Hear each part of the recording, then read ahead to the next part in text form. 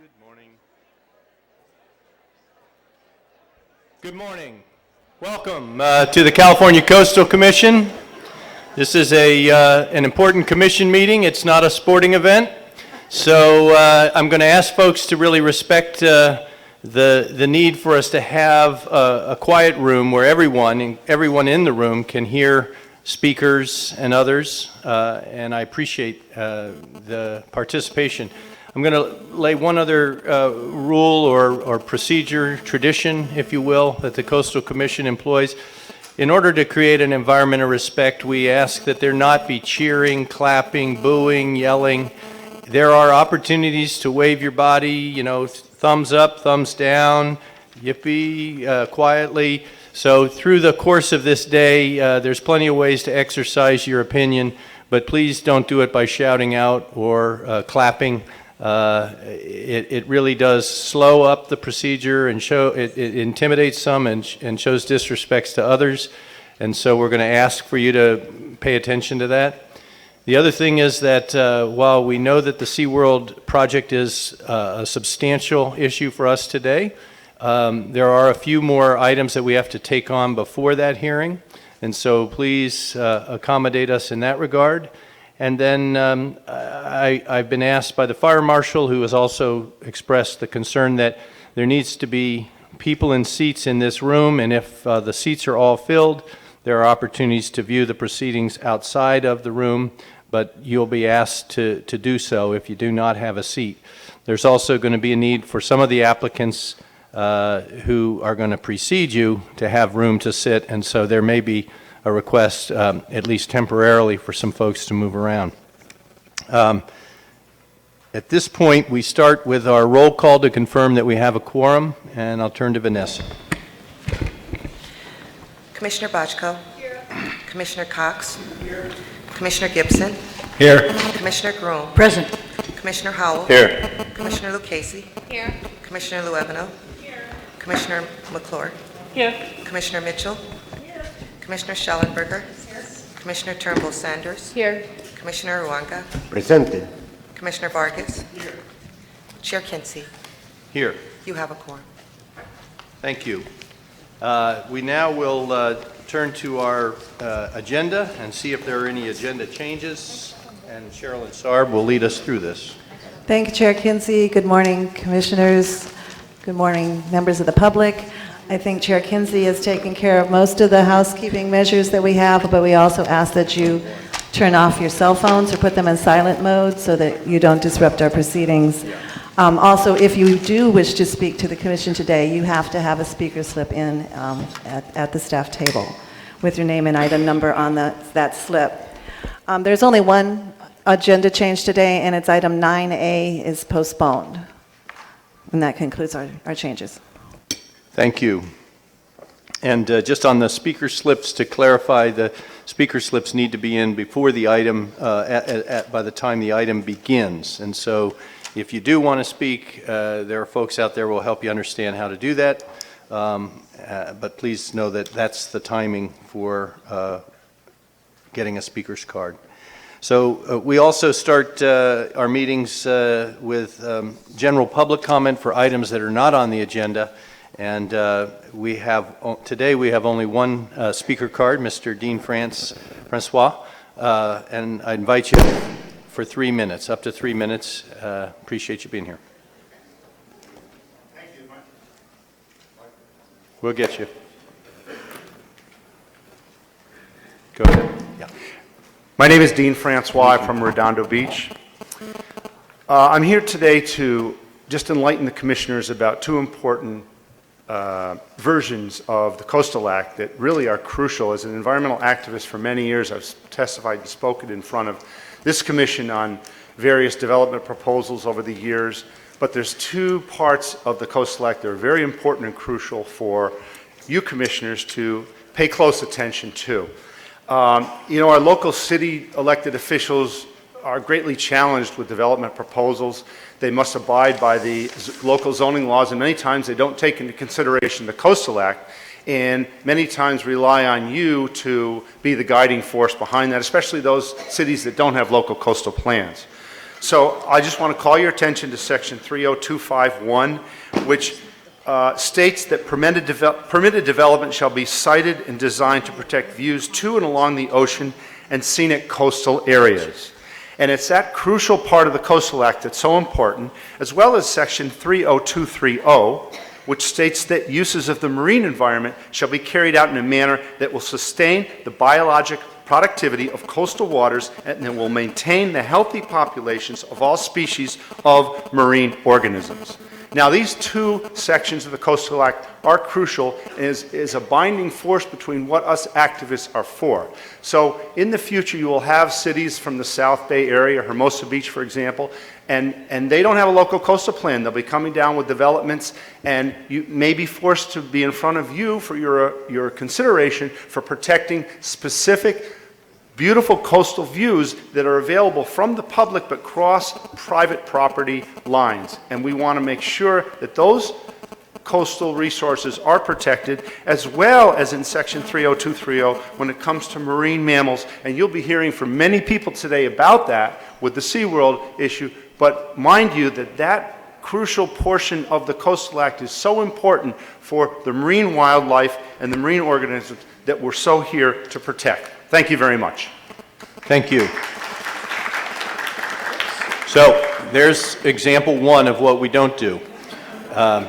Please, we do appreciate it. Yeah, practice your raising your hands and waving. Thank you. We're going to move on now to our San Diego Coast District. Yes, and item 5 is the consent calendar for the San Diego District. There's only one item today. There's no known public interest in this item, and the conditions are acceptable to the applicant. Therefore, staff recommends the commission approve the consent calendar. Thank you. Do I have a motion on South Coast consent? Any discussion? Any opposition for unanimous approval of consent? We do approve the consent calendar. And with that, we'll move to the North Central Coast District. Yes, we will. Dan Carl. Welcome, Dan. Thank you, Chair Kinsey. Yes, item 6 is the North Central Deputy Director's Report. I'll note there are 4 items there, but we're only actually reporting one of those items today, as I'll explain. First, we have an immaterial amendment and an extension for the Marshall Tavern project in Marin. We had some noticing issues with those items, so we're pulling those items from the DD's report, so you'll see them again at a future meeting. Second, we also have a waiver in the DD's report for a culvert replacement project in Pacifica. We've received significant correspondence on this one, including over the course of last night. The correspondence raised a series of habitat and other issues that we just want to look a little closer into. So we're also pulling that waiver from the DD's report. So that leaves us with just the Caltrans immaterial amendment that would enhance coastal access at the Steep Ravine site in Marin County. So that's the only item we're reporting in the DD's report, and we're looking for your concurrence on that. Thank you. Are there any questions on this North Central Coast administrative calendar? Any unwillingness for unanimous concurrence on that? Then we do approve that. I do have, and I'm not sure if this is a separate matter, item 6A, a speaker. So I'd like to invite the speaker up, Mr. Stanley Lamport. Welcome. Good morning, members of the Commission. Stanley Lamport on behalf of Paul Hewley. This is the item that just got pulled from your consent or your Deputy's Director's report. This has to do with replacing a flood culvert. We're trying to get this work done before El Nino hits so we don't get a flood on the site. It's a culvert that has been in there for quite a while, but it had filled up with sediment, and because of water collecting was now leaking. And we're talking about doing basically a replacement of a pipe and putting in, removing some of the non-native vegetation on either side of that pipe for a distance of about 25 feet on either side, so that when we get some storm flows, we don't end up flooding in the winter. So we're very interested in getting this one resolved as quickly as possible. As I understand the concerns that were raised, they had to do with whether or not we would be draining up stream wetlands, but the areas that have been identified as wetlands are very far up from this location, and we're not doing any clearance in that area. This is only designed to pick up storm flows. In fact, if on a permanent basis, we would really have to resize that pipe. But for this purpose, for the waiver purposes, the whole goal was to keep the pipe at the same size and just replace it so we didn't have this problem in the storm.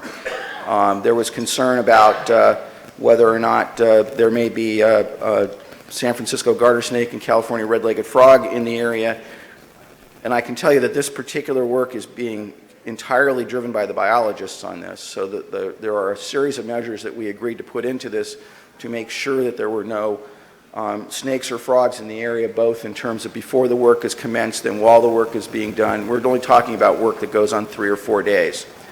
So we very much need to get this done. We're very concerned about the El Nino warnings that are coming, and people are saying we should prepare for that, and so this was done as a need to prepare for that. So I'm asking that we find a way for the Commission to take action on this as quickly as possible so we don't have that problem. Thank you. I'd like to ask Dan if he could speak to this, the concerns that the member of the public raised. Sure. We're aware of Mr. Lamport's observations. For us, this is a question about the habitat that's in the area, particularly related to the red-legged frog and the garter snake that Mr. Lamport referred to. And we did receive quite a bit of correspondence, including from other biologists, identifying issues in that respect. This is a controversial site in the city of Pacifica, has been for a long time. We do believe we can get this back at the November hearing, which is going to be in the Half Moon Bay area, which would allow us to have that opportunity to go through the material, as well as allow some of the local folks to come and testify for it. We believe that'll give them ample time to do the work that they'd like to do, and to resolve the habitat issues. Thank you. So we'll expect to see this one in November then. Thank you. Okay. Does that complete? No, a couple more little ones. Item 8A is the final certification for an LCP amendment for the city of Half Moon Bay, designed to protect their historic Main Street Bridge pursuant to Measure F. The Commission approved the amendment last May, and the city's taken the actions necessary to modify the amendment per the Commission's approval. So today, we're asking for your concurrence that the city's action were legally adequate and to certify the amendment. So it takes a single motion to concur, and the motion's found on the first page of the staff report. And that concludes our presentation. Thank you. Mr. Chair, I would move the Commission concur with the Executive Director's determination that the actions taken by the City of Half Moon Bay to accept the Commission's approval of LCP Amendment LCP2 HMB 1408452 are legally adequate, and I recommend a yes vote. Second. Would you like to speak to it? No, just that it's very exciting that it's been, the Main Street Bridge is going to be able to be rehabilitated. And so that will make the citizens happy, and it will be much less cumbersome than the original proposal. Thank you. And to your second? No. We have a motion and a second. Any unwillingness for a unanimous yes vote? Then we certify that item. Thank you. Thank you, Chair Kinsey. Then item number 9A, as Sherilyn indicated earlier, is postponed. That will return to a hearing soon, and that will bring you back to the San Diego Coast calendar. Thank you. Thank you, Dan. And item 10 is the Deputy Director's Report for the San Diego District. This is the list of waivers and non-material amendments and extensions. There's only one waiver and 2 non-material amendments to report today. No public comments have been received on any of these items, and staff recommends concurrence with the Executive Director and approval of the Deputy Director's Report. Thanks. Thank you. Any unwillingness for unanimous concurrence on this? Seeing no opposition, we do concur. And that brings us to item 12A, permit A6-150039, and the applicant is Nolan. There is an addendum on this item with minor corrections to the staff report, and there's also a PowerPoint. This is a new appeal, so the question of substantial issue and de novo is before you. And Gabe Burr, the LCP manager, and Tony Ross, the analyst for the project, will present this item. Good morning, Commissioners. Item 12A is appeal number A6CII15-0039, Nolan. This project is an oceanfront lot located at 5039 Tierra del Oro Street in the city of Carlsbad. Slide 2. The proposed project is a demolition of an existing 3,000 square foot single-story, single-family residence, the partial demolition of an existing detached garage and guest house, and the construction of a new 2-story, approximately 9,000 square foot single-family residence, a new pool and deck. Staff is recommending the Commission find substantial issue and approval with conditions on de novo. The applicant has indicated he is in agreement with staff's recommendation. Slide 3. The project is located on an oceanfront blufftop site in a small cul-de-sac development of Tierra del Oro Street in Carlsbad, California. Slide 4. The site slopes gradually until reaching the bluff edge, which continues to beach elevation. There is an existing pre-coastal concrete walkway descending down the bluff face to an existing revetment that is part of a larger revetment protecting this existing structure as well as a number of other homes along Tierra del Oro Street. Slide 5. The appeal was filed on behalf of the Commission to assure consistency with the city's LCP regarding rear yard or string line setbacks, geological stability analysis, including potential impacts associated with sea level rise, and accurate determination of the bluff edge. The city's certified LCP prohibits new development from extending further seaward than a string line drawn between adjacent developments. This string line rule not only applies to habitable development, but also applies to decks or other appurtenances. The city's approval did not correctly apply a string line to the proposed development, allowing development seaward and beyond what the LCP would allow. The city's LCP also contains policies that address when reliance on shoreline protective devices can be permitted. Analogous to Section 30235 of the Coastal Act, Policy 4-1 of the LCP provides that shoreline armories shall only be allowed to protect existing development, coastal dependent uses, or public beaches in danger of erosion. The geotechnical report for the proposed project identified that the subject site could accommodate the proposed new development. However, the geotechnical report failed to evaluate whether or not the proposed new development would be safe without reliance on shoreline armoring. This is especially concerning as it does not allow for flexibility regarding adaptive measures that may be necessary related to future shoreline management strategies. Finally, the city's LCP requires that no development shall be permitted on the face of any ocean bluff. The geotechnical report conducted for the subject site delineated the bluff edge for the property at a lower elevation and further seaward than several other bluff edge determinations conducted for previous redevelopment located along Tierra del Oro Street.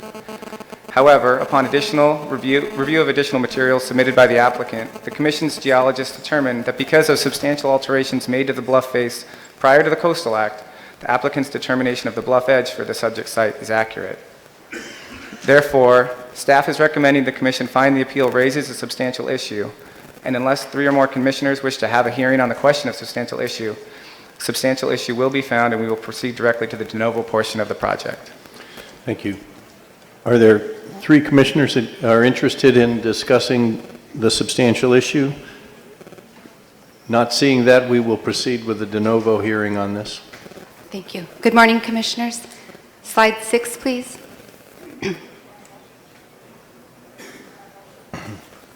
Again, staff is recommending approval of the application with a number of special conditions. As noted, the issues include development west of the ocean or string line setback and potential hazards associated with natural coastal erosion and sea level rise.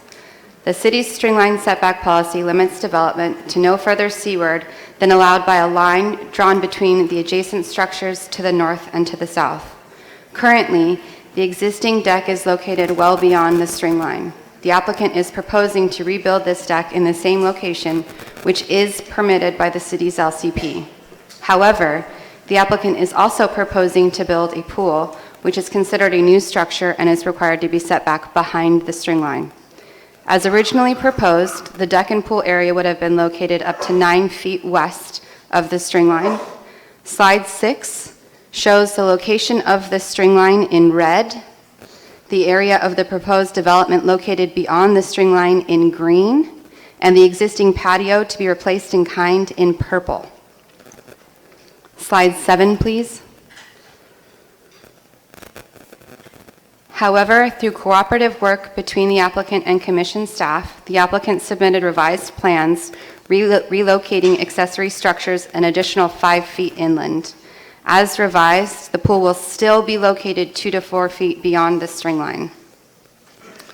Again, to clarify, slide 7 shows the string line setback in red, the area of additional setback in blue, the intrusion into the string line setback remaining in green, and the retained patio area in purple.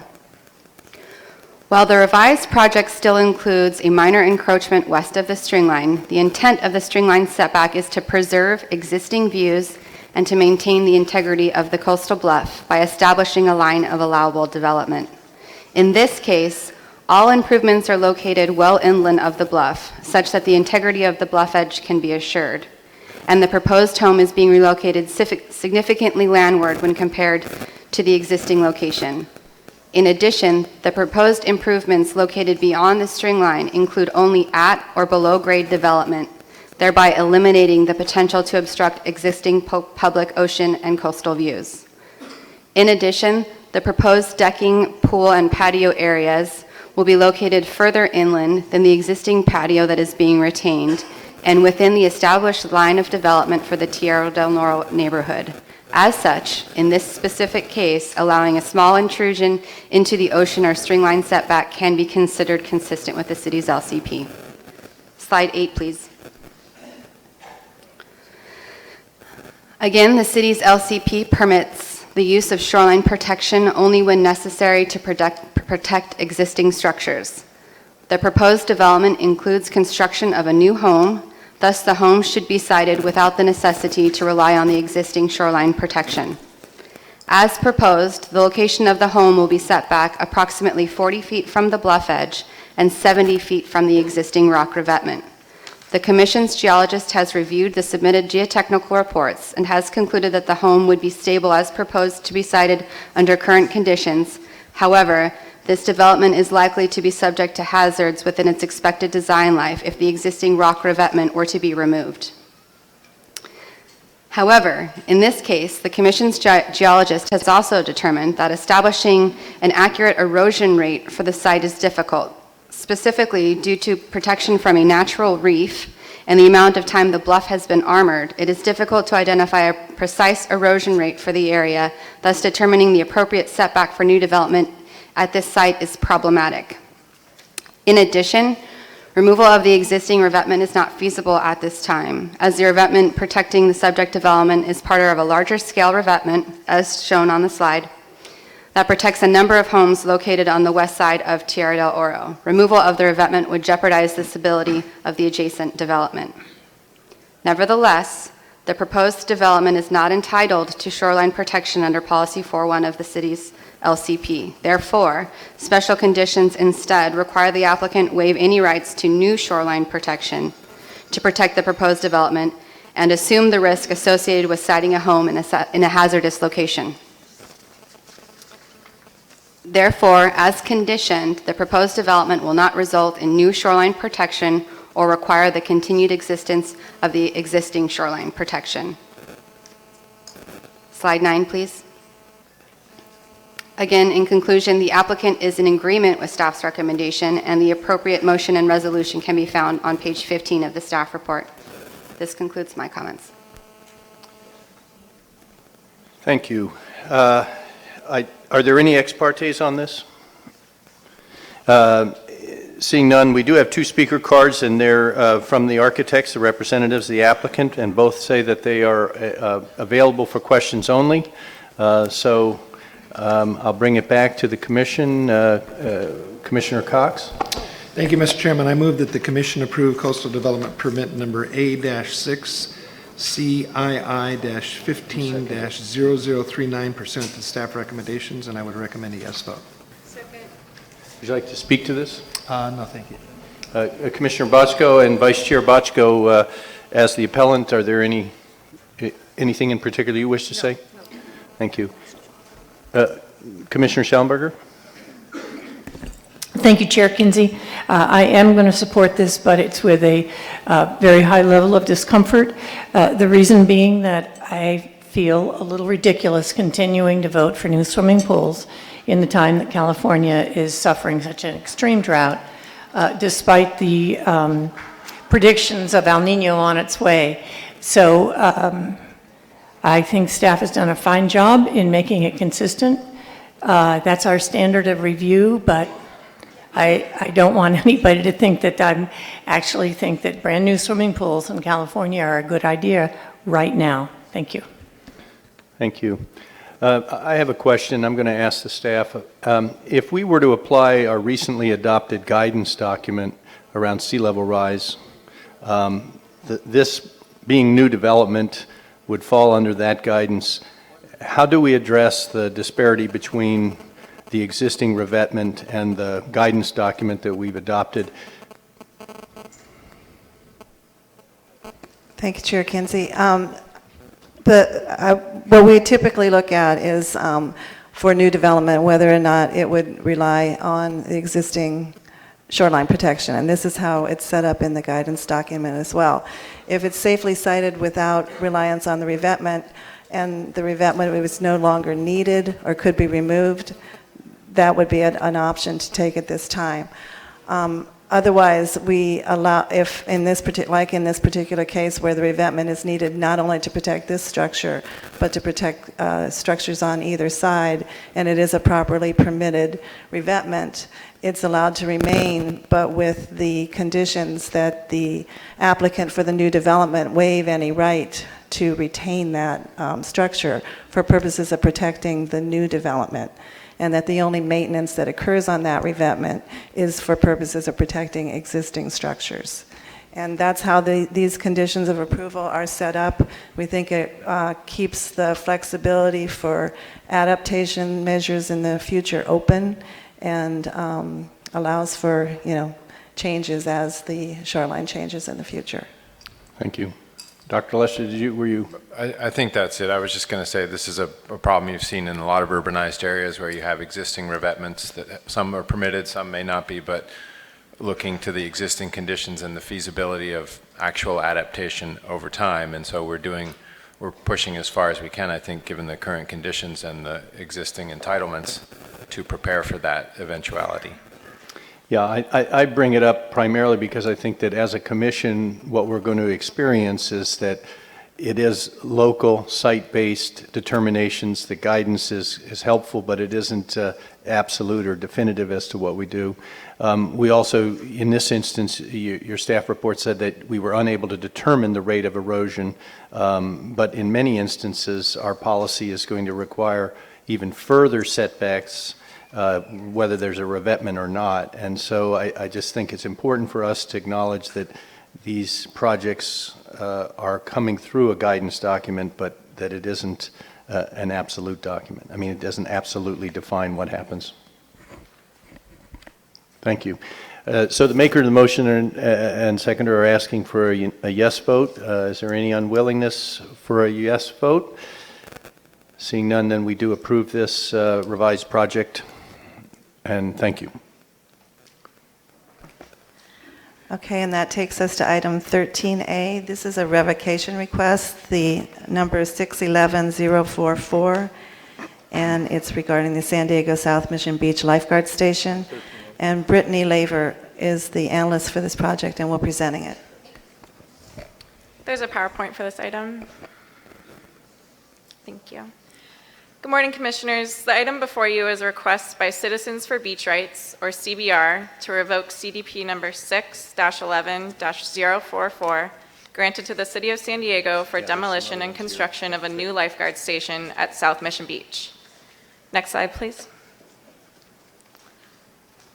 The project site is at the southern end of Mission Beach, a popular sandy beach area abutting residential development and a public boardwalk known as Oceanfront Walk.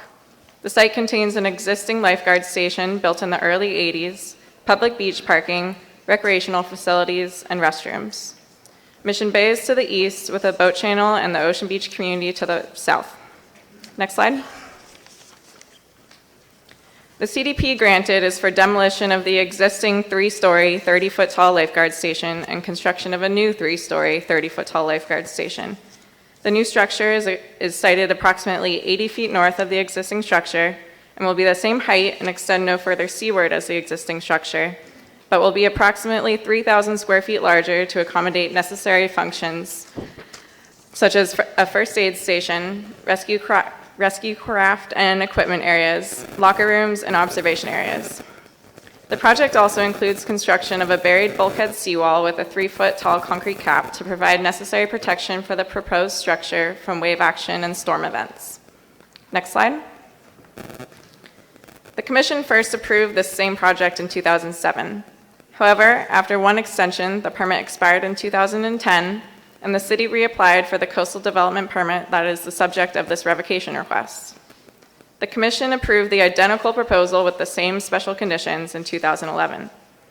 The subject permit was extended twice due to funding complications, but was issued on March 18, 2015, and construction has commenced. Next slide. Because of the impact on a permittee, the grounds for revocation are quite narrow. The grounds for revocation of a coastal development permit are intentional inclusion of inaccurate, erroneous, or incomplete information in connection with a CDP application, where the Commission finds that accurate and complete information would have caused the Commission to require additional or different conditions on a permit or deny an application, or failure to comply with the notice provisions where the views of the persons not notified were not otherwise made known to the Commission and could have caused the Commission to require additional or different conditions on a permit or deny an application. Neither of these applies in this case. Next slide. CBR contends that grounds for revocation exists because the city intentionally omitted information related to the size and bulk of the proposed structure. Specifically, CBR contends that the project size has increased from approximately 3,125 square feet to approximately 4,000 square feet, and that the building has changed in bulk, scale, and configuration. CBR claims that this information was omitted intentionally because the applicant did not come forward with plans showing the alleged changes until after the second permit extension was approved in May 2014. Next slide. However, the project size has not substantially increased. The city submitted final project plans in December 2014. In review of the final plans for compliance with the approved plans, Commission staff identified some discrepancies in the way the final plans identified building floor area. The original approved plans stating 3,125 total square feet did not count features such as equipment space and stairwells towards the building floor area, whereas the final plans did. Using the same methodology, the original approved plans showing the building approved by the Commission should have indicated a building floor area of approximately 3,860 square feet. This change in calculation affects internal space only and cannot be seen by observers. Slide 8, please.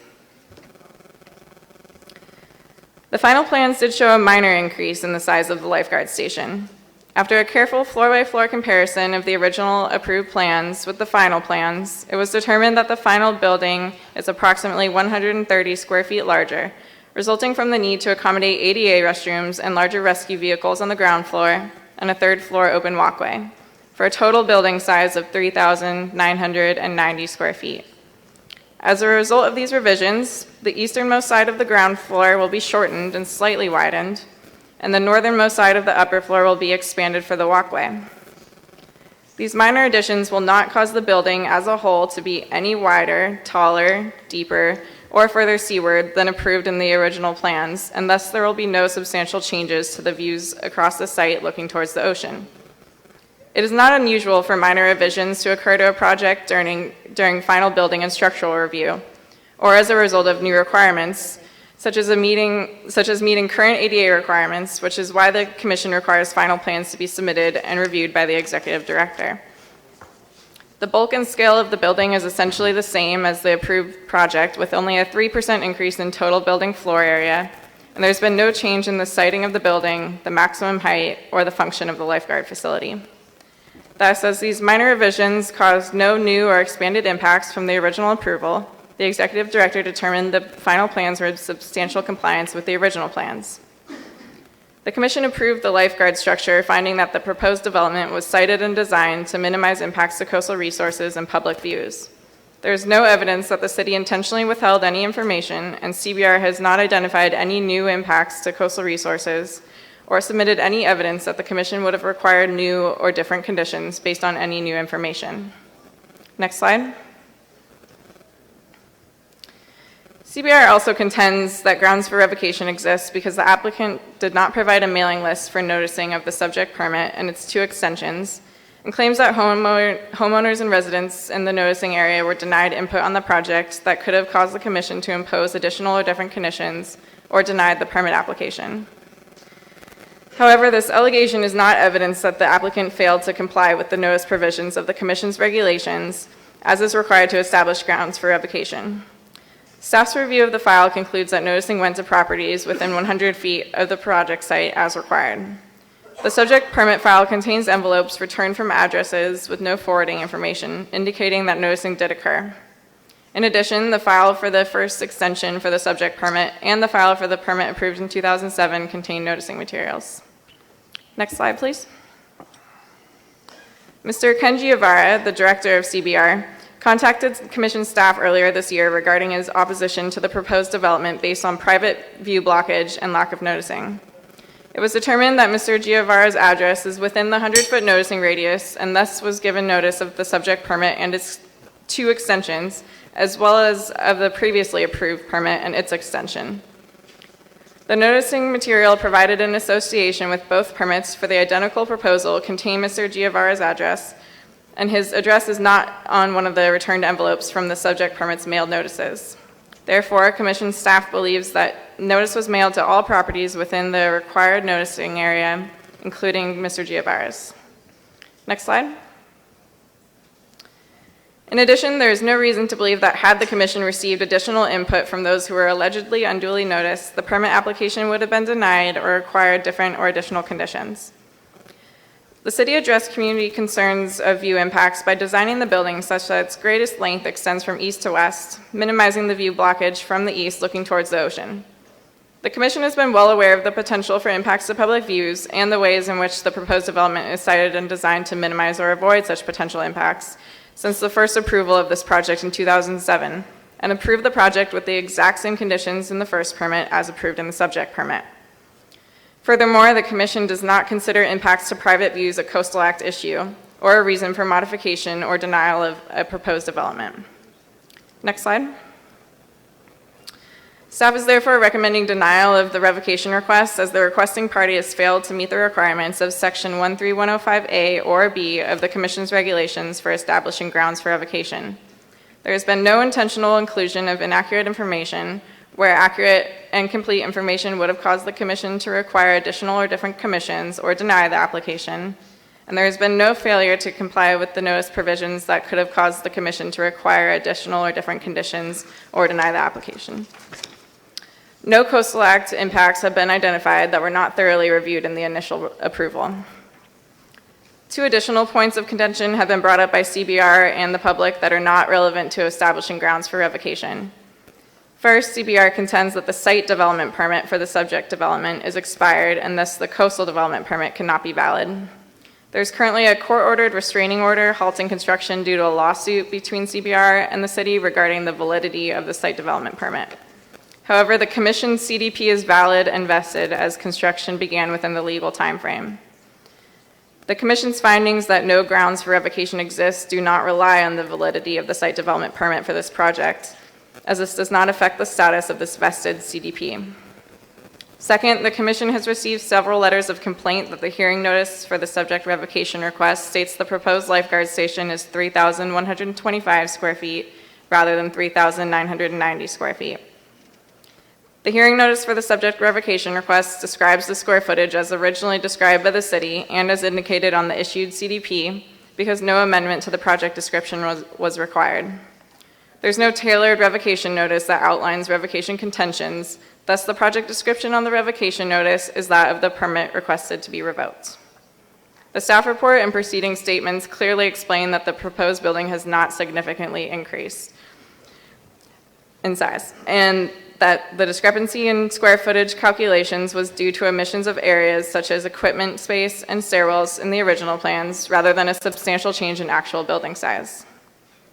The motion and resolution for denial of the revocation requests begin on page 5 of the staff report, and this concludes my comments. Thank you. Ex partes on this? Commissioner Cox.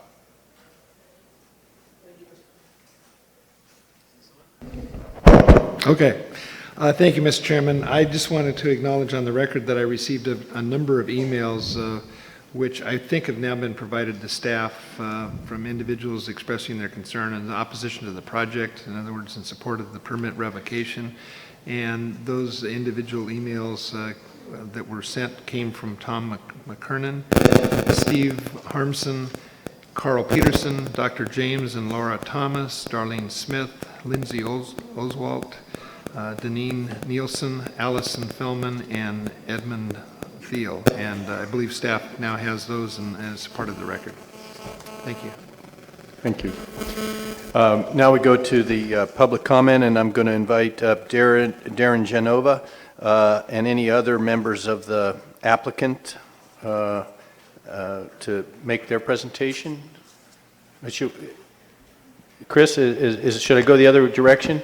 Yes, Yeah, I would thank you. recommend having the revocation. Okay, I apologize.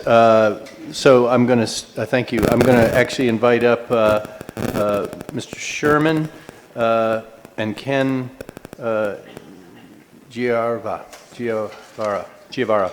excuse me. How much time would you like? I need approximately 5 minutes, perhaps, Mr. Giavara, 5 or 7 minutes, max. Okay, so we'll provide 6 minutes for both of you? Or 10? No, 6 and 6, 5 and 5. 5 and 5, okay. Thank you, Chairman. Good morning, Commissioners. I'm Craig Sherman. I am the attorney for the petitioner, Citizens for Beach Rights. There's no doubt that this is an important public project, but there's no doubt that this is a very old and stale project. There's no doubt that the permits were expired. They sat on the shelf for a long time.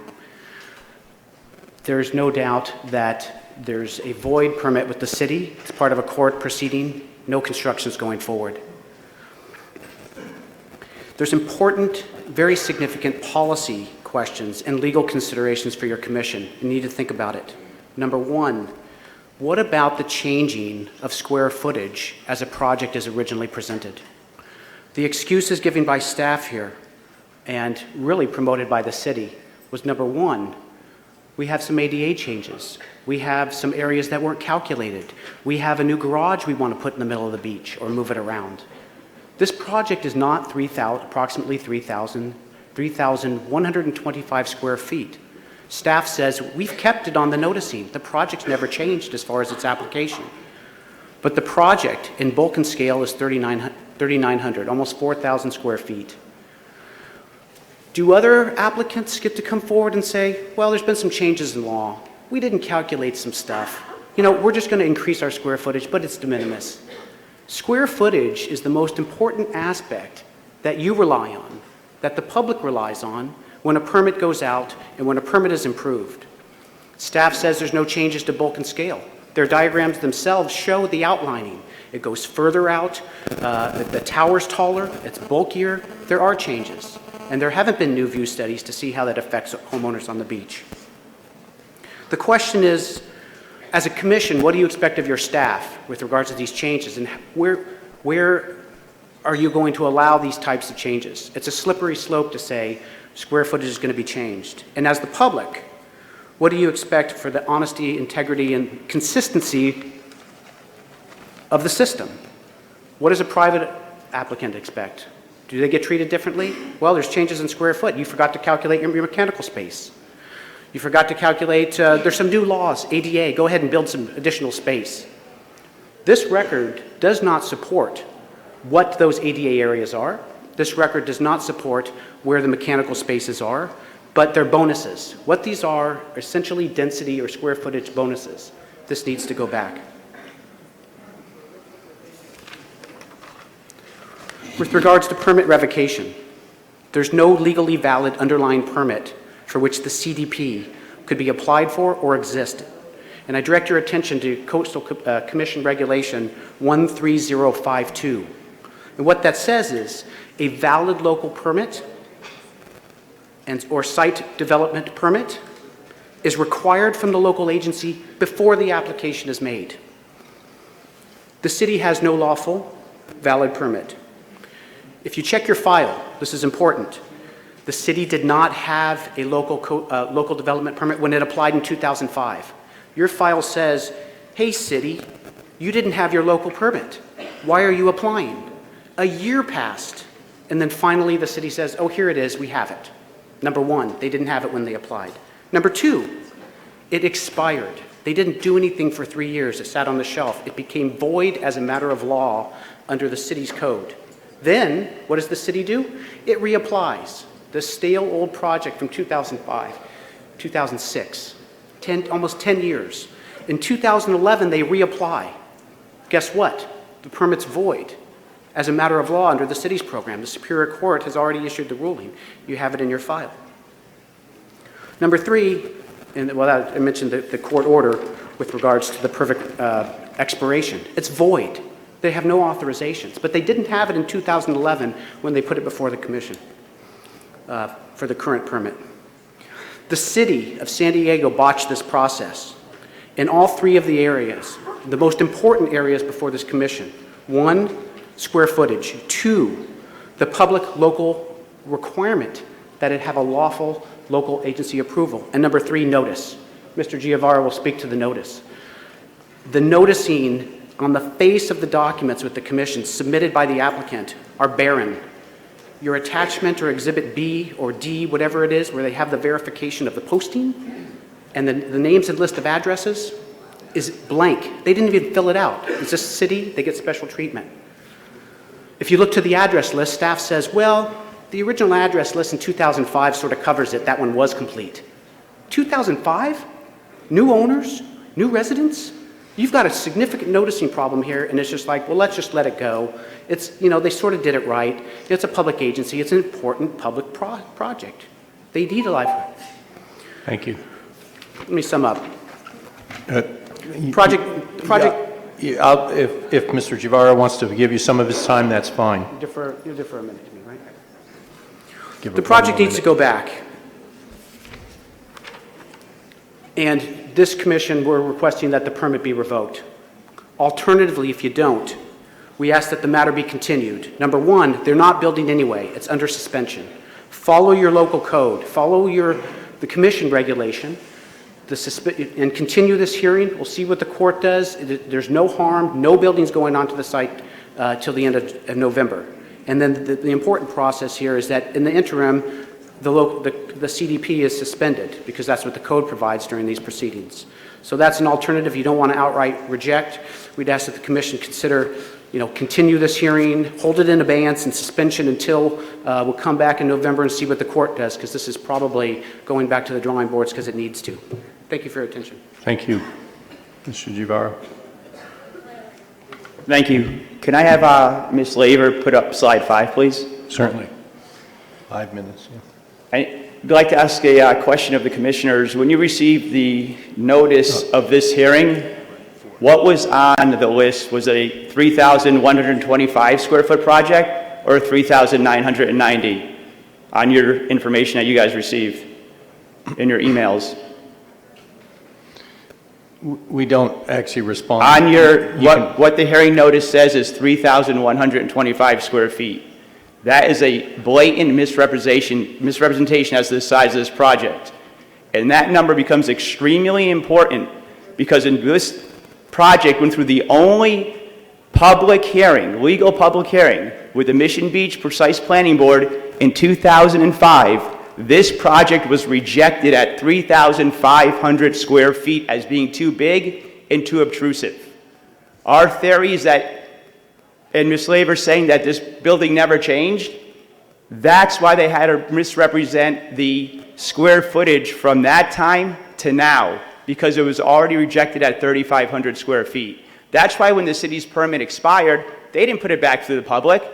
They would have been caught. It's a 4,000 square foot project now. It's not 3,125 square feet. This project is on every permit application, every notice, 3,125 square feet. That is the bottom line of the project. In terms of notices, they put on the notice in 2011, owner resident. The Coastal Commission code says legal names have to be put on it. She admits they didn't do that. No one got noticed. Mr. Cox has the emails. Find me one person who got a notice back then. 53 envelopes came back unreturned. No one got them. 53 out, I think there's 90 residences. That's over 60%. Ms. Laver clearly admits that they didn't send them to out-of-state or out-of-town owners. It's oceanfront, it's the beach. These are rental properties. These people don't live there. There's only 2 residents who live there full-time. And we didn't get a notice, and Mr. Thiele didn't get a notice, as Mr. Cox said before. In terms of the permit, Ms. Laver puts in her review that we're going to listen to what the applicant said, and we're going to say what they said in court. That's what Ms. Will said in court. Her arguments, if you look at what I gave you, the judge's ruling. This is the judge's ruling, Superior Court. Ms. Will tried the same argument that Ms. Laver put in her report. It didn't work. It didn't work. If you look at the highlighted section of page 3, please. It doesn't work. They weren't actively pursuing a coastal permit. That's why the judge ruled against the site development permit. The city doesn't even have a site development permit. Bulk and scale changed. I don't know what the city can say like on this project. The square footage misrepresentation, the permit's not valid, the notices were completely illegal. And, you know, I know you guys are in a tough position because you're really judging yourselves. You know, even though it's against the city, but you guys are judging yourselves. And as the Coastal Commission, you have to view this project with open eyes and go home tonight and look yourselves in the mirror and say, was this project illegal, or do these guys really have points here? This case isn't again about views. Ms. Laver, show me one email where I sent you about the view blockage. Just one documented thing, not one. The city opened up their court case saying this is about Mr. Giovanni's views, and the judge said, no, Ms. Will, this is about an expired permit. And that stopped that. This isn't about us against the lifeguards. This isn't about us against safety. This is about an illegal project that's being slipped in. And you guys go home and look yourselves in the mirror tonight with this evidence, and the only conclusion you can have is to revoke this illegal permit. Thank you. Thank you. So now I would like to invite the city's representative or representatives, whoever wishes to make the presentation. Please state your name for the record, and how much time would you like? Good morning, Commissioners. Elif Çetin, Assistant Deputy Director with City of San Diego Public Works Department, AEP Division. We would like to have 10 minutes. We have a brief presentation. The city has read the Coastal Commission staff report, and we agree with staff's recommendation. No grounds or evidence has been shown to exist for revocation under Section 13105 of Title 14 of the California Code of Regulations. The city has complied with all Coastal Act requirements during the entire permit process. So we would like to give you the presentation, but before we start, I would like to introduce the staff members here with me today. Lifeguard Lieutenant James Gartland, Senior Planner Darren Genoa, Project Manager Jihad Silliman, Deputy City Attorney Jenna Will, Deputy City Attorney Christina Ray. So Lieutenant Gartland and the Senior Planner will give you the presentation. Thank you. Good morning, Commissioners. James Gartland, Marine Safety Lieutenant for San Diego City Lifeguard Service. Thank you for the opportunity to speak today. The men and women that serve the city as professional rescuers work in this tower, and they work under my command.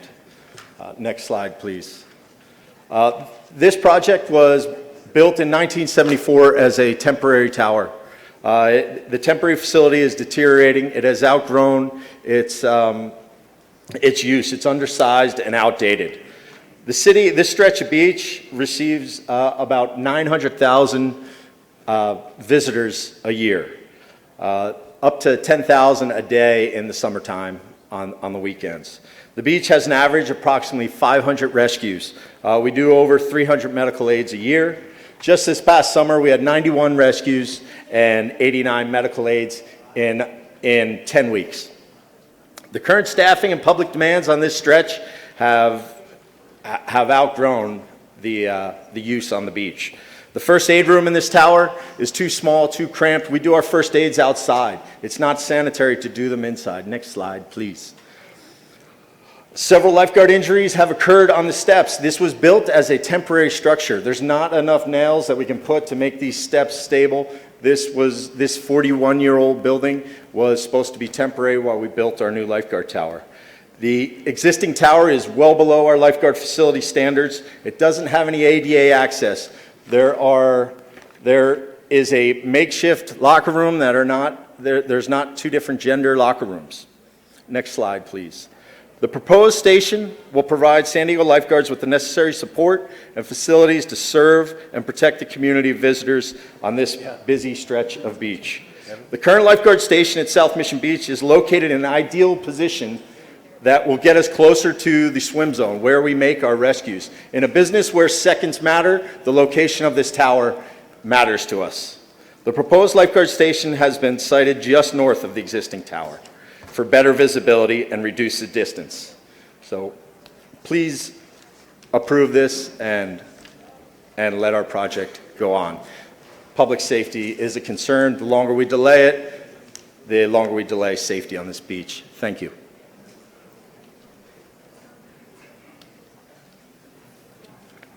Good morning, Darren Genova, Senior Planner, City of San Diego. I'll quickly run you through the rest of our presentation. It's very similar to what was presented by staff already for the same reasons, supporting why this building is substantially the same as what was approved and presented to the community through the entire process. Next slide, please.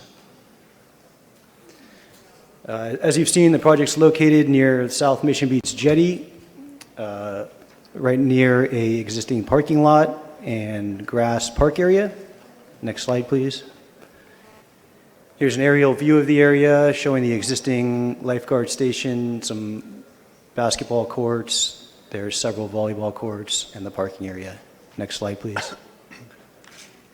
The proposed site plan, as you've already seen. Next slide.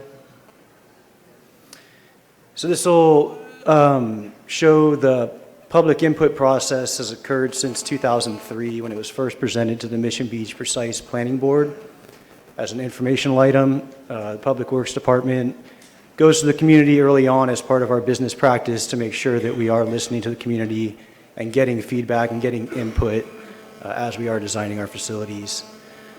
There were 2 community workshops after that first meeting in 2003 and January 2004. And a vote in support of the project in February of 2004.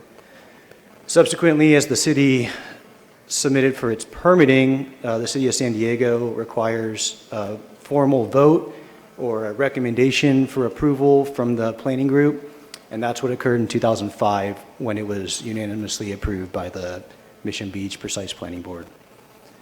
And then there were 2 hearings for the city's site development permit as well as the Coastal Commission hearing. Next slide, please. As you've heard, noticing was provided in accordance with the Coastal Act.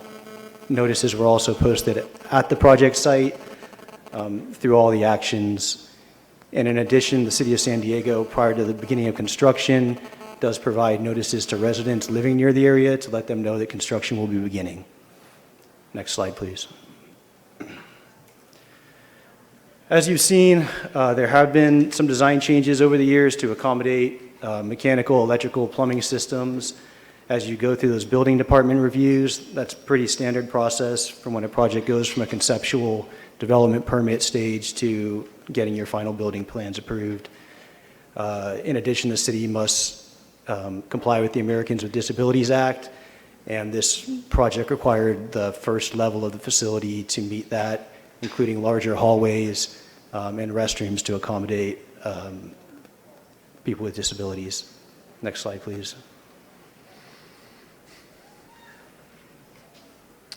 Next slide.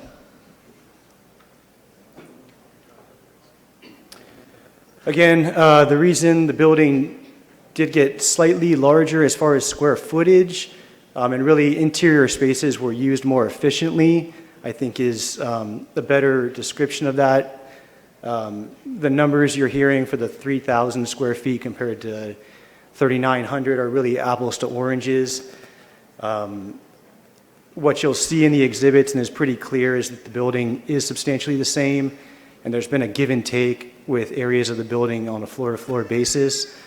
To bring it, if you take the outline of the building, which is really bulk and scale, not a descriptive square footage, but the actual footprint and bulk of the building is within 130 square feet of the original approved design. And that's what staff has recommended, and that's also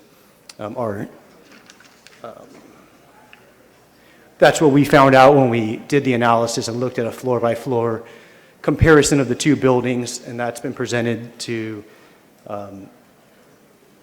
the opponent of the project. Next slide, please. As you've heard, the building is in the same footprint. It's not getting any closer to the ocean, taking up any more beach space. The widest width of the building, which is most significant, I guess, to views, has maintained the same widest dimension, as well as we did shorten the overall length of the building by 10 feet through that give and take process. Also, several projecting wall elements were eliminated as part of this design development, again, to kind of fit within that existing footprint. Next slide, please. And the result was maintaining the existing profile, actually reducing some of the profile, as you'll see in the exhibits that have been shared with the opponent and staff. And overall, the building is substantially consistent in bulk. Next slide, please. Here's where you can see that. I mean, I think when you look at this exhibit, it's pretty telling. The dark outline was the original approved building, and the lighter outline behind it is the current proposed design. The blue areas are where pieces of the original approved building have actually been eliminated and reduced. Next slide, please. Here's a comparison of the second floor. Again, you can see it's pretty consistent. Next slide. And this is the observation level. Next slide. Here's a similar exhibit to what you saw in the staff report. This is a comparison of the original approved building, the dashed dark line with the current proposed. You can see the blue areas are, again, where parts of the original bulk of the original approved design was eliminated. Next slide.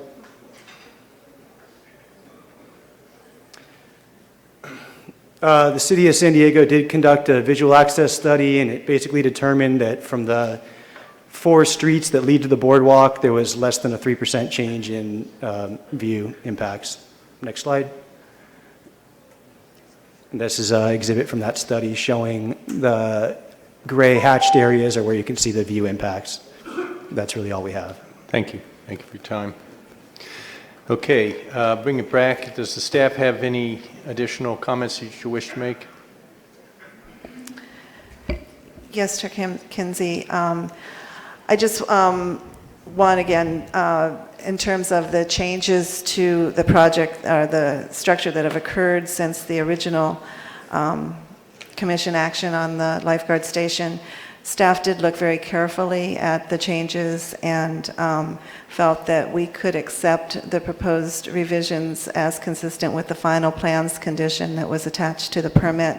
It's not unusual for there to be these kinds of changes in a structure from the preliminary plans that are before you when you take action and when final plans are developed for condition compliance. In fact, that is one of the reasons why we put a final plans condition on the permit.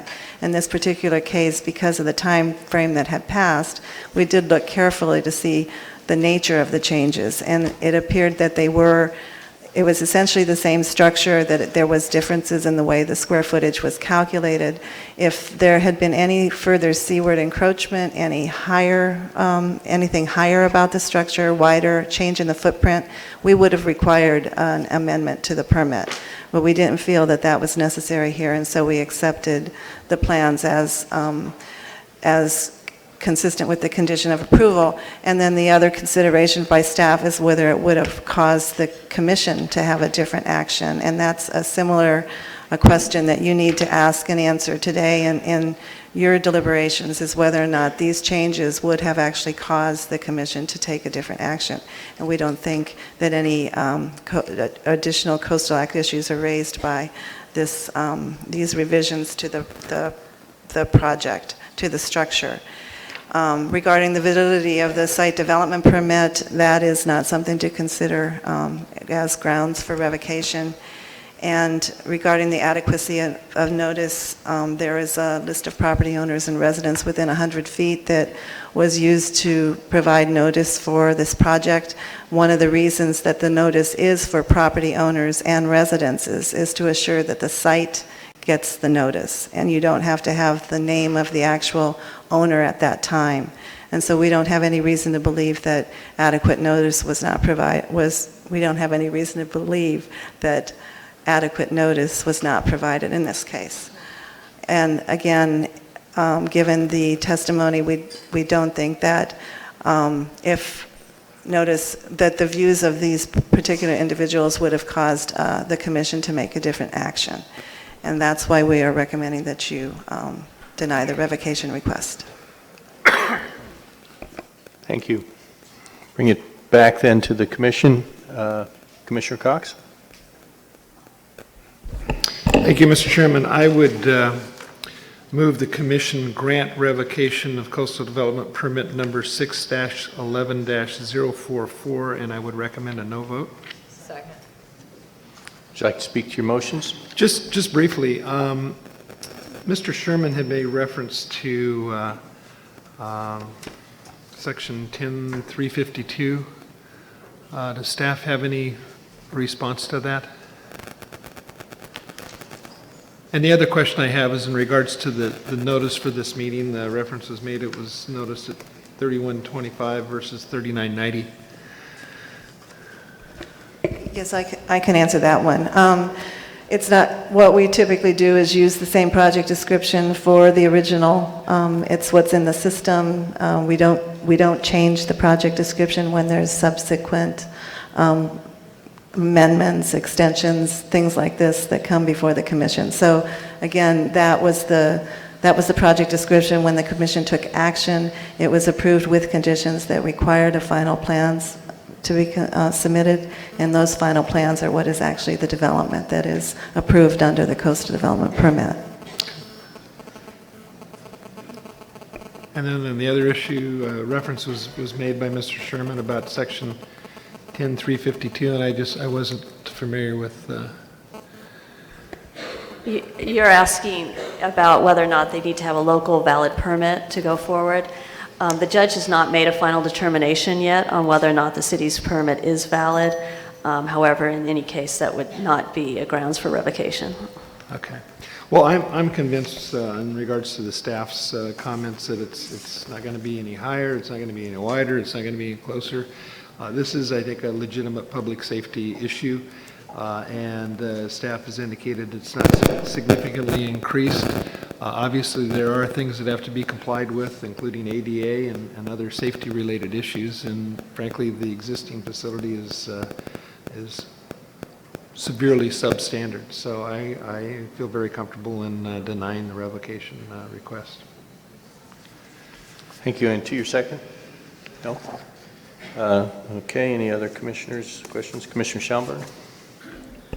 I would just like to put on the record that the standards for revocation are very, very narrow and very high, and there seems little question that the footprint, the square footage of this has changed since it came before us. Staff finds it minimal, but the most important and the highest standard, or the toughest one, is would it have changed the outcome of the vote had we known? And I believe very strongly that the vote would not have changed had we had before us the exact square footage that you showed us that they're now planning on having. Thank you. I too have just a few questions. The staff didn't really discuss the lawsuit and the judge's ruling. It wouldn't have any effect on our revocation hearing, but did you do any analysis of the judge's ruling?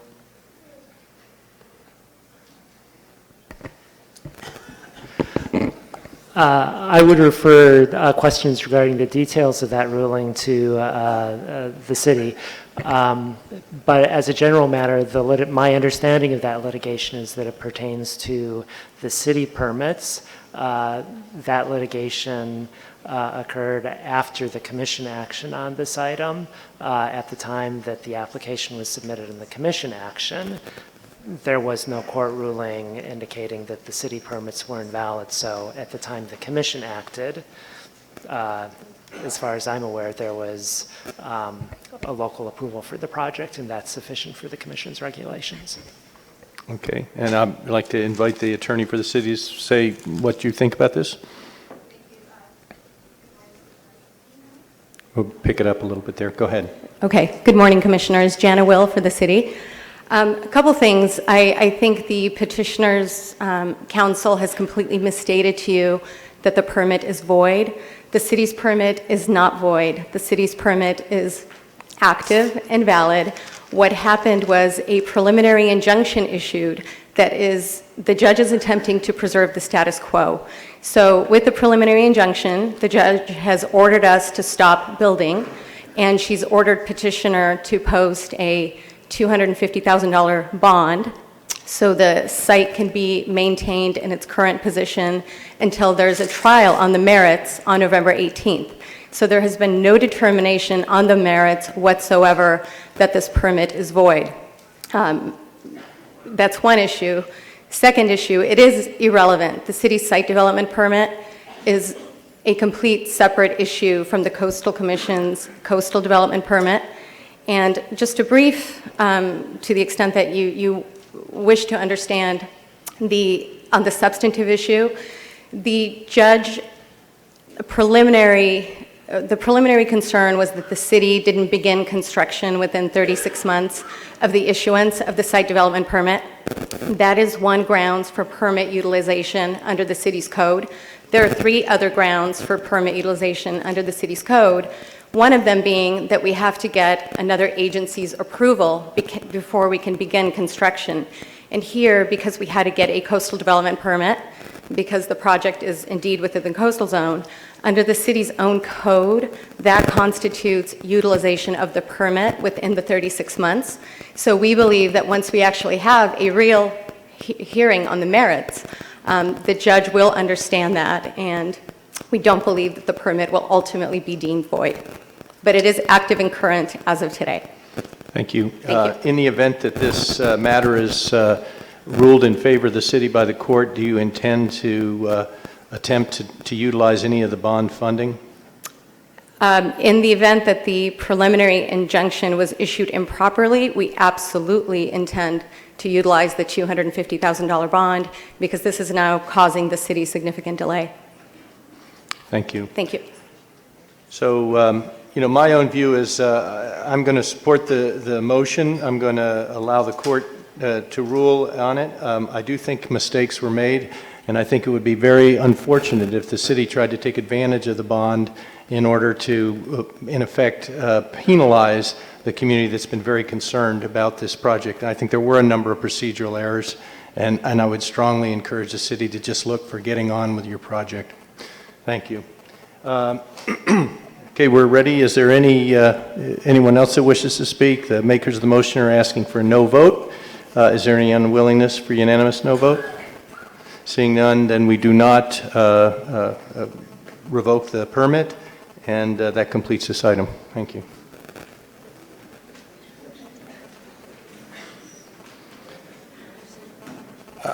Okay, so we are about to enter into the next and the final item for today, recognizing that it's going to take a significant amount of time. I'm going to give the opportunity for all persons, but in particular our commission, to take just a very short break before we begin the hearing. And I encourage folks not to wander too far away. You may lose your seat. And we will be back within 10 minutes.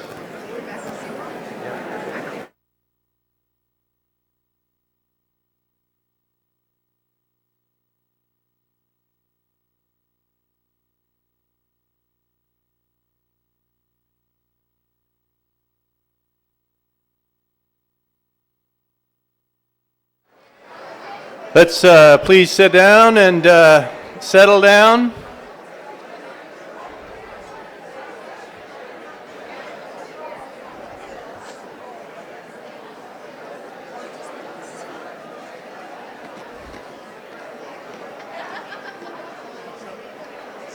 Sometimes, Steve, the folks outside can't hear you when you're speaking away from the mic, so...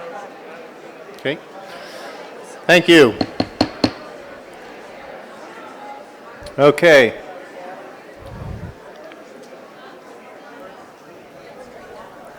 This is, we're about to begin a very important agenda item, and I know there's tremendous interest on all sides of the activity we're going to enter into right now for the next number of hours. So this is going to be an extended period of time, and it's going to require all of us to be considerate of each other. Again, I'll remind folks, the fire marshal has said that we need to fill the seats and no more, so be respectful of that. I'm going to, again, remind folks that out of respect, we don't clap, cheer, or otherwise make noises, but you do have the ability to express your opinion non-verbally. I'm going to ask my fellow commissioners to be sure that you speak clearly into the microphones in front of us, because there are those who are not in the room that are interested in hearing the proceedings. They're outside, and we need to be clear in our speaking into the microphones. And I think that we have a very clear understanding of how we're going to proceed. As we get further into the hearing, I do want to encourage folks, we've made accommodation for a number of organized presentations, so listen closely to those. If they do reflect your point of view and the position that you have, and you can be comfortable allowing for those folks to represent your voice, you may choose not to speak even if you've filled out a card, and we'll give everyone who wants to speak the opportunity to speak, but given the length of the hearing that we anticipate, I just encourage folks to be thoughtful about whether there's going to add some special perspective. There could easily be ways to show your support for a position without necessarily having to take the time to speak. When we do get into the hearing, the public speaking part, I'll be calling out a number of names in advance, and I'd ask that people, when you hear your name, if you do plan to speak, if you can come up. There are some seats that are reserved at the front for speakers and those who are going to be speaking next, and it just will reduce the amount of time it takes for us to be able to take this information in. So with that and a pile of healthy, happy folks who do intend to speak, I think we're about ready to begin the presentation. I'll turn it over to Sherilyn Sarb. Thank you. Thank you, Chair Kinsey. This is item 14A. The permit number is 615-0424, and the applicant is the SeaWorld San Diego. Just first, a couple housekeeping items. I'd like to draw your attention to the addendum. There's a green addendum. It includes letters from federal, state, and local officials. There are a number of letters of support and letters of opposition, ex parte communications, and there's letters of response from the applicant. Some of these things, due to the size, are available online only, and that just leads me to the amount of material that's been submitted for staff consideration for this matter, I believe is unprecedented. I need to acknowledge the staff in both San Diego and the headquarters office. They've had to work many extra hours just to handle the volume of information and material that's been generated by this project. I also want to thank the public for that participation. I think it's safe to say that the coastal development permit hearing for this project has served to galvanize the public's interest in the killer whale population at SeaWorld. And staff has reviewed the project as we review any proposed development in California's coastal zone for its consistency with the Coastal Act. Alex Larundi has lived and breathed the SeaWorld project for the past several months. He has been responsible for reviewing the volumes of material that have been submitted, and he will present this item to you today. Welcome. Thank you. Good day, Commissioners. Before you is item Thursday 14A, the SeaWorld Blue World Orca Facility Expansion Project. SeaWorld San Diego is proposing to modify their existing Orca facility, which consists of 5 pools totaling 5.8 million gallons, to reduce and relocate the existing 5th pool in order to add a new 6th pool of approximately 5.2 million gallons, increasing the Orca facility's capacity to 9.6 million gallons. To make space for the expansion, SeaWorld San Diego is also proposing to demolish a neighboring restroom and eating facility and construct a new saltwater restroom facility next to the expanded Orca facility. Upon analysis of the relevant information and multitude of public comments submitted to the Commission, Commission staff identified areas where the proposed development could potentially impact coastal resources. The expansion of the Orca facility could potentially impact marine habitats by encouraging the taking of orcas from the wild, could impact public access through increased visitor traffic loads on coastal roads, impact water quality from the excavation of the expansion area, as well as increased discharges from the expanded Orca facility, and impact visual resources from the erection of new structures within Mission Bay Park. After analyzing the potential impact to the project and the relevant information, Commission staff is recommending several conditions to bring the project into conformance with the Coastal Act, including the prohibition of the use of orcas taken after February 14, 2014, or their genetic material within the expanded Orca facility, as well as conditions requiring adherence to approved plans governing construction staging, storage, landscaping, drainage, and final design. Thus, Commission staff is recommending that the Coastal Commission approve CDP number 615-0424 as conditioned. Slide 2. SeaWorld San Diego is located upon approximately 200-acre leasehold along the southern boundary of Mission Bay Park in the city of San Diego. The majority of the northern half of the leasehold consists of the developed park area, and the remaining half consists of employee and visitor parking. Within the park, the project site is the existing Orca facility in the southwestern portion of the developed park area, also referred to as Shamu Stadium. It is here where SeaWorld San Diego's 11 orcas reside, as well as where the orca performances occur. To serve SeaWorld's water treatment needs, the park also has 2 water treatment plants, the Western Treatment Plant and the Eastern Treatment Plant, that treats the seawater taken in from Mission Bay for SeaWorld's uses, as well as treatment of any runoff or discharges coming from Mission Bay, SeaWorld's operations into Mission Bay. Slide 4, sorry. The existing Orca facility at SeaWorld San Diego consists of 5, wrong slide. What you see here on this slide is the existing facility as it currently looks and appears in SeaWorld San Diego.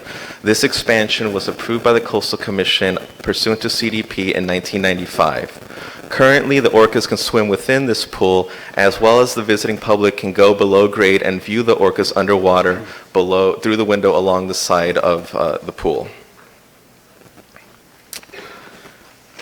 Next slide. The existing eastern pool outlined in red is approximately 1.7 million gallons. As part of the proposed development, SeaWorld proposes to excavate 35,000 cubic yards from the project area to then install a new smaller 5th pool of 450,000 gallons and a new 6th pool of approximately 5.2 million gallons. The Orca facility expansion will include an improved below-grade public viewing area. Identified on the slide is the entrance to the ramp that would lead visitors down to a depth of up to 40 feet, where large viewing windows will allow the public to view the orcas. The viewing areas will also include elevators for handicapped access. To the south of the expansion area is the existing life support equipment serving the Orca facility. To serve the increased water capacity of the expanded facility, SeaWorld's proposal will include installation of 12 additional 12-foot filters in the support building, as well as upgrading the 2 chillers and cooling towers that regulate the water temperature of the Orca facility pools. Slide 6. This layout of the proposed Orca facility shows the location of the various pools as they will be once the development is finished. The existing easternmost pool, Pool E, will be reduced and relocated to the north so as to allow construction of the new Pool F. The new saltwater bathroom will be constructed in close proximity to the site of the demolished existing restroom and restaurant facility and in close proximity to the expanded Orca facility. During construction of the new pool area, the orcas residing at SeaWorld San Diego will be kept in the remaining existing pools, and when particularly noisy construction activity will occur in the expansion area, the orcas will be moved to the furthest pools from the activity until that particular construction activity is completed. Slide 7. The pools of the existing orca facility are fairly uniform in design and materials, with a maximum depth of almost 40 feet. The proposal by SeaWorld will introduce greater depth and variation into the new expanded Pool F. It will reach up to depths of 50 feet and will have various depths throughout its layout, which SeaWorld states will create a more unique environment for the orcas within SeaWorld. Slide 8. This is a rendering of the proposed entrance area to the below-grade viewing area, which SeaWorld says is designed so as to better mimic the ocean environment. Slide 9. There are several government agencies at the federal and state level that are involved in the regulation of marine animals. With regards to orcas specifically, at the federal level, the Marine Mammal Protection Act prohibits the take of marine mammals except pursuant to federal regulations. Under the Marine Mammal Protection Act, the National Marine Fisheries Service oversees permits for the take or importation of orcas for the purpose of public display, as well as maintaining the national inventory of marine mammals, which tracks the births, deaths, and transfers of captive marine mammals, including orcas, within the United States. Once National Marine Fisheries Service has approved the take or importation of an orca and it is brought into the United States, the majority of oversight passes to the U.S. Department of Agriculture's Animal and Plant Health Inspection Service, APHIS, which conducts annual unannounced inspections of facilities with captive marine mammals, including orcas. The APHIS program ensures that the federal standards of the Animal Welfare Act are being followed. While APHIS inspects for conformity of the Animal Welfare Act standards, the Animal Welfare Act does allow states to enact their own standards that are in addition to the standards of the Animal Welfare Act. At this point in time, the state of California has not promulgated standards regarding orca captivity. At the state level, the California Department of Fish and Wildlife manages wildlife and fishery stocks in the state of California and oversees take of certain species through hunting and fishing licenses. However, because the Marine Mammal Protection Act specifically precludes state regulation of the take of marine mammals from the wild, California Department of Fish and Wildlife does not regulate the take of orcas. While California Department of Fish and Wildlife does conduct inspections of aquatic facilities for the presence of invasive species, orcas are not considered an invasive species. Finally, the Coastal Commission oversees development along California's coastal zone that could have an impact on the coastal resources of California. Thank you. I'm going to just interrupt for one moment. I've been just notified that because of the number of potential folks who have their cell phones on or other devices on, there's creating a technical problem. And so just for those of you who are in here, if you would check and ensure that you don't have your cell phones on, or if you do, if you could turn them off. And even for fellow commissioners, phones are kind of impeding the ability to communicate and for others to hear remotely. So just ask that as a favor, and we can continue with the hearing. Thank you. Thank you, Commissioner. Slide 10. Relying on Section 30230 of the Coastal Act, which protects marine resources and species of special significance, Commission staff reviewed the proposed expansion with regard to how the project would impact marine mammals in the marine environment. Orcas are apex predators and can be found residing in and traveling through California waters. While not applying Section 30230 to the orcas that now exist at SeaWorld San Diego, many of SeaWorld's orcas were taken from the wild, and these wild orcas do contribute the genetic material used in breeding. Commission staff reviewed extensive amounts of information, both internal and submitted by the public, regarding both the regulatory framework governing orcas and the effects that orca captivity could have on California's marine environment and the captive marine mammals themselves. In doing so, Commission staff determined that while National Marine Fisheries Service has not issued a permit for taking an orca from the wild since the 1980s, future wild take is still a possibility, and that a captive orca system such as is found in SeaWorld could potentially create the incentive to commit such future takes in the future, which would adversely impact California's coastal resources. Slide 11. To address the potential impact, Commission staff's recommendation contains Special Condition 1, which prohibits the occupancy of the approved expanded orca facility at SeaWorld San Diego by any orcas taken after February 14th, 2014, or the use of genetic material from orcas taken after February 14th, 2014 at the facility. The date that was chosen mirrors the date of the Virgin Pledge, a pledge signed by SeaWorld wherein it agreed to such a prohibition. Staff's recommended special condition would thus incorporate this pledge into a legally binding requirement of this approved permit to further strengthen the prohibition and further decrease the incentive of future take of wild orcas.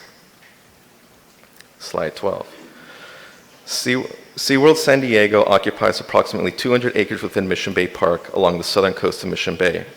While SeaWorld does have substantial landscaping, due to its design and function, the majority of the leasehold consists of impervious surfaces. Furthermore, because the majority of its animals live in a marine environment, SeaWorld intakes salt water from Mission Bay for use in its animal habitats, as well as discharges water back into Mission Bay. Mission Bay is identified under the Clean Water Act as a water quality limited segment, which means it does not meet water quality standards even after discharges from source points are treated with the minimum required levels of pollution control technology. SeaWorld operates under a permit from the Regional Water Quality Control Board, which governs its operations. The permit oversees the levels of multiple substances that may flow from SeaWorld, as well as the performance levels of its treatment facilities.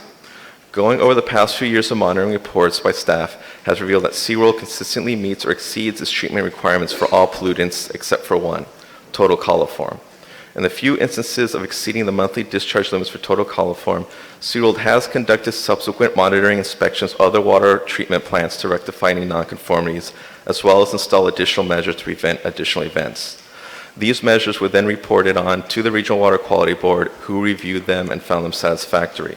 Commission staff has reviewed these reports as well and found them satisfactory as well. SeaWorld also has a current total internal capacity of 11,480,000 gallons among its various pools.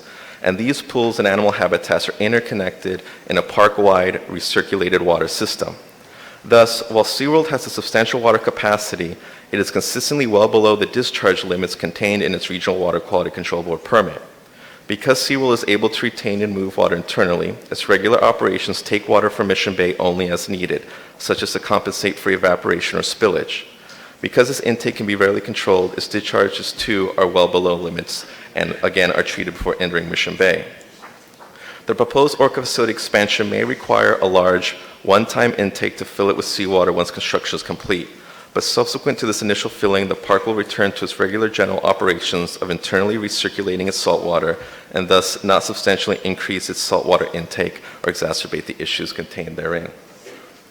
Thus, with the existing treatment systems in place, SeaWorld is meeting its water quality requirements and the proposed development will not present an adverse impact to the water quality of Mission Bay. Slide 13. The southeasternmost portion of the SeaWorld parking lot is underlined by the westernmost portion of the historic Old Mission Bay landfill, which operated shortly after World War II and through the 1950s. This landfill accepted municipal and industrial waste until it was eventually shut down and buried. Because of the presence of the landfill under a portion of SeaWorld's leasehold, past commission actions regarding SeaWorld has periodically addressed the issue of possible impacts from the landfill's presence. When the Journey to Atlantis Splashdown ride was approved by the Commission in 2002, and the paving of the eastern parking area was approved a few years later, the Commission looked at study data from multiple local and state agencies addressing the location and impacts of the landfill, and found that the proposed developments within the SeaWorld leasehold would not pose health risks. In the case of the Journey to Atlantis ride, which was only 500 feet from the western edge of the landfill, geological borings were done when the foundations were built up to depths of 25 feet, and no trash or other detritus were found. To this day, SeaWorld has multiple gas monitoring wells around the Journey to Atlantis area to detect for dangerous levels of methane and other landfill gases, and to date, these alarms have not gone off. The expansion area of the Orca facility is 1,700 feet away from the landfill. Nevertheless, SeaWorld conducted multiple geological borings of the soil under the expansion area to check for the migration of any contaminants from the landfill or other sources. The geological borings failed to detect levels of contaminants above what are deemed unsafe levels. This report was further reviewed by Commission staff geologist Dr. Mark Johnson, who concurred with the geological borings analysis and conclusions. Slide 14. Because SeaWorld is a popular attraction in Mission Bay Park, a popular coastal destination itself, the impact of public access and traffic from SeaWorld's visitors has always been a concern for the Commission. SeaWorld submits annual traffic monitoring studies to Commission staff. For the proposed project, Commission staff reviewed the past 5 years of traffic studies as well as reports summarizing the findings therein, which determined that the surrounding intersections continue to operate at a level of service D or better, which is considered an acceptable level of operation. The circles you see in front of you on the slide are just some of the intersections that are monitored around SeaWorld. Further intersections south of San Diego River, which is along the south of the slide, are also monitored by the study. The proposed project is an expansion to an already existing orca facility, where the public can already view the orcas underwater. Nevertheless, the improvement still creates the chance that attendance could increase in at least the short term. As such, the traffic studies also looked at the parking situation at SeaWorld over the years. Monitoring has revealed that the SeaWorld parking supply is 8,664 spaces, but the highest parking demand recorded has been in the 7,000 to 7,500 parking space range. Thus, the proposed expansion of the orca facility is not expected to create adverse impacts to coastal access in the Mission Bay Park area. Slides 15 to 16 are looking in the direction of the expansion area from public areas outside of SeaWorld. Because of the low-lying and scenic nature of Mission Bay, visual impacts from SeaWorld, by far the largest development within Mission Bay, has always been a concern for the Commission. Mission Bay, as much as San Diego's coastal zone, is under a 30-foot height limit.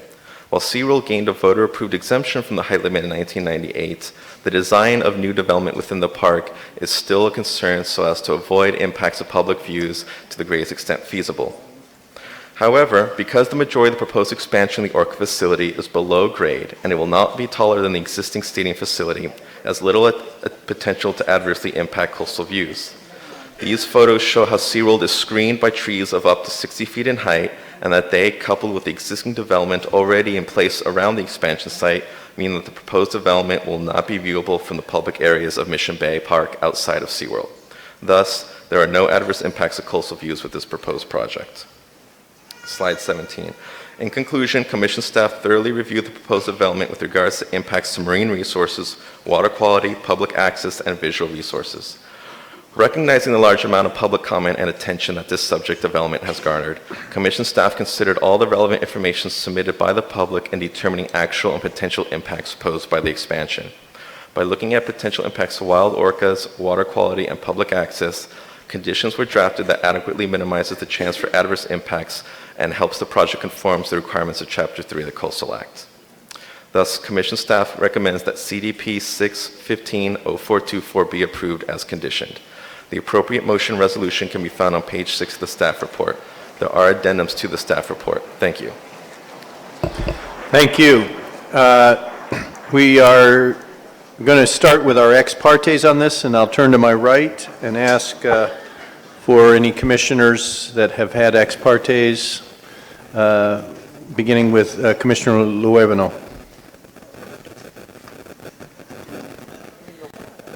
So, I saw her being most ready. Please. Sorry, it's just going to take me a quick minute. Oh, maybe it was a false reading. Commissioner No, Schallenberg. here, Oh, no. I'm ready. Yeah, please. Sorry. Yes. On October 1st, at approximately 1 p.m., I had an ex parte phone call with Susan McCabe, Ann Blemker, John Riley, Corinne Brindley, and Hendrik Nollins. We discussed the proposed Blue World project. They described the orca enclosure as providing a more natural environment for the animals. They described a fast water current that the animals can swim against, and generally described the other attributes of the project. They also mentioned that there has been a $10 million pledge in matching grants to help fund research for orcas. Dr. Nolan discussed the life expectancy of the orcas. He mentioned that 2 peer-reviewed studies have found no difference in life expectancy between orcas in the wild and in captivity, and in that some cases they live longer in captivity.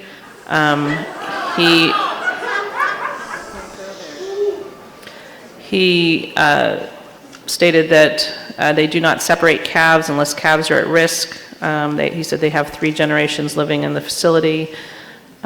He discussed breeding. He said that whales at SeaWorld engage in normal breeding behavior, that they also do artificially inseminate whales, and that allows SeaWorld to maintain genetic diversity without moving the whales. He said that SeaWorld has not collected whales from the wild in more than 35 years. 3 whales have been collected in the wild. Their ages are 38, 39, and 51. They also mentioned the signing of the Virgin Pledge and reaffirmed that they would not be taking genetic material from whales collected after that date. I asked about taking genetic material from whales collected prior to that date, and the answer was yes, that's a possibility. They discussed some of the attributes of the new enclosure, including hydrophone arrays and a variety of other things. They mentioned that they support the staff recommendations with all conditions. And that's it. Thank you. Commissioner Schallenberger? Thank you, Chair Kinsey. On Wednesday, September 30th, I believe at approximately 9 in the morning, I had a telephone conversation with Sarah Wan. She said that staff, she agrees with the staff that we are not federal, there's no federal preemption here. She said that the staff report includes the condition that would allow them to breed, them being SeaWorld, as much as they wanted, and that SeaWorld has been quoted saying that it is going to use the new tank for breeding. She said there is it also says that there is a continued, quote, need for new genetic material, and she explained that Russia or anybody else who was not under the United States could capture from the wild and then breed so that their offspring could then be used as part of the new genetic material. She said that Section 30230, that the Commission has in fact applied this in the past, and that staff cited one in the staff report, but that's actually the only time that she was aware of where it could have been applied. So she feels that it is absolutely, we can apply it here. She said as you go through the analysis, on one hand it says you can apply, meaning the staff report 30230, but in fact the staff condition does apply to 30230. So there's an internal inconsistency. She said that UC Santa Cruz and Scripps both do research, but in this, with SeaWorld, we're talking about animals for entertainment and not research. Staff says orcas are species of special concern. They are definitely marine resources, and nothing in 30230 says it applies only to animals in the wild. Orcas are very social and have strong family bonds. She said the southern resident population in the United States is considered endangered because the entertainment industry in the past had taken so many from the wild that it decimated the population. She said that Condition 1 allows the SeaWorld to turn the new tank into a breeding tank, and there are no meaningful reproductive guidelines for orcas, which is what the staff report references, that they need to be within those guidelines. But Ms. Wan says there are no such guidelines. Then on sorry, I had my pen in here and then lost it.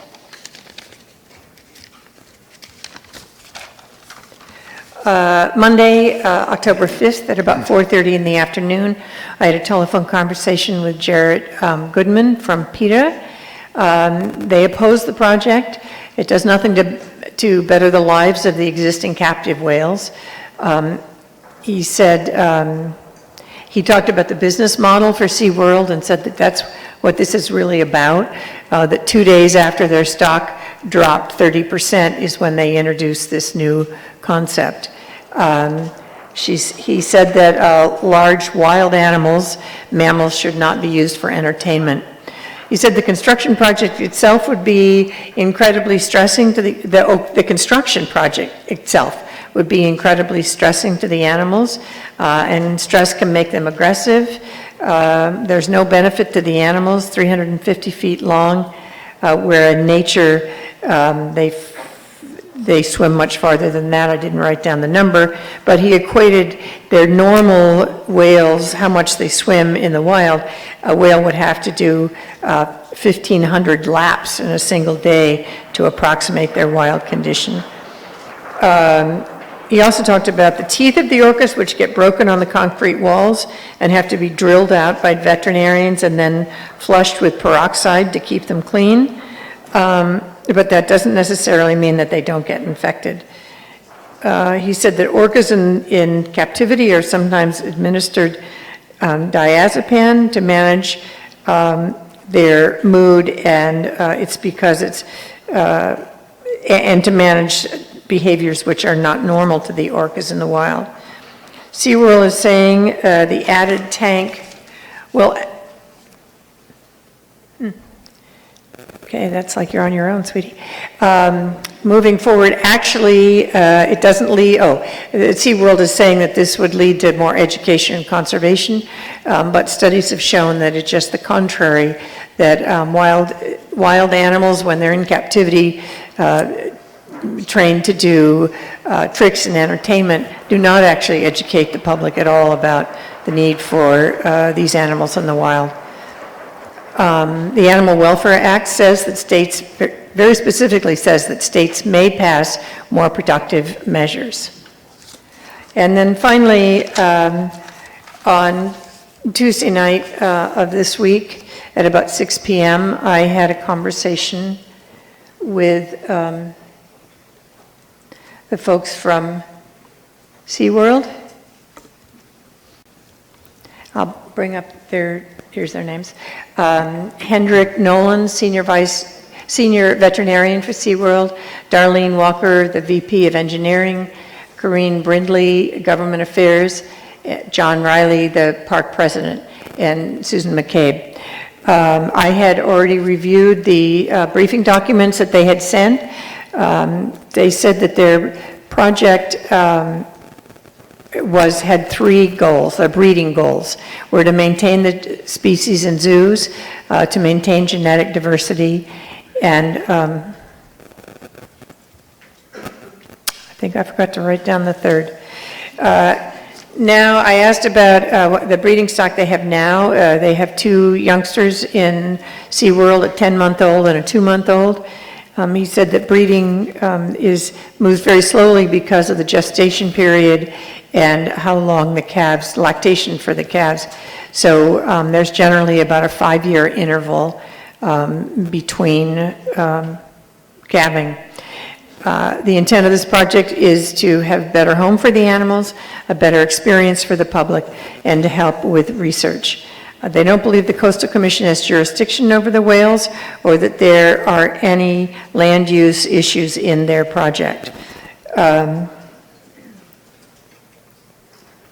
They said that in this hearing, they're going to clarify that they're not going to use any genetic material from those whales collected in Russia in 2012, and apparently nobody seems to really know how many whales were collected or where they are. That was it. Thank you. Thank you. Commissioner Groom. Before, Commissioner Luevano had perhaps one more. We'll get through this. This is important.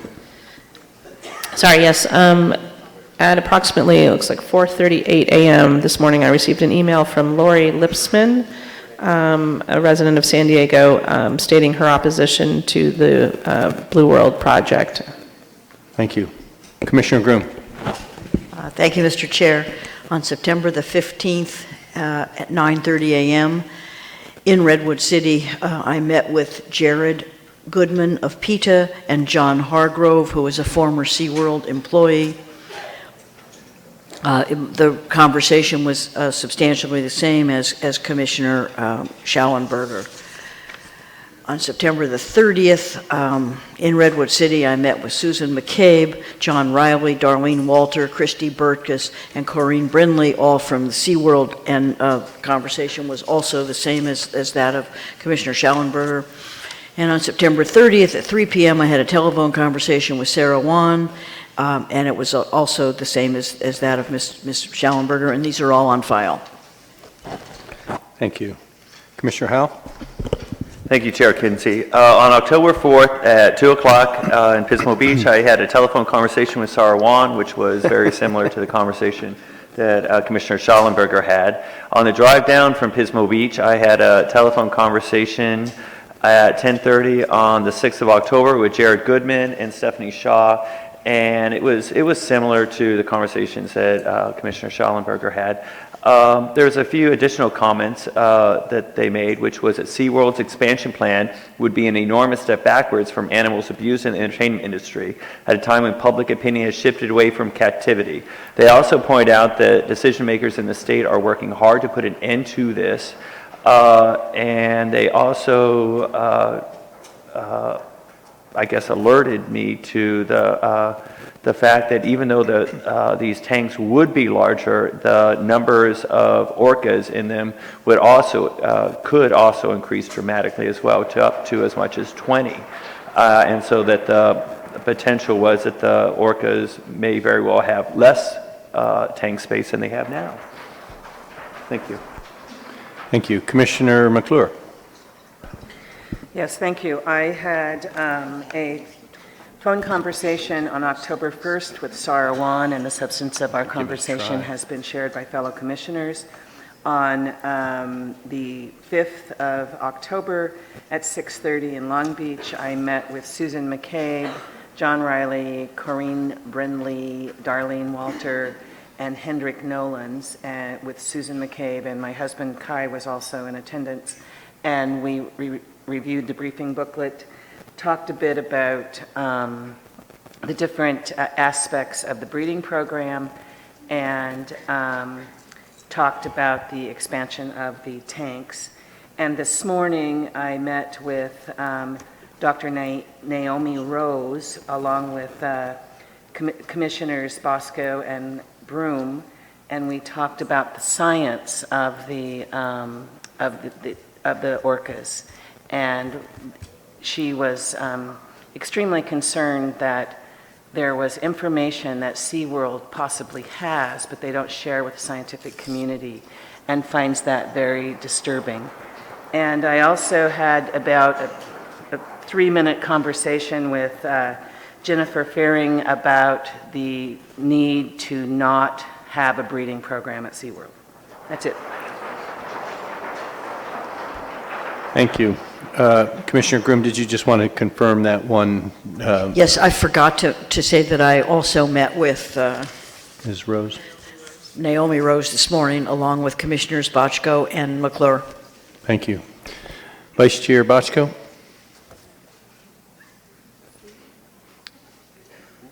Vice Chair, yes, for you. Yep, that's okay. I knew you would be ready. Okay, on September 29th, 1:30 in the afternoon, I had a meeting in my office with Susan McCabe, John Riley, Corinne Brindley, Darlene Walter, and Lindsay Donahue from SeaWorld, and we covered the presentation booklet, as other commissioners have stated. Then we had a little bit of a conversation about the language in Condition 1. I asked what would keep them from expanding to the full 94 whale capacity. They said they have 11 whales now, the most they've ever had. It's up from 10, which was the most they've ever had in the history of the facility. They also said the facility's life support system, the filtration water quality system, could not support many more whales than they have now. They would have to come for a CDP to upgrade that system. When I asked what their position might be if they were asked to stop breeding in captivity, Ms. Donahue, who is actually the senior trainer there, stated that it would be a very cruel thing to deprive these animals of the rewarding behavior of being a parent. Then I had on 3 o'clock on October 2nd, a call from George Kiefer from Manat, a law firm in Los Angeles. He represented SeaWorld. Mr. Kiefer wanted to discuss the jurisdictional issue. He believed that the federal laws were preemptive, but in particular that Public Resources Code 30411B gives the California Fish and Wildlife Agency the authority to regulate captivity, and since they chose not to impose controls, we are exceeding their regulatory controls. I found that a bit contradictory in the code, but I'll discuss that later. Then on October 2nd, I had at 3:15 a telephone conversation with Jared Goodman. It was from PETA. It was similar to those discussed before, except we went into a little more detail about the history of the animals in captivity. He said PETA sees this as a step backward, which I think you've heard before. The legislature is moving towards the protection of animal welfare in captivity. He cited the elephant in the circus example. And he said, unlike Ringley Brothers, who saw public opinion going against the elephants performing and who voluntarily quit the practice, PETA thinks SeaWorld is trying to prop up their failing business model by acting as if the animals are well off and their practices are good for research.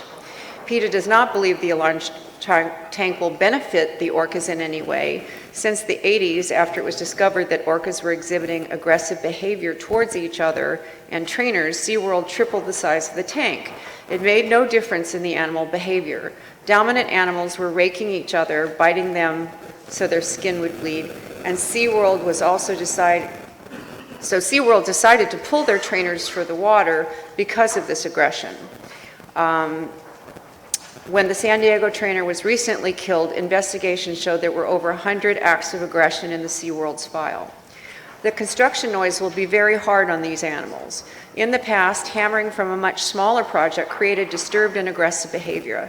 Orcas actually tried to jump out of the pool at their trainers. There is no evidence that performing animals increase the awareness of conservation by the public. In fact, there is some evidence the public is lulled into believing that the species must be fine since here they are entertaining us. PETA does not believe that SeaWorld will not try to increase the number of whales. With no restrictions on transportation, artificial insemination, and purchase of whales born in captivity, the chances are very great that they will increase the numbers. As an aside, to prove this point, PETA told me that there had been a SeaWorld trained whale and trainer in Spain. The whale killed the trainers. I'm sorry, some of this is kind of vague because I can't write that fast. The whale killed the trainers. SeaWorld pulled trainers from the pools for about 2 months, but upon returning to standard policy, they told the trainers that the top priority was to get the orcas pregnant. I don't know what that is. Okay. Sarah Wan, September 29th, 3 p.m. Basically, we covered what has been said before. This morning, with my fellow commissioners, we had breakfast with Naomi Rose, 7:40 this morning at the hotel dining room. She's with the Animal Welfare Institute. She has studied all kinds of issues with marine mammals, noise, sonar, safety for whale watchers and whales in the whale watching industry. She's been studying stress hormones in the orca's scat. Point of interest, the dogs are now trained to point the scat out on the water, and then they can go collect it to see the hormones and DNA. I asked if SeaWorld gave any information on these studies, and she said they've been very reluctant to allow scientists in who have not been openly supportive of their business model. She said, excuse me, she said no research has been done on the teeth grinding issue by outsiders in the SeaWorld environment. There are teeth grinding issues in the wild, and they would have loved to have been able to collaborate and find out what SeaWorld is learning in captivity.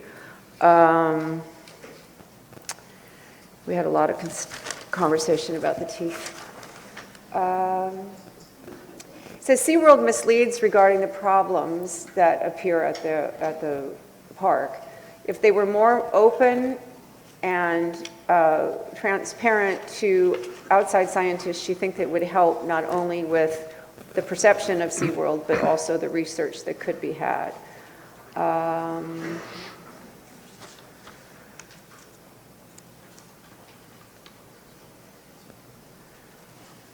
She mentioned that there's a corporate narrative that you'll hear time and time again when you talk to the SeaWorld people. She said that there's a great deal of love and affection from the SeaWorld people to their animals, but they aren't really aware of the normal whale behavior in the wild because they really have only spent time with these whales. I'm sorry. She said in 1994, she was testifying before Congress about the amendment to the Marine Mammal Protection Act, and that SeaWorld was there to lobby to end the jurisdiction of MMPA over captive livestock, which happened. We also discussed what would be the best thing to do with the whales, and she said they should be moved into sea pens. And other commissioners, myself, were curious as what does it take to build a sea pen? And she said it really only takes about $2 to $5 million. There are active sea pens on the California coast. I think there's one in Oregon as well. There's one in Iceland. The tank that SeaWorld's building costs $100 million. So it just seemed as if that might be an interesting alternative for everyone to look to. It would be, the business model would be, instead of like the San Diego Zoo, it would be more like the San Diego Wildlife Safari Park, where the animals are free to roam and people still have the enjoyment of seeing them. And that's enough. Thank you. Commissioner Uranga. Thank you, Chair Kinsey.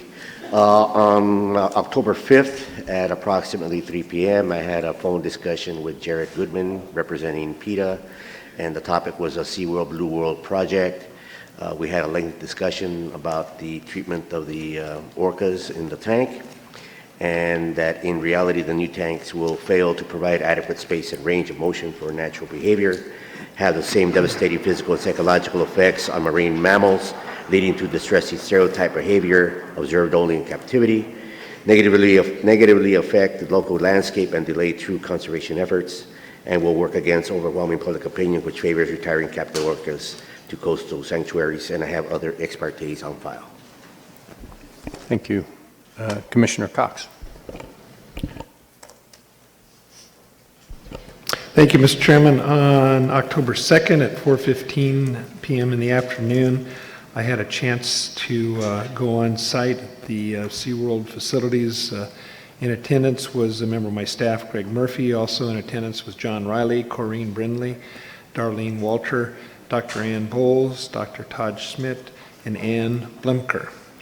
I participated in a tour of the Hub's SeaWorld Research Institute and the SeaWorld facilities. During the tour, I received an update from SeaWorld representatives regarding the Blue World project for expansion of the existing orca habitat with the new marine aquarium themed exhibit and immersive orca habitat experience. We went through a briefing book that had previously been provided to staff and discussed the project's consistency with the SeaWorld Master Plan, which is part of the San Diego LUP, and applicable policies of the Coastal Act, including those related to public access, views, and water quality.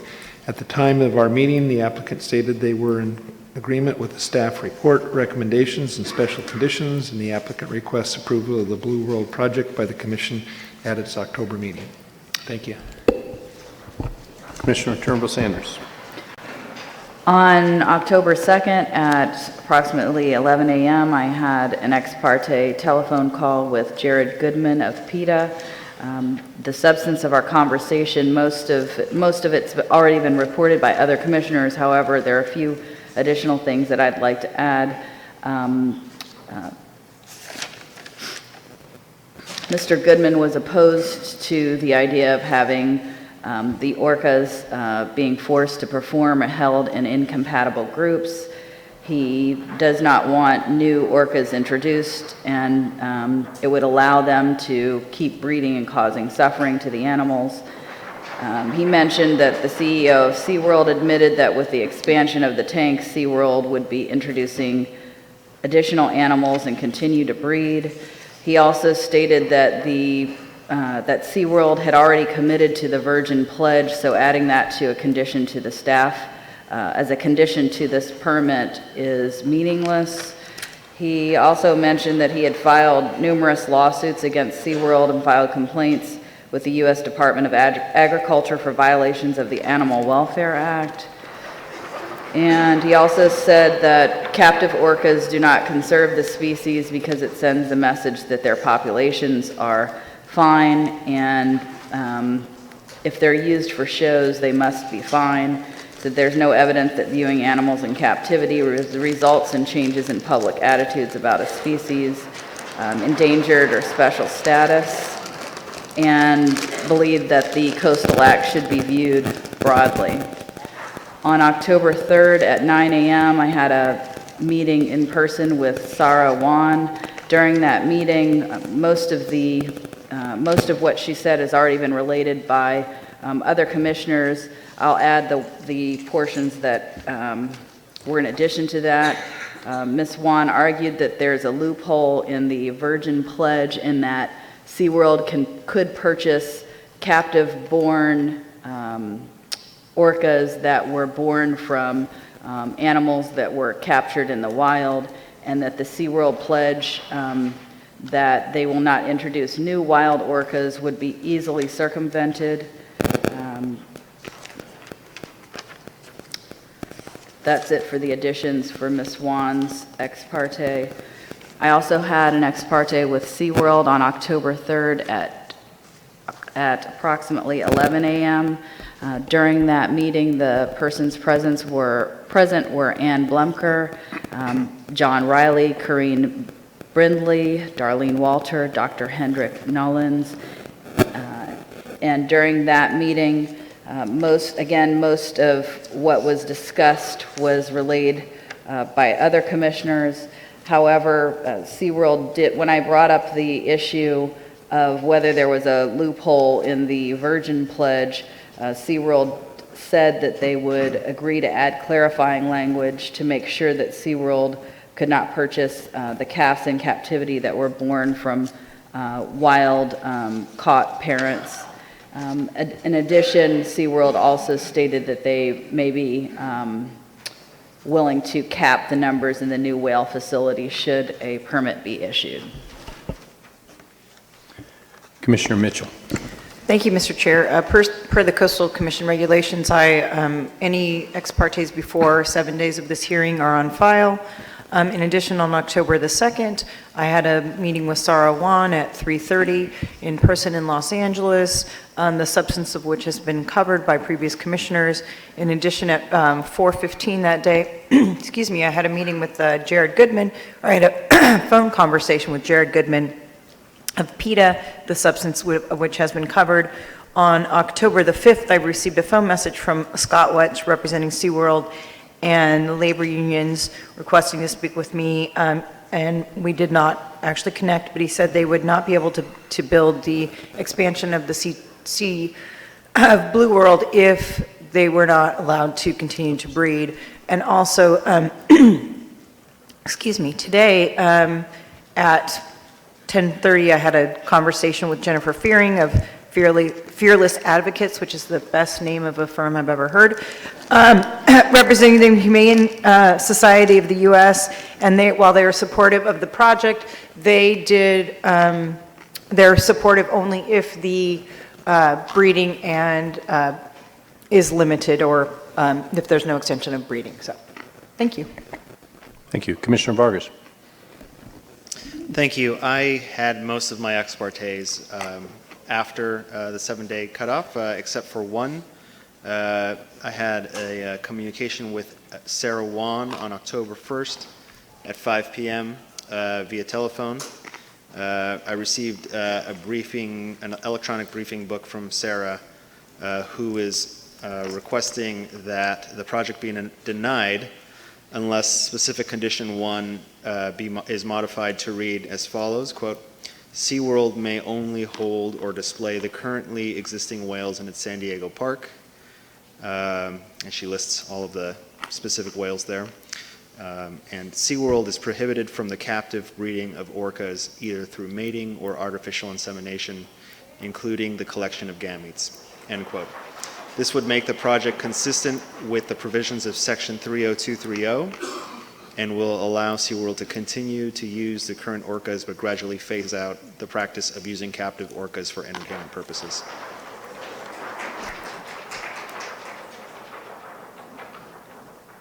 Thank you. That completes that. And my ex partes are on file, so we can move into the presentation. Oh, excuse me, Commissioner Gibson? We just tap. Hang on just a moment. Please, go ahead. I did have one ex parte that I wanted to report since I am here at the meeting. This is on August 5th. I met with Jared Goodman, the Director of Animal Law at PETA, and John Hargrove, and the subject of the discussion was the same as has been reported here. Commissioner Beelan was also in attendance. Thank you. Okay. I'd like to invite up John Riley now, the applicant, and confirm with Mr. Riley.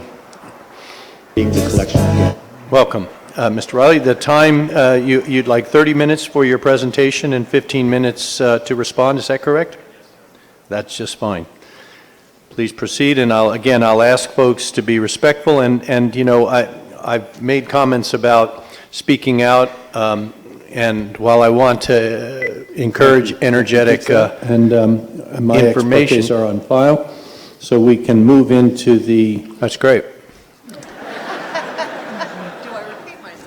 Here you go. I'm going to try again, but the waving of the banners creates a fair amount of noise, and so, you know, I don't want to hold you back too much, but I think if you can wave them just a little more gently, it may, and certainly don't wave them to impede the ability of speakers to be heard. That's the key point. Thank you. And with that, I welcome Mr. Riley.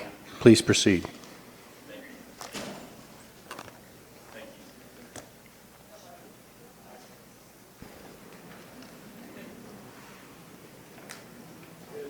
Okay. Thank you. Chairman Kinsey, members of the Commission, my name is John Riley, and I'm president of SeaWorld San Diego. It's my pleasure to be here with our team today to present Blue World, our dynamic new orca habitat. It's been quite a journey getting here, and I'd like to start by thanking staff for their efforts in putting this report together. Your staff has worked incredibly hard on this project, and they carefully considered all facets of the Coastal Act. SeaWorld concurs with the recommendation of approval and conditions in the staff report, and we request your approval today.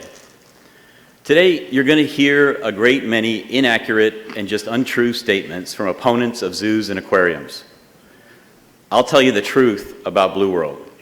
Blue World will first and foremost provide a better living environment for our family of killer whales. It will educate and inspire millions of guests and present a new window into the world of orcas for researchers and scientists working to learn more about whales in human care and to apply that to whales in the wild. At SeaWorld, we could not be more excited about this project. Many people around the globe are enamored with killer whales, and more than 160 million have been inspired by those animals at SeaWorld San Diego alone. No one is more passionate and knowledgeable about the whales in human care than SeaWorld is. The issues around killer whales are complex. They stir up an abundance of emotion.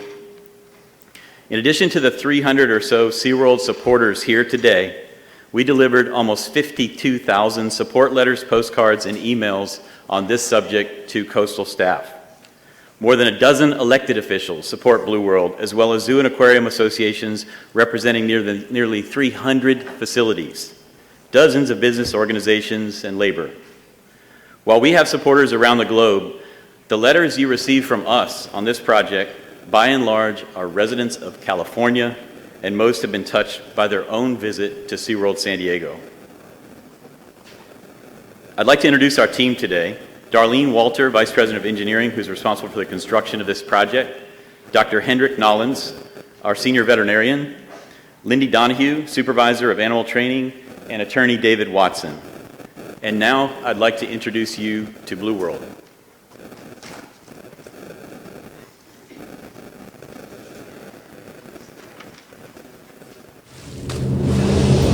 Dive into a blue world a vast new expanded habitat for SeaWorld's pod of killer whales, naturalistic and sweeping, with new spaces for them to explore.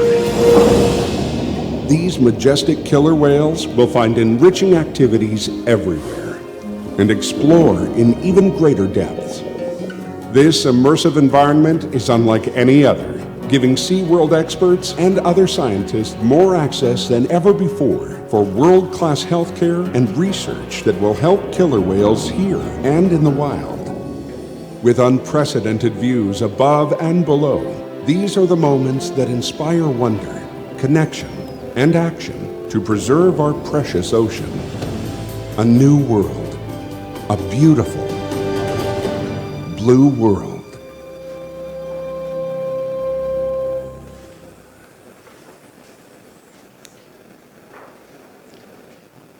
Thank you, Chairman Kinsey and Commissioners. I'm Darlene Walter, Vice President of Engineering at SeaWorld.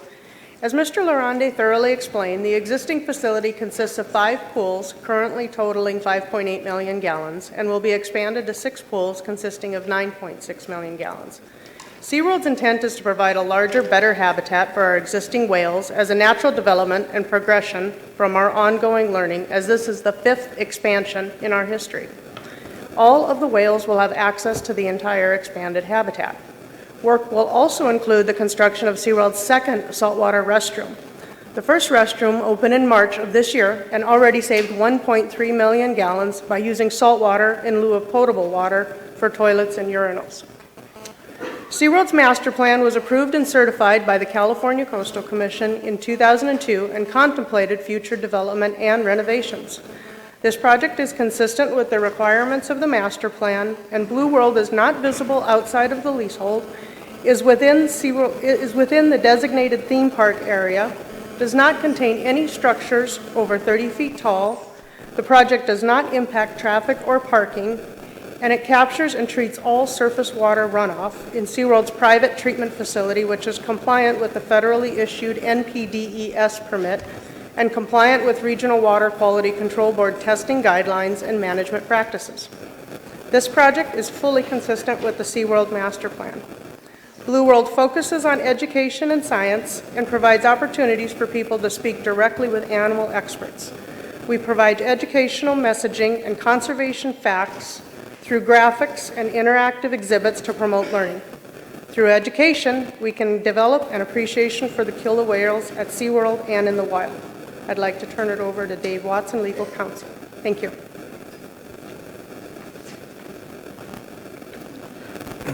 Good morning, Chairman Kinsey and members of the Commission. My name is David Watson, and I'm here representing SeaWorld today. I want to speak briefly about Coastal Commission jurisdiction issues that have arisen in connection with Blue World. I have summarized my statement in the yellow page outline just distributed to you and provided to your staff last Tuesday. We have written 2 detailed letters to staff explaining SeaWorld's position that the state of California does not have jurisdiction to regulate the management and care of marine mammal collections. This issue involves interpretation of complex federal and state statutes. However, I want to summarize our position as simply as possible. First, we believe that federal law expressly preempts all state regulation of marine mammal collections. The Federal Marine Mammal Protection Act contains an express federal preemption provision reserving all such regulation to federal agencies. The Marine Mammal Protection Act regulates taking of marine mammals. The federal regulations define take to include, and I quote, restraint and detention. A marine mammal exhibit or aquarium is a restraint or detention. As a result, all marine mammal exhibits or aquariums are regulated exclusively by the federal government. Nothing in the 1994 amendments to the Marine Mammal Protection Act changed that fact. The amendments authorized the federal agencies already with exclusive jurisdiction over marine mammals to regulate exhibits and aquariums pursuant to the Federal Animal Welfare Act, which staff has already mentioned. Although the federal AWA allows state regulation of other non-marine mammal animal collections, the exclusive federal jurisdiction over marine mammals has not been changed, altered, or eliminated. Second, The Fish and Game Code delegates exclusive power to regulate possession of mammals to the Department of Fish and Wildlife and the California Fish and Game Commission. In addition, the Fish and Game Code states that when federal laws or regulations do allow the state to assume jurisdiction over marine mammals, the Fish and Game Commission may adopt such regulations. Third, the Coastal Act states that the Coastal Commission shall not establish or impose controls over wildlife or fishery management that duplicate or exceed regulation controls established by the Department of Fish and Wildlife and the Fish and Game Commission. Neither the Department of Fish and Wildlife nor the Fish and Game Commission have established any regulatory controls over marine mammals, as staff has indicated. Because the Coastal Commission may not exceed what the Fish and Wildlife regulations state, the Coastal Commission may not regulate where the Department of Fish and Wildlife has not.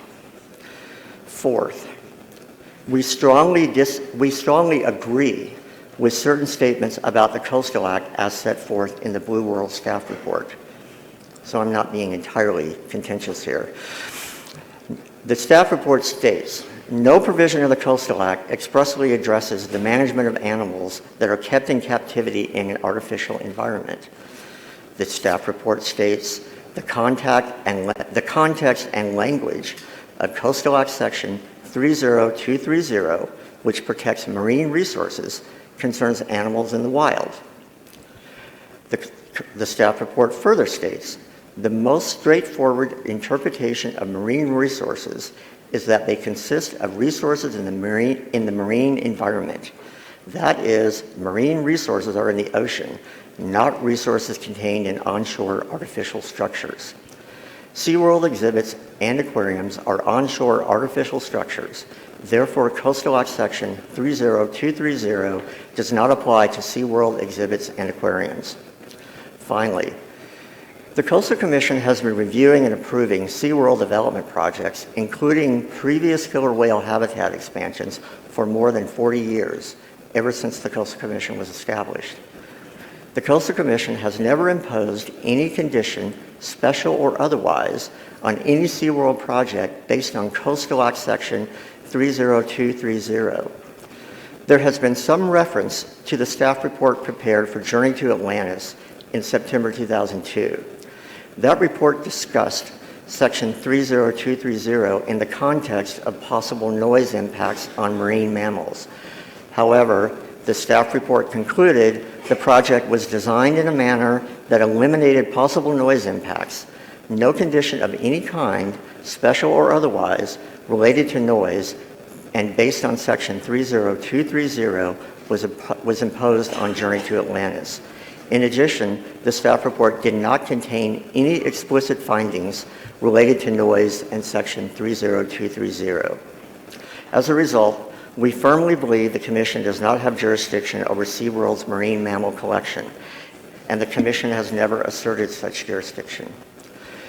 Because this is a coastal land development project, I would be remiss if I did not reiterate staff's conclusion that Blue World is fully consistent with the SeaWorld Master Plan and the Coastal Act, and all potential environmental impacts of the project were fully analyzed in the Master Plan EIR.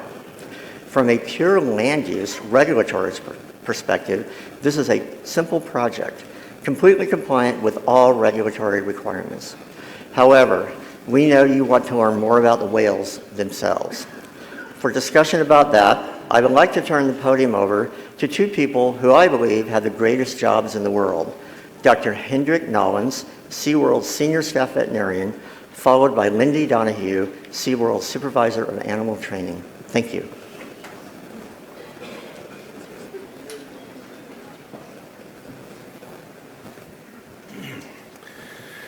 Good morning, Commissioners. I am Dr. Hendrik Nolens, a veterinarian at SeaWorld San Diego. I have a veterinary degree from the University of Ghent in Belgium, a master's degree in marine biology from the University of Otago in New Zealand, and a PhD in infectious diseases of marine mammals from the University of Florida. I have authored over 30 peer-reviewed papers that have appeared in 20 scientific journals on various topics of marine animal health and disease. I am a member of the Society for Marine Mammalogy, the International Association for Aquatic Animal Medicine, the American Veterinary Medical Association, and the Wildlife Disease Association. I am a former clinical assistant professor in marine mammal medicine at the University of Florida. I am currently responsible for the health and wellness of all SeaWorld San Diego's animals, including the killer whales. I have dedicated my life to the care and well-being of marine mammals, not only in a zoological setting, but also in the wild. I am a marine mammal health professional.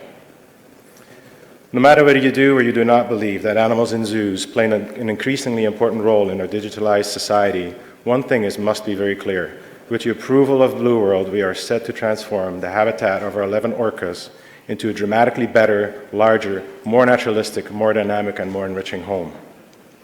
How could anyone who only has the whale's best interest in mind possibly claim that this is a bad thing?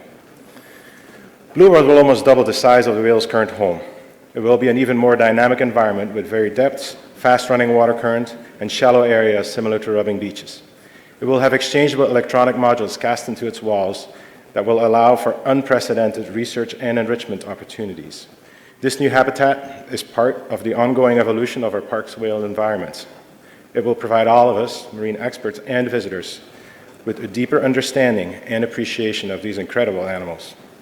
We are partnering with leading marine mammal experts from institutions such as the Scripps Institution of Oceanography, UC Santa Cruz, UC Davis, UC San Diego, and the American Humane Association to ensure that our habitat maximizes the benefit to our whales' health and well-being.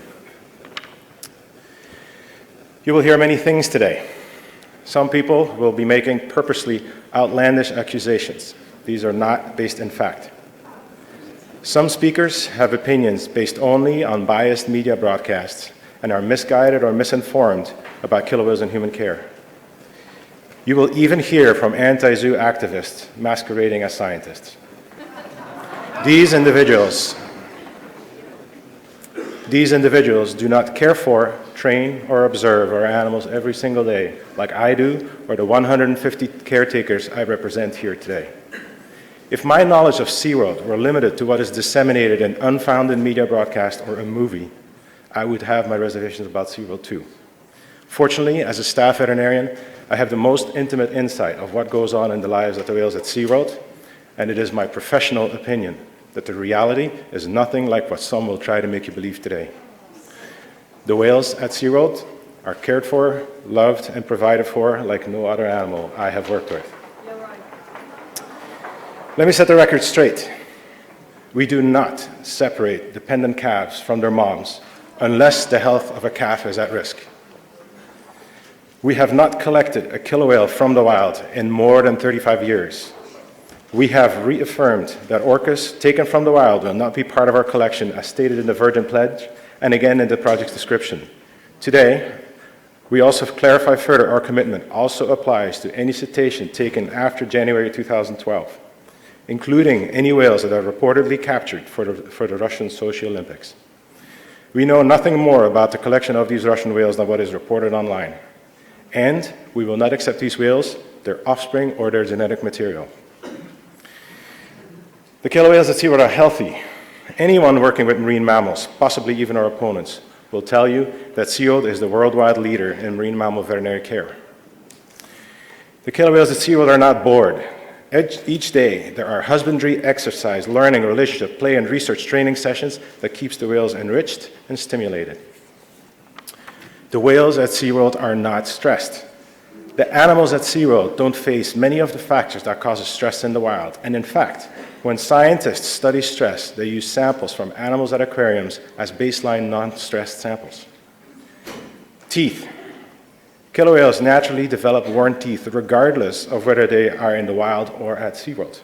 They explore and manipulate their environment with their mouth, which leads to dental wear. Many wild whales have been found stranded, dead, with worn, infected, and abscessed teeth. Unlike wild killer whales, we provide comprehensive comprehensive dental care that is primarily based on prevention. Not one whale is receiving antidepressants. Medications are prescribed according to the same ethics and principles of best veterinary practice. According to the same principles, your veterinarian may prescribe medication for your dog, or your family doctor may prescribe for yourself. If a whale has a bacterial infection, it will be prescribed an antibiotic. If something is inflamed, we may prescribe an anti-inflammatory.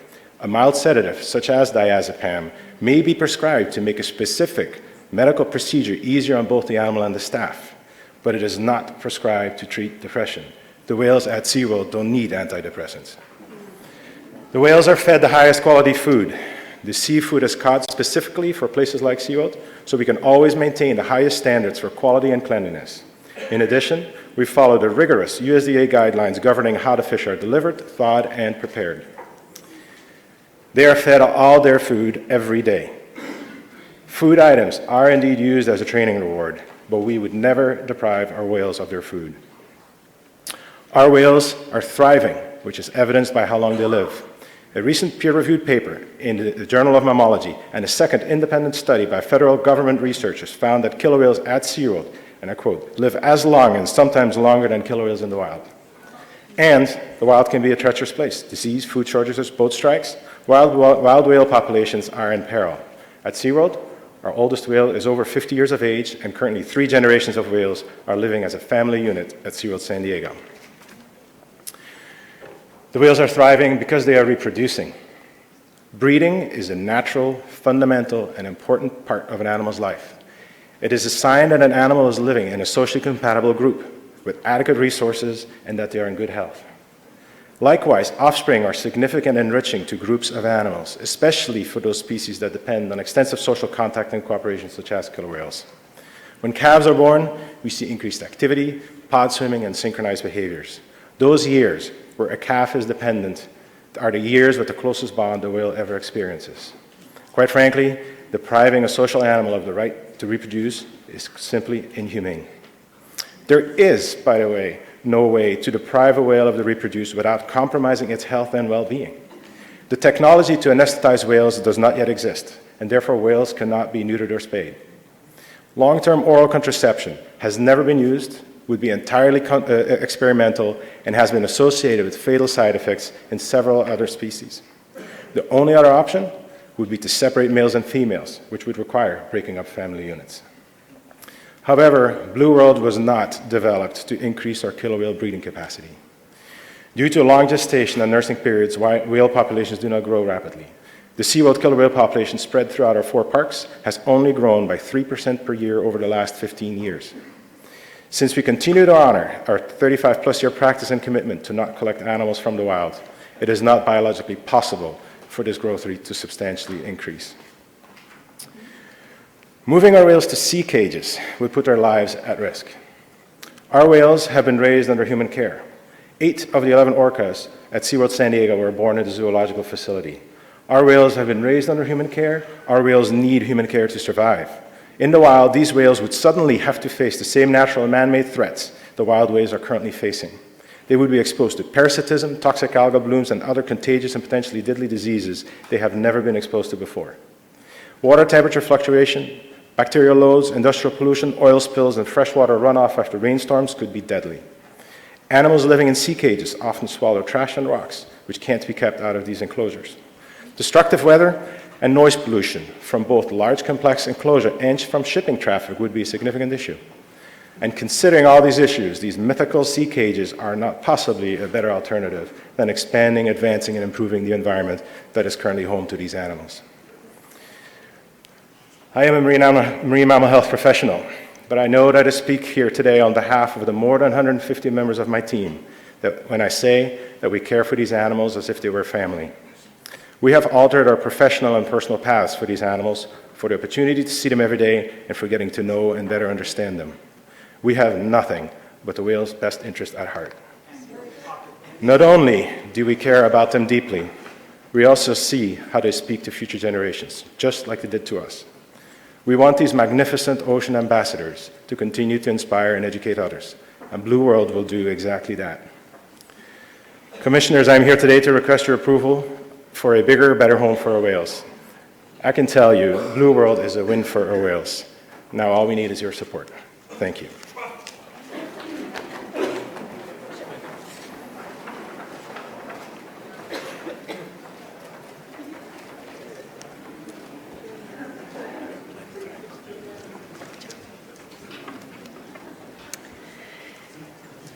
Good morning, Chairman Kinsey, members of the Commission. My name is Lindy Donahue, and I'm a supervisor of animal training at SeaWorld. I have been caring for orcas and dolphins for 15 years. I have a degree in education, and my colleagues have bachelor's and master's degrees in psychology, biology, zoology, animal science, and more. We have a combined over 140 years of experience working with marine mammals. I work with our whales every day, from 51-year-old Corky to new baby Amaya, from Grandma Kasaka to Big Brother Nakai. I love them all. They are family to me. I've spent all night monitoring Kasaka in labor. I've marveled at the playfulness of Amaya, and I took notice when Orchid didn't feel well. One rainy night when we were anxiously awaiting our newest calf, Amaya, to nurse. Hours had gone by, and Amaya was having trouble finding just the right spot and position. We were starting to worry and wonder why she wasn't catching on. That day, the team watched with amazement as Kasaka, an experienced mom, brought her own youngster over to Kalia and demonstrated right in front of her how to nurse.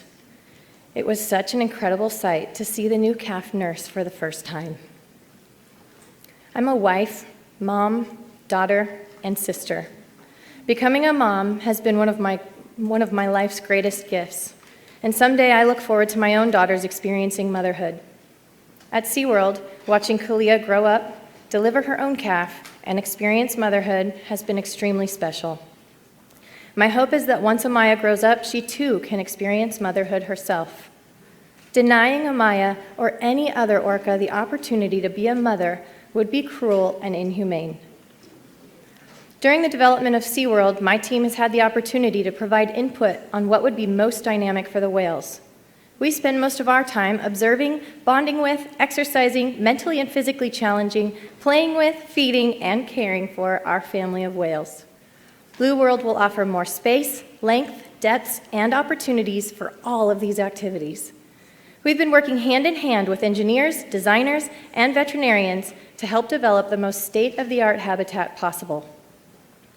During our brainstorming sessions, we've discussed new ways to use the fast water current for exercise and research projects, dynamic enrichment features that actually give the whales choice and control over their environment, and giant viewing windows for better scientific observation. The tremendous size of Blue World alone provides for enhanced socializing among the whales. We can't wait to see what the whales will come up with on their own. At Blue World, we will have more opportunity to challenge our whales with interactive sessions. I'm disappointed today that you'll hear negative comments from former SeaWorld employees. Some of these individuals have little experience with killer whales. Others haven't worked at SeaWorld in decades. One who was removed from working with killer whales over a safety violation and has since made a career out of disparaging SeaWorld. They'll tell you all kinds of misleading stories about our treatment of whales. These are lies. SeaWorld is the organization who pioneered a positive, reward-based training philosophy that uses a variety of reinforcement items to interact with our whales. This method has since been universally adopted for conditioning both domestic and zoo animals.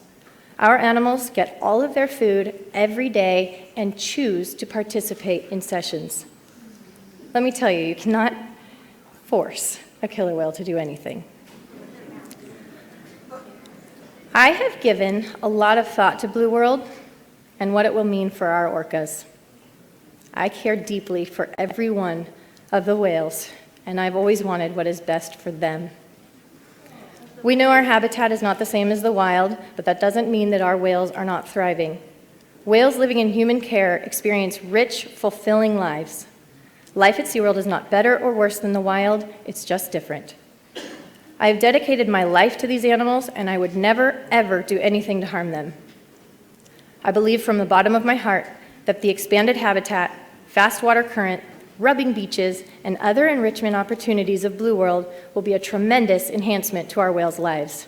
I cannot wait to see them explore their new home. Thank you very much.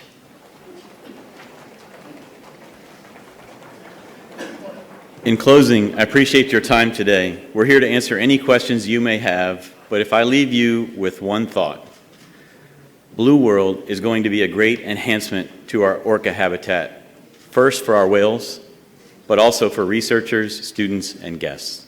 Thank you. Thank you, Mr. Riley. Now we're going to move on. I'm going to invite Dr. Ingrid Visser up from the Orca Research Trust, who will have 15 minutes, and then Kim Ventre from the Voice of the Orcas will have 15 minutes. And then we will take a lunch recess, and at that time, during that time, the Coastal Commission will also meet in closed session. So we'll establish a time that we'll come back into open session before we leave the room. And I want to compliment everyone. For the most part, it's been an ideal way in which to express your support while respecting the speakers. So thank you for that, and let's see if we can hold on to that way of being. With that, we're going to welcome Dr. Visser.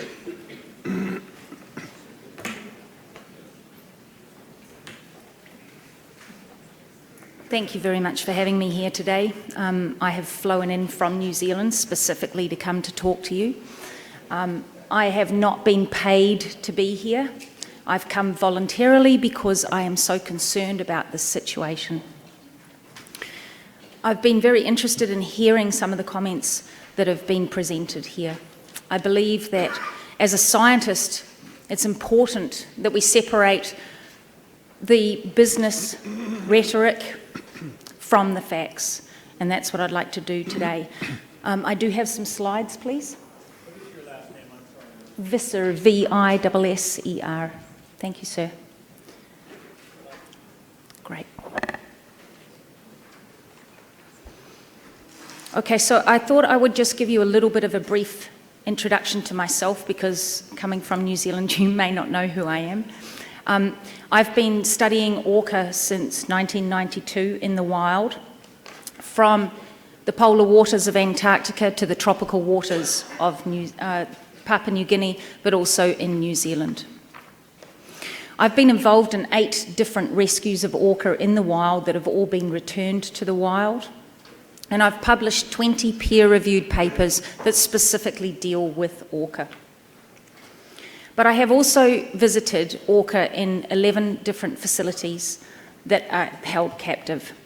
That includes the 3 SeaWorld facilities, and just yesterday I was in the San Diego facility, where interestingly I was actually told I had to leave.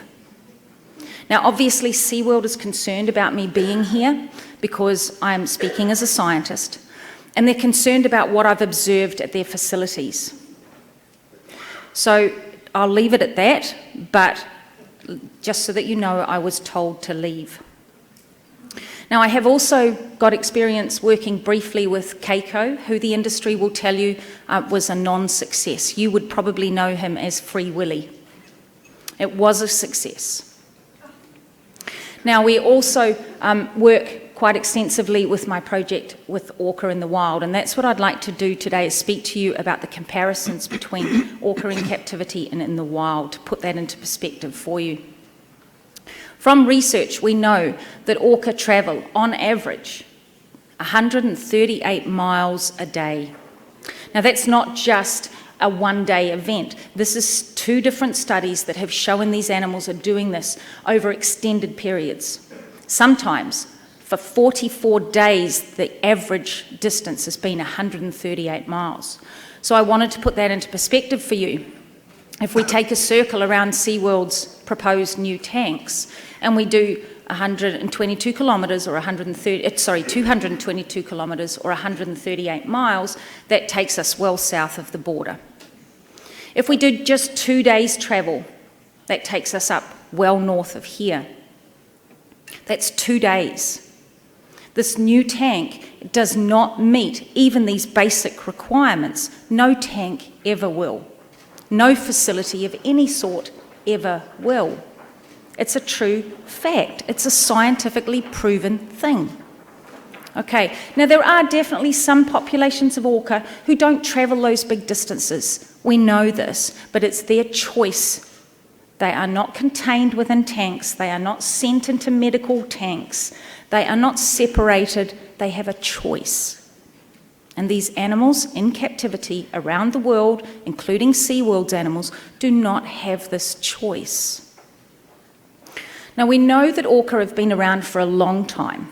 They've been around for approximately 5 million years. Depends on where you divide that line. Now, let's put that into the scale of humans, less than 500,000 years. But again, where do you divide that line? We even go back to 3.6 million years. But orca still have evolved longer than we have. By having these animals first generation, second generation, third generation, even in captivity, you still do not take away the fact that they have evolved in the wild. They have not evolved to live in tiny little concrete boxes. This is an example that you're going to probably see a few times today.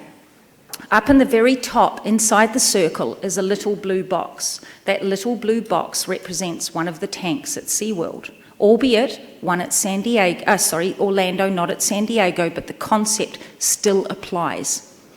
The new proposed tank will be approximately the depth of the circle around this box. The yellow line represents an average dive for a single dive of a wild orca. A single dive. They can do anything up to 500 of these in a day in the wild. So a tank that represents that little blue circle up in the top does not meet the needs of these animals.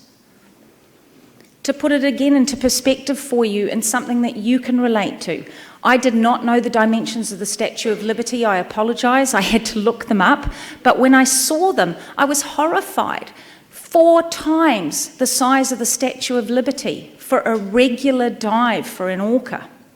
So let's put that again into perspective of what you would see at this new proposed tank. The new proposed tank would be approximately, at its maximum, 50 to 55 feet deep. Okay? Now the tablet that your wonderful Statue of Liberty holds is 23 feet long. So 2 times the length of the tablet, not 4 times the length of the statue. That's what they're proposing. This is just a bigger box. You will hear SeaWorld say many things about what they do. Some of them are actually pretty good, but some of them are atrocious. Making these animals do tricks is not what they should be doing. They will tell you that coming out and seeing these sort of behaviours, this is normal behaviour. It's not normal behaviour. This is a trick. Okay? They liken it to the situation that you see with orca in Argentina. This is a research project that I'm involved in. The orca there come up onto the beach, but they do it for survival. They do it to hunt their food. This is not a trick. This is a risk for the animals at times, but this is very real. And SeaWorld tries to tell you coming out onto a slide is normal behaviour. It's not. There are fewer than 20 orca in the world who have specialised in this particular behaviour. Now, you've also heard about the teeth. This is a photograph that I took of an orca in SeaWorld. These teeth are broken off, not because of food handling, as you were just told by the esteemed vet. I am not criticising his qualifications. I'm criticising the concept of what he's trying to portray to you.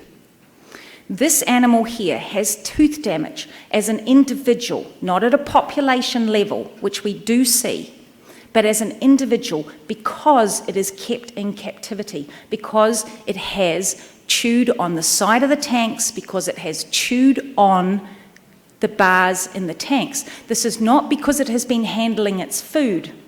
Food handling happens because in the wild, they have to capture their food. In SeaWorld, it's shoved down their throat in handfuls. The animals do not handle their food. In the wild, orca are known to hunt sharks. I know this. I'm one of the scientists who has published about it. SeaWorld will tell you that orca in the wild get tooth damage because of handling sharks. And yes, it's believed that some of them do, but it's not been proven. In New Zealand, these orca, which I see on a regular basis, also specialise in hunting for rays. When they handle the rays and the sharks, this is when we would expect to see teeth damage, if it is as proposed by SeaWorld in their fairy tale concept. But here we have a photograph of an orca handling a ray. This orca, I know, also hunts sharks. You can see very clearly there that its teeth are in pristine, perfect condition. I know of not a single orca in the whole New Zealand population that has a cracked or broken tooth. We recently had some orca turn up in New Zealand that all died. They stranded and died. It was a very tragic event.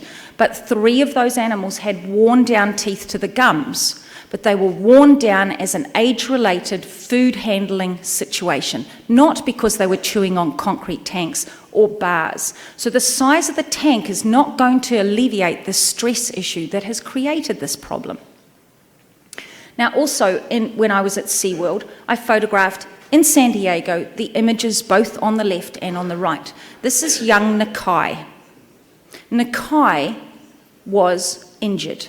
SeaWorld told everybody that it was from contact with the side of the tank. Now I quote that, contact with the side of the tank. If that's what their tanks are doing to their animals, this is not a good concept for you guys to be endorsing getting a bigger one. However, I truly believe, as a scientist, that this was not from contact from a tank. This was from aggression. Close up, you can see 4 puncture marks that match the spacing on orca teeth. And on my professional career, I swear that I truly believe that this was from aggression. Now, Nakai's wound on the right, you can see it's nearly healed, but this is 4 years on and it's still not completely healed. Aggression, I have observed at SeaWorld every time I have gone to any of the parks. This is the same orca, Nakai, hammering into the side of the young calf so hard his rostrum is buried into the side of that calf. I was absolutely horrified and disgusted, not only by what I saw, but by the staff members standing there laughing and telling the public that this was play. In the wild, you never see this. This is what you see. 2 weeks ago, I spent 22 hours with a mother grieving over her dead calf. She carried that calf lovingly for 3 days. That is what happens in the wild. You get true family bonds, not construed by humans. You get families who care for each other. You do not get aggression where young males are nailing young calves against the side of tanks. It just doesn't happen. Now, these 2 photographs show 2 animals. The one in the top is the mother of that young calf. These are self-mutilation wounds. These orca have inflicted them themselves because of the stress in their tanks. You can see scars where this has happened previously. This is not a one-off event. Now, the animal on the bottom left, her name is Morgan. She was taken from the wild, albeit under a rescue. Yes, she definitely needed help. We have never denied that. The problem is that SeaWorld now owns her, and SeaWorld holds her in an overseas facility, and SeaWorld's pledge conveniently excludes her. So her offspring will be used, because she's not included in your little caveat that you guys have put in place. Let's not even go down the whole thing of the dorsal fins, but suffice it to say that in the wild, less than 1% of adult males have a dorsal fin that is collapsed. But in all aquariums all around the world, 100% of adult males have collapsed dorsal fins. Now, you don't have to be a scientist to work out that there's some correlation going on there. How much money is SeaWorld going to spend on this? There are all sorts of proposals. But you've also been asked and told to look at the options of sea pens. I know that's not in your mandate. I know that's not in your jurisdiction. But I beg you as individuals to consider it from the bottom of your heart as something that can be recommended to SeaWorld to look at. Cetacean sanctuaries do not have to be scary big things like the vets make them out to be. These places can be monitored, they can be controlled, and believe it or not, the ocean is actually a great place. They'll tell you it's a scary, bad place, but hundreds of thousands of orca manage to survive out there. But because these animals are coming from captivity, they are in a compromised situation, we realise that they may need some level of care beyond just putting them in a sea pen. So it is feasible to have medical pens in there. It is feasible even to go to the extent where SeaWorld could have an off-site facility where the public could go. The public could still see orca. Let's put these animals into a retirement system. Let's put them possibly into a rehabilitation centre and even possibly look at release into the wild. The public doesn't have to be deprived of seeing these animals that are now there, but we can phase them out. And I really hope that you guys will take the right step in the right direction. Thank you very much. Thank you.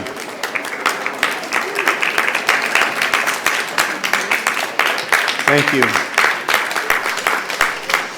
Okay. Please remember what we're asking for in the way of audience participation. And we're going to move on now to the next speaker, Kim Ventry. And after this, we will be taking our lunch recess and closed session. Welcome. Hi, thank you. You have 15 I'm actually minutes. sharing my time with John Hargrove. Certainly. So, I have some photographs that are on there, but is it possible to just scroll through them? They're not really, they're just teeth photos and things like that. So thank you very much for having me. I'm here today on behalf of Dr. Jeffrey Ventry and Dr. John Jett. Dr. Ventry practices medicine, is with patients today. Dr. Jett is a professor teaching environmental science. Jeff and John were trainers at SeaWorld's Orlando flagship, working closely with the orcas I will describe. They've published peer-reviewed research papers in a university textbook chapter on orca captivity. I'm Kimberly Ventry, an entrepreneur with a master's degree in urban planning. I'm a California resident and a California voter. We're all three volunteers and give our time to conservation for free. I only mention this because it speaks to our motivation. There are many paid industry representatives or employees who obviously support SeaWorld's policies and practices. Jeff, John, and I are completely independent. We want to share some of the stories SeaWorld does not publicize. None of these stories will be made better by building bigger pools. During Dr. Ventry's time at SeaWorld, he found the killer whale Kanduke, or Duke, to be particularly tragic. Like famous captive Tilikum, Duke weighed 12,000 pounds and had a collapsed dorsal fin. Like Tilikum, he was less maneuverable and subdominant. Big, subdominant, and with no mother and no status, he was bullied, raked, and beaten up. Tormented in his captive world, Duke would beat his head against the stage with such force you could feel the impact of it during the shows. His jaws would bleed regularly. Duke had no viable teeth left from grinding them on the walls. My brother describes applying black zinc oxide to his back and dorsal fin as his skin would blister from lying in the Florida sun. During the night, hundreds of mosquitoes would land on Duke's back, biting his blistered skin until he decided to move and swim below the surface. Another orca, Taku, was captive-born, but no less tragic. As Jeff watched Taku grow, he noticed that even at almost 3 years old, Taku was still nudging his mom, Katina, for milk and sometimes nursing. Unfortunately for Taku and mom, Katina, when he became sexually mature, he impregnated her, producing a daughter who was also his sister in 2006. This inbred orca, Nalani, was created by the confines of SeaWorld tanks. It sent a shockwave through SeaWorld, and Taku was quickly shipped away from the only family he ever knew, dying just 1 year later. Duke and Taku both had similar deaths in unnatural environments away from their families. In '90, Duke died of St. Louis virus encephalitis. In 2007, at the age of 14, Taku died of West Nile virus. Both of these viruses were transmitted by mosquito bites and are typically not fatal. These viruses only attack the brain of victims with compromised immune systems. Both Duke and Taku had teeth rot, gum disease, and were chronically medicated. Their tragic deaths are not featured in SeaWorld's literature. Dr. Jett tells similar stories. Watching Winnie, a very sweet, docile female, being continuously harassed, chased, and beaten up was heartbreaking for him. He watched her cower in the corner or come out of the water onto the slide-out areas to escape attacks. During one event, she was raked and bleeding so badly that the entire pool system was darkened with her blood. As a result, the next show had to be canceled. John also describes listening to Goodrum emit distressing vocals so loud they could be heard everywhere through the park, even the employee parking lot. Shamu shows were canceled during her chilling vocalizations, which she would repeat unchanged for hours on end. Gudrun died from internal hemorrhaging after SeaWorld vets manually pulled the dead fetus out of her body. Hearing the details of how she died and how long it took her to die is terribly painful. Orca Nayar died a slow death after 2 years of being force-fed her food and medications. Nayar's mom, Gudrun, and the other whales had little to do with her as she was disabled and permanently separated from them. Nayar's situation, like the others mentioned, made John's view of killer whale captivity made him view captivity in a completely different light. In terms of care, John and Jeff were always concerned by the number and amount of drugs the whales were given. It seems natural to ask, what is it about captivity that requires so much medical intervention? We think that the dental teeth damage and drilling procedures that occur at places like SeaWorld is probably the most tragic consequence of captivity, and I know that Dr. Visser went over that. Exploitation and marginalization within the industry extends to low-wage employees, most without benefits. Injured trainers are afraid to speak up. Government administrators are pressured into changing reports or citations, not to mention the awful conditions for many other animals. We hope these stories and voices are not shadowed down by corporate money and slick PR. The Florida-based animal circus and captivity industry has fallen out of favor and is in major decline. As of 2014, only 21% of Americans actually favor captivity. SeaWorld has announced plans to expand to China and the Middle East, where laws and views are more lenient. The expansion globally will only encourage more captives worldwide. SeaWorld's financials showed huge debt, multiple shareholder and class action lawsuits, yet they continue to spend enormous amounts on lobbying and advertising. As attendance continues to drop, are local citizens going to be left bailing out this project? California leads the world in innovation, tech, green energy, genetics, aerospace. We should be seeking something better for our state, not propping up a dying industry with bigger pools. SeaWorld could be real heroes if they evolved into the 21st century and changed their business model. Today, let's seek the right side of history, be environmentally sound, transparent, cruelty-free, and uplifting, something all of California can be proud of. Blue world is old world. I urge you to vote no on this old world expansion.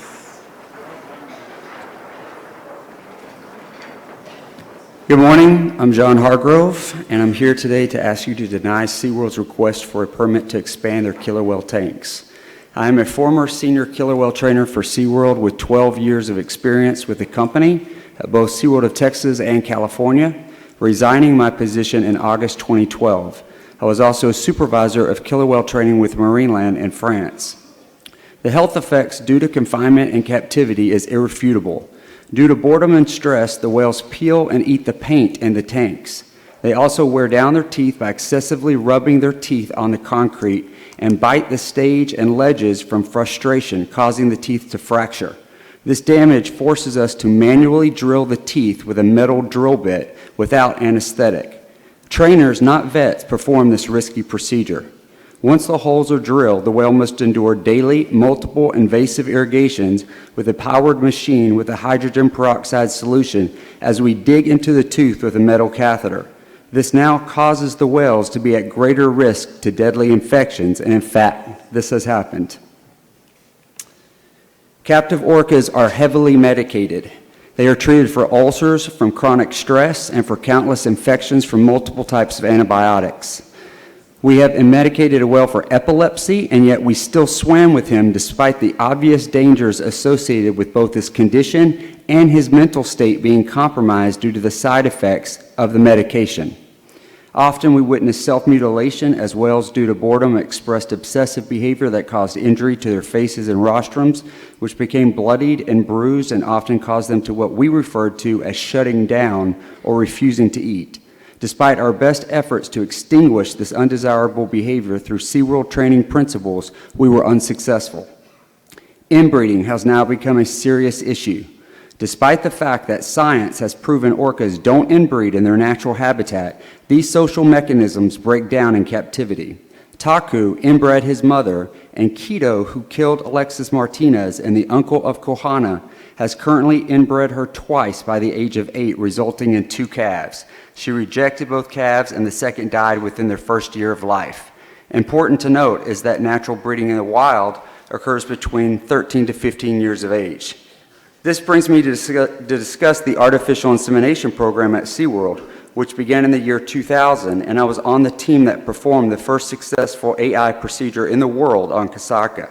I have trained this procedure many times through the years and in control of the whales for the procedure when performed. There are two very disturbing aspects about this. First, SeaWorld continues to ignore science by artificially inseminating females with sperm from orcas they would never interact with in the wild and certainly not breed with. By forcing this unnatural behavior on these captive orcas, SeaWorld is creating hybrid orcas that have no true social identity and do not exist in the natural world. Kalia, at the age of 8 in 2013, was forcibly artificially inseminated. At only 8 years old, she is just a kid and years away from her body being fully developed. This abomination has led the world-renowned and respected Dr. Jane Goodall to come forward and issue a public statement just a few months ago stating, quote, SeaWorld's breeding program is no longer defensible by science and should be shut down, end quote. SeaWorld still states they do not separate mothers from their calves, even posting an image of Takara and her calf Kohana on their SeaWorld website, even though Takara is in Texas and Kohana is in Spain. After taking Takara from her mother Kasaka at age 12, even though they would stay together for life in the wild, SeaWorld chose not to tell the public the rest of the story. The Kohana was taken from Takara at only 3 years old when shipped to Spain to be inbred by her uncle Kito, nor the fact that Takara was taken from her second calf, Trua, also aged 3, when they shipped her to Texas while she was 7 months pregnant with Sakari. After I testified before the California State Assembly for proposed legislation AB 2140, corporate vet Christopher Dold answered, no, we don't separate mothers from their calves, then only to switch his story to say, only in rare cases if the calf is in imminent danger.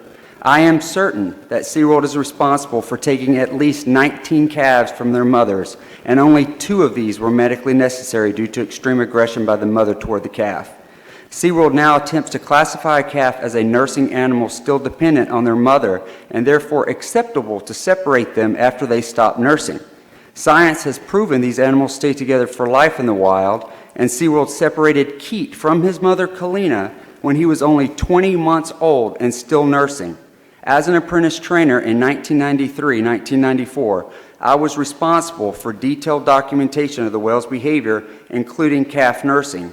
It was observed and documented that Keat still had milk in his mouth, still nursing Kalina when she was shipped back to Florida. Anyone who challenges or disagrees with SeaWorld's business model of keeping captive animals for entertainment and profit are immediately labeled as extreme animal rights activists in an effort to discredit them. I reported potentially unsafe working conditions at SeaWorld of California to Cal OSHA. An inspection by the agency resulted in current multiple safety violations and for preventing employees from reporting workplace hazards. I have been named on the government's witness list for this case. One only needs to go to the official NOAA government site to see all the ages and causes of death of all SeaWorld-owned whales to realize that despite what they try to sell you with their commercials and what they told you today, these animals are not living anywhere near their equivalent of their wild counterparts and are dying in painful and drastically premature ways. It's documented. It is in black and white. You cannot dispute it. SeaWorld's proposed expansion is deceiving. The expansion already includes existing real estate or tank space, the already built Dine with Shamu pool. Regardless, when you hear from the prominent marine mammal scientists and researchers today, the expansion does not offer any meaningful improvement in the life of an orca compared to the life they live in their natural habitat. SeaWorld's world-class veterinary care only exists to treat the ravaging consequences from living in captivity. Wild orcas do not need their teeth drilled or be pumped full of drugs to treat infections, anxiety, or ulcers. Hyperaggression between whales forced into confined spaces who would never interact in the wild has resulted in a death of an orca in California, which has never been observed in the wild. Under management direction, I lied to the public for years, denying we use chlorine and other lethal chemicals in our water with the animals. I also lied about being disciplined for announcing over the radio that we could smell elevated ozone levels because we did not want the public to pick up on that. We were also directed to lie about circumstances about aggressions between us and the whales, despite the fact our aggressions with the whales were clearly documented. The SeaWorld spokesperson directly lied to the public, saying the trainers did not believe the whales' behavior was aggressive, which was patently false. There is a blatant lack of transparency by this company, and history of retaliating against anyone who speaks out against them is severe. SeaWorld sent multiple legally threatening letters to me warning me not to publish my book and threatened to file an injunction to stop it. After SeaWorld publicly denied they sent any legally threatening letters to me, a San Diego-based journalist had one of the letters independently verified as a legally threatening letter. Withholding food from the whales, this is very important, for behavioral reasons is common by some trainers, including management. All 5 former SeaWorld trainers also featured in Blackfish supported my claim, and the animal training records which SeaWorld refuses to release proves it. A judge has already ruled SeaWorld cannot claim their training techniques and protocols are trade secrets when they perform these techniques and because they perform these techniques in front of thousands of public guests. Caging and enslaving these animals so that you can have a fun day at SeaWorld is not the answer. An expansion of any size does not benefit the whales. SeaWorld has already stated they have no intention to stop their breeding program nor their artificial insemination program, which means this incremental amount of space will soon be filled with more whales and whales artificially engineered that don't exist in the natural world. Important to note about this construction is that certain whales, like Kasaka in California, have a long history of becoming seriously agitated during construction, escalating to coming out of the pool, attempting to aggressively grab unsuspecting trainers. Approval of this expansion will promote this industry worldwide and encourage wild captures elsewhere. Captivity is still captivity, no matter how gentle the jailer or size of the cell. These animals belong in their natural habitat. Thank you. Thank you. Thank you both. That completes that presentation. We will now be going into our lunch recess and closed session, and I anticipate being back in this room between 1:30 and 1:45. Thank you.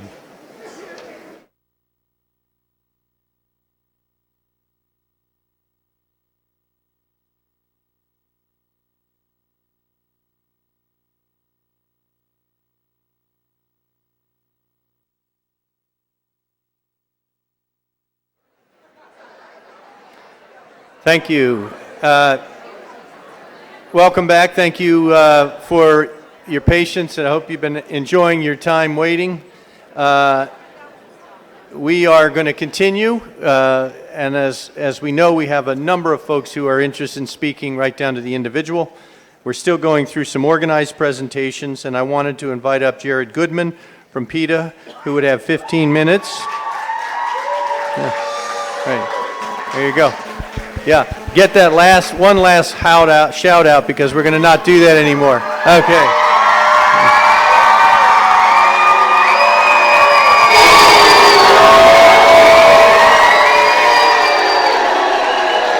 Enough. Okay. We need to report out closed session. Thank you. That's only fair. Before you begin, Jared, I wanted to make sure that we have a report out of our closed session, just to explain that. Turn to our Chief Counsel. Thank you very much, Chair Kinsey. The Coastal Commission met in closed session today to discuss the following matters of litigation: AES Southland Development versus Coastal Commission, Marina Coast Water District versus Coastal Commission, Aqua Legacy Development versus Coastal Commission, City of Dana Point versus Coastal Commission, and a matter of potential litigation. The Commission received litigation advice, but took no action on those matters. In addition, given the Commission's at this stage of the SeaWorld pending application, the Commission is facing a risk of litigation being filed, so there was discussion of potential litigation risks as well. The Commission took no action on that. Thank you. Okay, thank you all for your courtesy. I'm going to invite Jared to begin at this point in time. Thank you. Thank you. I'm going to be taking only about 12 and a half of the 15 minutes, and the rest is going to be ceded to Ms. Pamela Anderson, who will be coming up here. Right, there are seats for those who will be part of a presentation. I encourage you to be sitting and ready to go. Thank you. So thank you, Chair Kinsey and commissioners, from hearing from us today. I'm Jared Goodman on behalf of PETA and the 130,000 people who have joined us in urging you to vote against SeaWorld's Blue World project. It would be the best decision for the orcas and for the state of California. Approving SeaWorld's plan would be an enormous step backward for animals abused in the entertainment industry at a time when public opinion has shifted away from supporting captivity, and decision makers in the state are working hard and tirelessly to put an end to it. In just the past year, Oakland and Los Angeles have passed laws to prohibit bullhooks, which are weapons used to abuse elephants in the circus, effectively banning those circuses from entering the state, or from those metropolitan areas. Also, Ringling Brothers announced that it would stop using elephants in circuses after nearly 150 years, acknowledging that consumers have turned against the archaic practice. SeaWorld is nothing more than a marine circus, and the orcas are their elephants. SeaWorld admits that its plan is to breed more orcas for these new tanks, which would effectively undo any marginal improvements to the quality of life that it alleges that these tanks would offer. According to SeaWorld, the tanks would be designed to accommodate up to 20 orcas, but it holds only 11 of them in the tanks now. Even by its self-imposed limitation, it may nearly double the number of orcas in these tanks, which would leave the individual orcas with less space than they currently have. This project is about desperately trying to improve its badly damaged reputation, not about the lives of the orcas who are currently confined there. The Commission's exercise of its authority over captive marine mammals is consistent with the Coastal Act's language, its intent, the Commission's own precedent, and its history of unwavering vigilance over all coastal resources. Accordingly, we are urging the Commission to deny SeaWorld's proposal, which would fuel the unregulated growth of the company's orca breeding program and cement this failing business's place within the coastal zone. The Coastal Act was enacted to protect, maintain, enhance, and restore the overall quality of the coastal zone environment and its resources, including marine resources and healthy populations of all species of marine organisms. The legislature considered it necessary to provide maximum state involvement in activities that affect California's coast and avoid long-term costs to the public and a diminished quality of life resulting from the misuse of coastal resources. Although the Coastal Act focuses on protecting open spaces and wildlife in their native state, it contains no limiting language that would exclude captive wildlife. Rather, the legislature required that the Commission protect all resources that exist within the coastal zone, as the orcas at SeaWorld plainly do, which is why we're hearing this today. The Act applies to both natural and artificial resources, whether they are on public or private lands. To find that the Act protects only open waters and free-roaming animals would render this language meaningless. The Commission has exercised its jurisdiction over every part of the coast, from pristine preserves to abandoned and decaying industrial areas. And just as the Commission still controls natural spaces that have been spoiled, it also retains jurisdiction over orcas within the coastal zone who have been captured or who were born in captivity. The Commission doesn't just retain jurisdiction over marine mammals, but has also repeatedly exercised this jurisdiction without fanfare or debate. Just last year, when asked to authorize the repair and replacement of aging pools at the Long Marine Laboratory in Santa Cruz, the Commission specifically considered where the displaced dolphins would be held during construction. Although the Commission didn't include an analysis of its jurisdiction over these dolphins, none was needed. The Commission had no reason to question the scope of its authority either then or now. To deflect controversy and criticism, SeaWorld has, for the first time, tried to cast doubt on the Commission's authority over captive cetaceans. There was little doubt when the Act applied to captive marine mammals when the Commission considered SeaWorld's 2002 splashdown project that we've discussed. And in fact, the Commission specifically invoked Section 30230 of the Act and noted, quote, "It protects marine resources and is the most applicable Coastal Act policy with regard to marine mammals that are held in captivity at SeaWorld."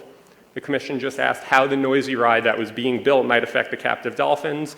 Again, SeaWorld didn't challenge jurisdiction, but simply provided a report that said there will be no greater impact on the animals after as before the ride was being built. Even now, as the Commission has come to examine its jurisdiction over captive marine mammals, it's conditioning approval of SeaWorld's expansion on noise mitigation efforts that must be taken to protect these very same captive animals. In fact, the Commission has even exercised its authority to prevent racial discrimination in the coastal zone. In 1985, the Commission refused to issue the Jonathan Club a coastal development permit unless the private club, which occupied a public beachfront, disavowed its discriminatory membership policy.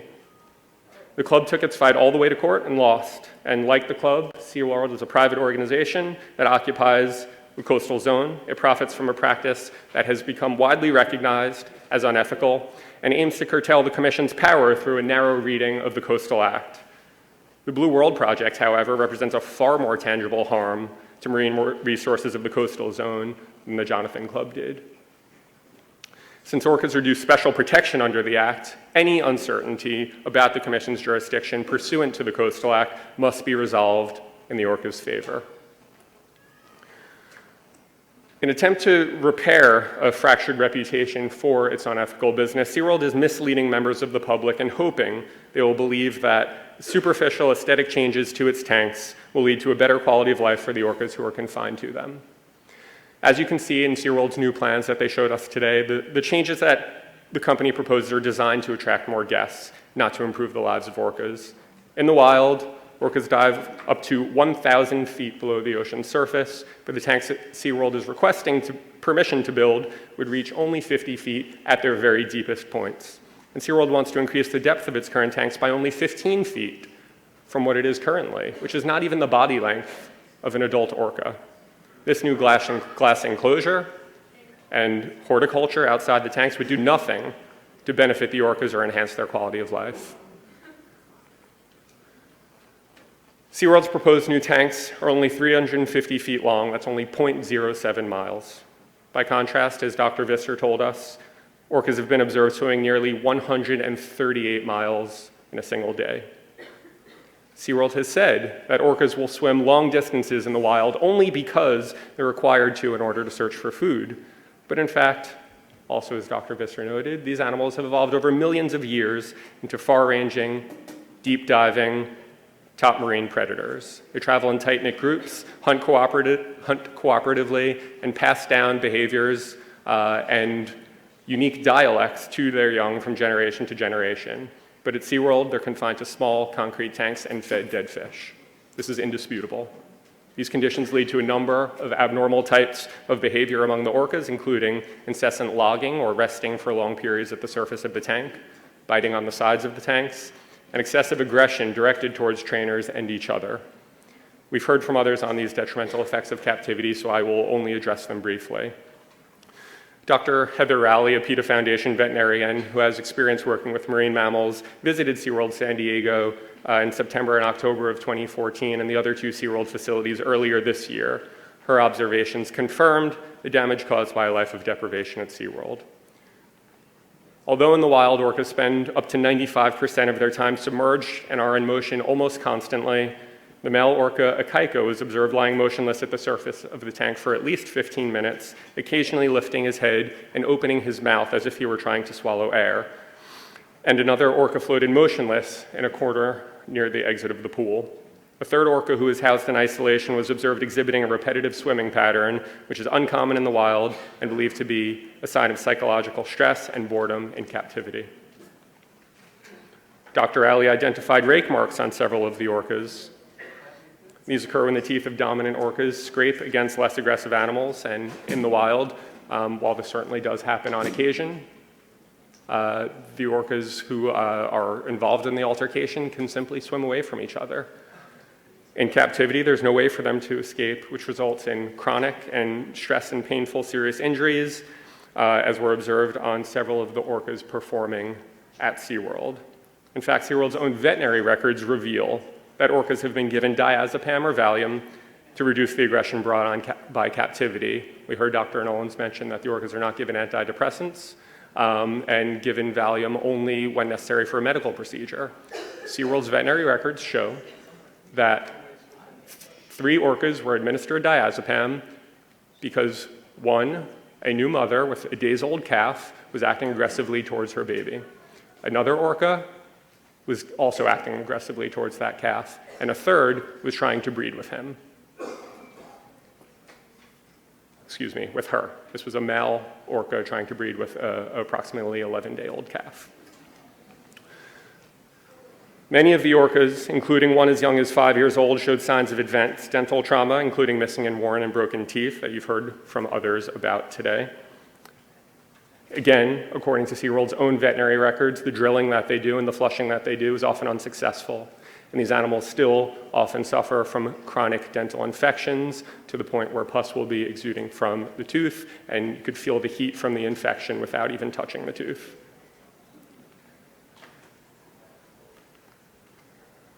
As observed by Dr. Rowley and indicated by Dr. Visser, every single captive adult male had a collapsed dorsal fin, a condition that rarely occurs in the wild and in captivity is believed to be a result of space limitations and extended time spent at the surface of the water.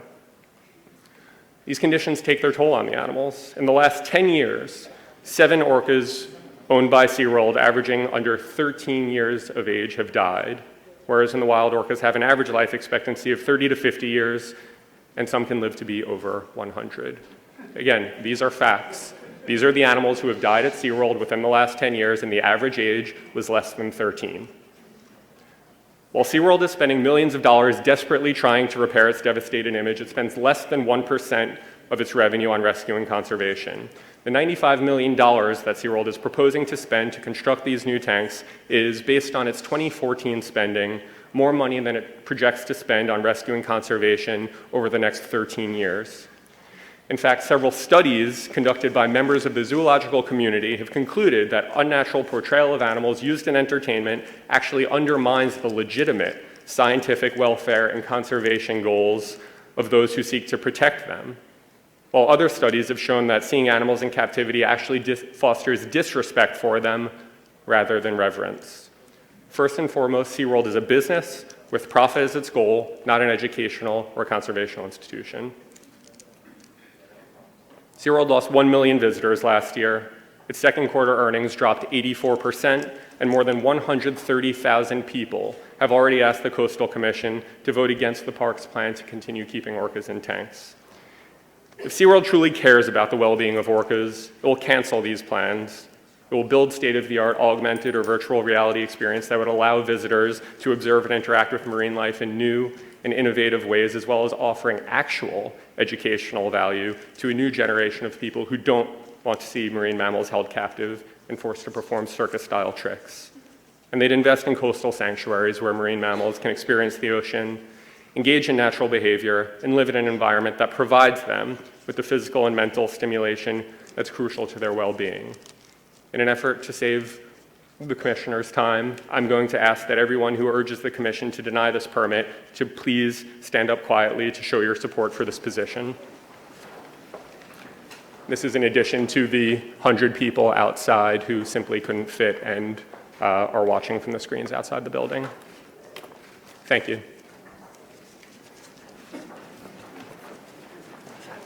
Do you want this? Is this yours? It's still going. Okay. Hello. Hello. Hi, I'm Pamela Anderson. That's good. That's good news. I am a California resident of Malibu, actually. I was born and raised on Vancouver Island. I was surrounded by this natural beauty. I was surrounded by orcas my whole life, and I really love them and appreciate them in the wild. There's plenty of opportunities to see these beautiful animals in the wild, which is much more educational. And I do look back and I see, you know, educate, inspire, and conserve, and those are 3 words that do not describe SeaWorld. I often look out at the beautiful ocean in which the whales confined at SeaWorld had freedom as nature intended.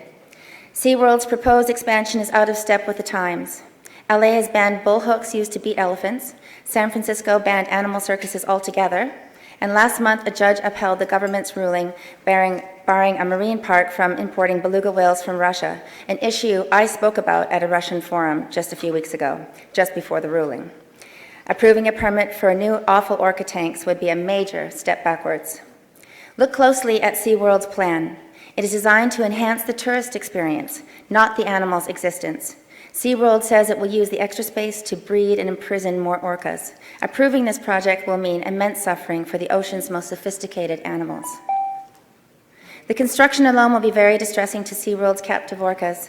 Only one of the existing tanks is being replaced, so the orcas will remain in the others and be subjected to constant loud machinery. For marine mammals who communicate through sonar vibrations, this is torture. SeaWorld's own records reveal that construction stresses the whales out. SeaWorld is clinging desperately to the past, before people understood these intelligent animals. But we now know that captive orcas go insane and suffer terrible depression when they are separated from their babies and their families. If SeaWorld truly cared about animals, they would move the orcas to sea sanctuaries, which would be much less expensive, where they live some semblance of a normal life, feel the ocean currents, perhaps even communicate with their pods, even if they can never be released. As a resident of California, I urge you, please vote against SeaWorld's Blue World project. Thank you. I have a unique situation. I get to speak all over the world, and I would love to tell the world how the California Coastal Commission made this really wonderful, forward-thinking, compassionate move, and that I could tell everybody all over the world just how it started here. And Thank I you. know SeaWorld will be a thing of the past very soon. Thank you. Thank you. Hey, guys. Thank you. The next item is Kathleen Zia from the Alliance of Marine Mammal Parks and Aquariums, and you'll have 15 minutes, and you'll be followed by the Earth Island Institute's International Marine Project. So is Kathleen available? Great. And any other speakers who come with you are welcome to sit beside you there, and we'll get this started. Thank you. Dezio, D-E-Z-I-O. Chairman Kinsey and members of the Coastal Commission, thank you for the opportunity to speak to you today in support of the Blue World Project. I'm Kathleen Dezio. I'm Executive Director of the Alliance of Marine Mammal Parks and Aquariums. We are an international association and accrediting body for marine parks, aquariums, and zoos throughout the world. Our mission is to support the highest standards of care for marine mammals and to contribute to their conservation in the wild through public education and scientific research. We have 58 accredited members in the US, Mexico, Canada, the Caribbean, Europe, and Asia, and 4 research institution members. Alliance members together possess the largest body of marine mammal expertise and experience in the world, and our accreditation standards are the most comprehensive and the stringent anywhere.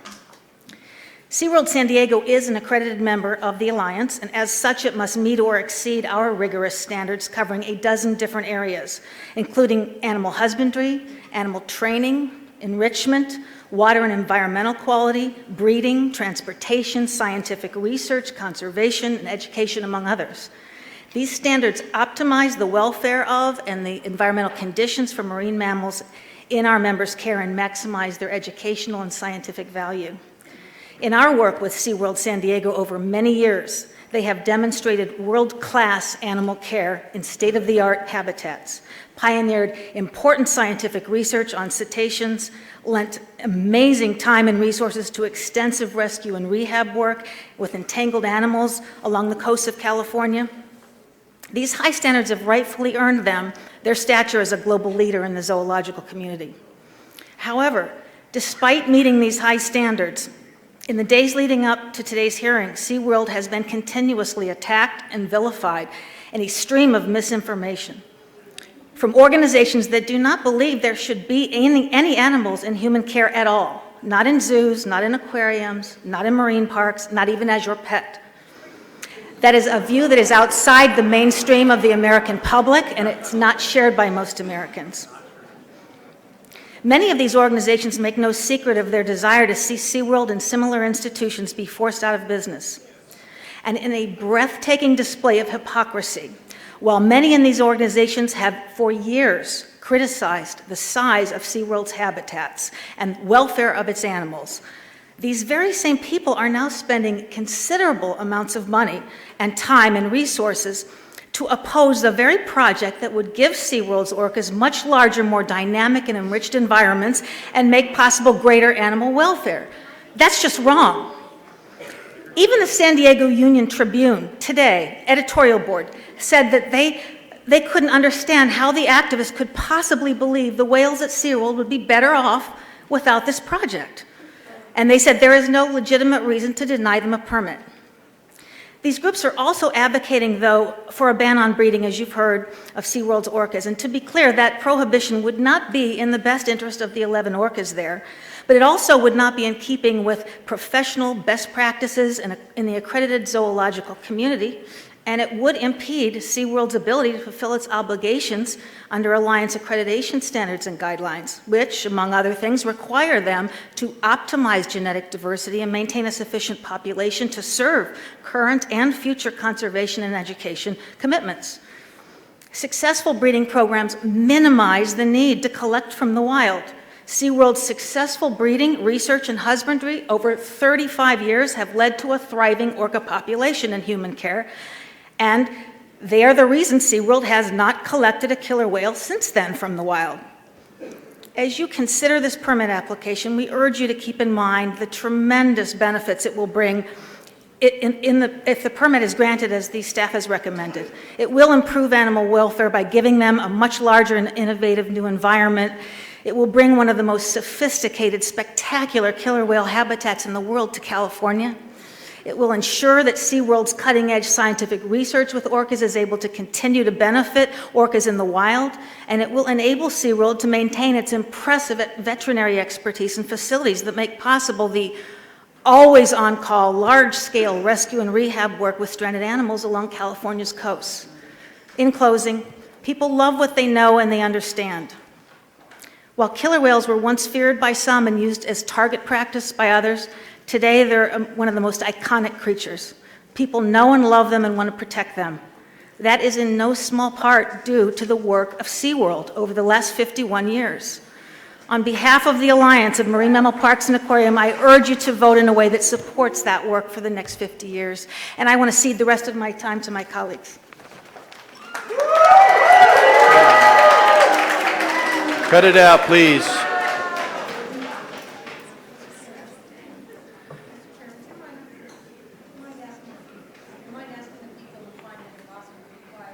Go out and watch outside, because this is very disrespectful to the people testifying, regardless of their position. Thank you. So we've asked a number of times, please, I'm going to ask again, be respectful of all speakers. There's plenty of ways and plenty of opportunity to show your appreciation for the points of view. Let's give Mr. Berry our attention. Thank you. Thank you, Chairman Kinsey, and members of the California Coastal Commission. Thank you for the opportunity to speak here. I appreciate it. My name is Patrick Berry.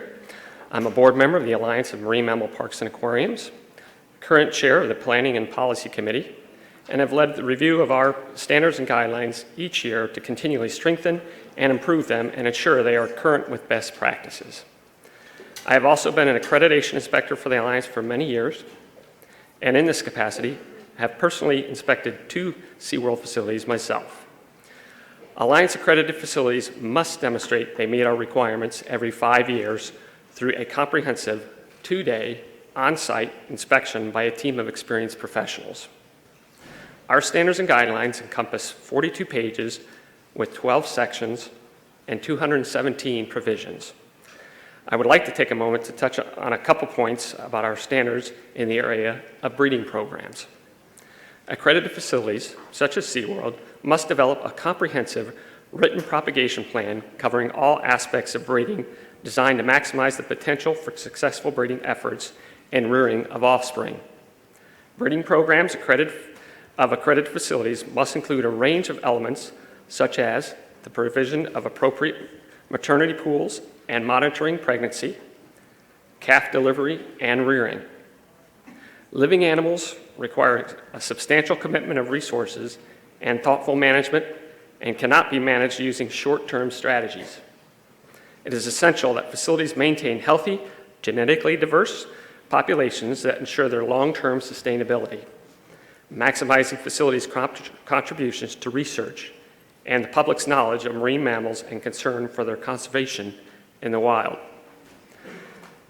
It's unfortunate that activist opponents of this project oppose breeding because of a ban on breeding is both impractical and unwise from an animal care and animal welfare standpoint. Breeding is natural. It is a vital part of an animal's life and an indication that animals are healthy, thriving, and compatible.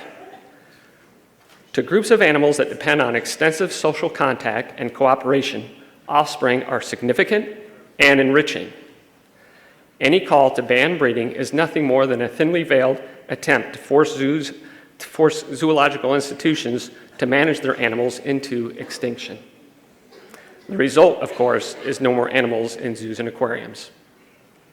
Studies of cetacean reproduction and calf development in human care have provided important scientific advances that have assisted rescued animals and have the potential to be used in the field to protect endangered populations. Raising calves in marine parks and aquariums also provides the knowledge and practical hands-on skills for rescued and stranded animals. In closing, the Blue World Project is a groundbreaking new venture that will enhance the welfare of SeaWorld's orcas and dramatically enhance guest experiences of these incredible animals so guests leave inspired to help conserve these animals in the wild at a critical time. I appreciate your attention today. Thank you. Good afternoon, ladies and gentlemen of the CCC. I shall be brief. My name is Carolyn Hennessy. I am a working actress, a best-selling author, and host of my own radio podcast, Animal Magnetism, focusing on real-world problems and rational solutions. I am also not paid to be here. There is a common perception about actors in showbiz that we may tend to speak before we think, or learn, or know. Regarding animals, it's for fear of being labeled cruel, abusive, and uncaring by radical activists. I have taken great pains to learn and understand the facts, the stats, who wants what and why, and what is ultimately in the best interest of the animals in question, because what is in their best interest is also in ours. I have explored all of SeaWorld, watching humans and animals experience bonding, enrichment, and education. SeaWorld is the very opposite of cruel and inhumane. It is, in fact, a national treasure. The request to approve SeaWorld's massive Blue World expansion ought to be met with a resounding yes for all who want the best for these few animals thriving in San Diego. Yet, animal rights groups are determined to deny improvements that will enhance the lives of animals you, your children, and your grandchildren have come to know and love. Blue World will nearly double the size of the current orca habitat and includes a fast swim underwater current for both exercise and enrichment. This alone is of tremendous benefit to the health and well-being of the animals, as trainers will expand and enhance their world-class training and enrichment programs. A seminal point. The critics know that the MMPA prohibits releasing cetaceans born into human care, as most SeaWorld killer whales are, back into the ocean. The call to set them free is pure nonsense, and nonsense is the more diplomatic word. So why do they oppose bigger habitats for animals that will, by federal law and common sense, always live in human care? PETA, the largest of these animal activist groups, values its own agenda, which includes, as a video with Ingrid Visser shows, starting its own amusement park using sea pens and purloined orcas from SeaWorld, values it much more than it does improving the lives of animals. Not surprising, given the thousands of adoptable animals this organization kills each year at its so-called shelter, according to Virginia state records. And these are the people who want to tell you what to do with these whales. Most of what we know about killer whales comes from the research done by SeaWorld over the past 5 decades. The interconnected pools of Blue World reaffirm SeaWorld's commitment to continue to study and protect orcas in the wild as well. Blue World is supported by numerous animal welfare, veterinary, zoological, and academic experts. In closing, I ask that you vote with the recommendations of your own staff to ensure the zoo's ongoing dedication to the well-being of its orca population. To do otherwise would do immense harm to much-needed cetacean research, public education, and conservation efforts. Blue World will enhance the lives of SeaWorld's killer whales, expand the experience for park guests and students, provide much-needed jobs to the citizens of Southern California, and provide even greater opportunities for important scientific research. A final thought. If you would like to know how successful was the story of Keiko, I invite you to read Killing Keiko by Mark Simmons. The truth is an entirely different and horrifying story. Thank you.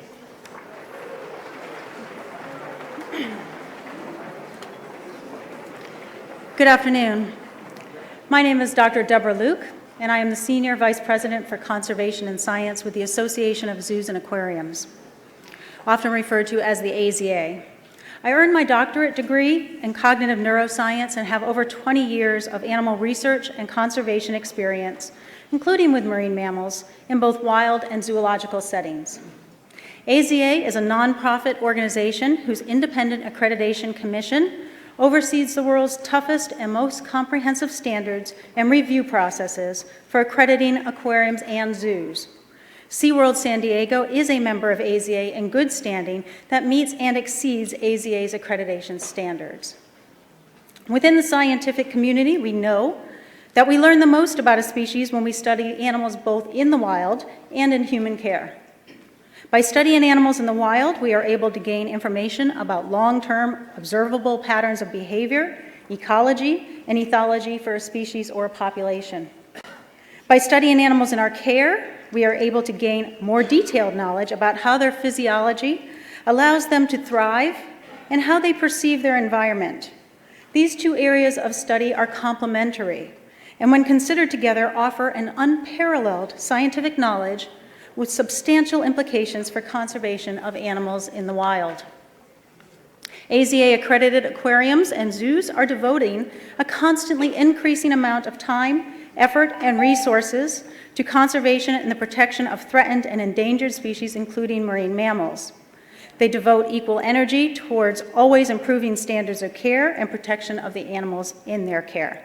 SeaWorld San Diego, like all AZA-accredited zoos and aquariums, dedicates itself to caring for all animals, including orcas, in everyday life. Thank you for your comments. We'll now go to Mr. Palmer from the Earth Island International Marine Project. Close. You have 10 minutes. Close. Mr. Chairman, before the actresses here devolve down into a cat fight, I'd like to talk a little bit about something. My money, by the way, is on Pamela. Is your name Mr. Excuse me, sir, yes. Mark Palmer. I'm Associate Director of the International Marine Mammal Project of Earth Island Institute. Okay, thank you. Where to begin? We have a lot of discussion about the saving of endangered species. There is only one orca species, subspecies actually, that is endangered. This is the Pacific Northwest population of orcas that is found off the Puget Sound area of the United States. The reason why it is endangered is because it had been seriously depleted by SeaWorld and various other people. We have a Corky banner here coming up.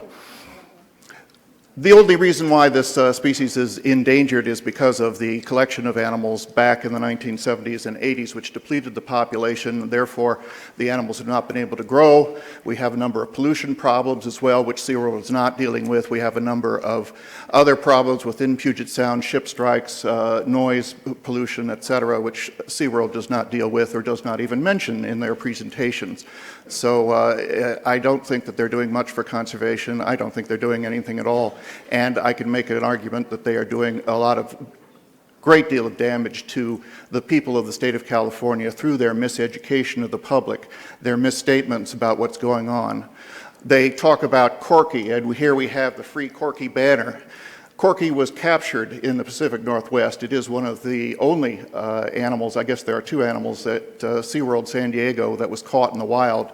We do have a possibility of returning Corky back to the wild because we know where Corky's brothers and sisters are.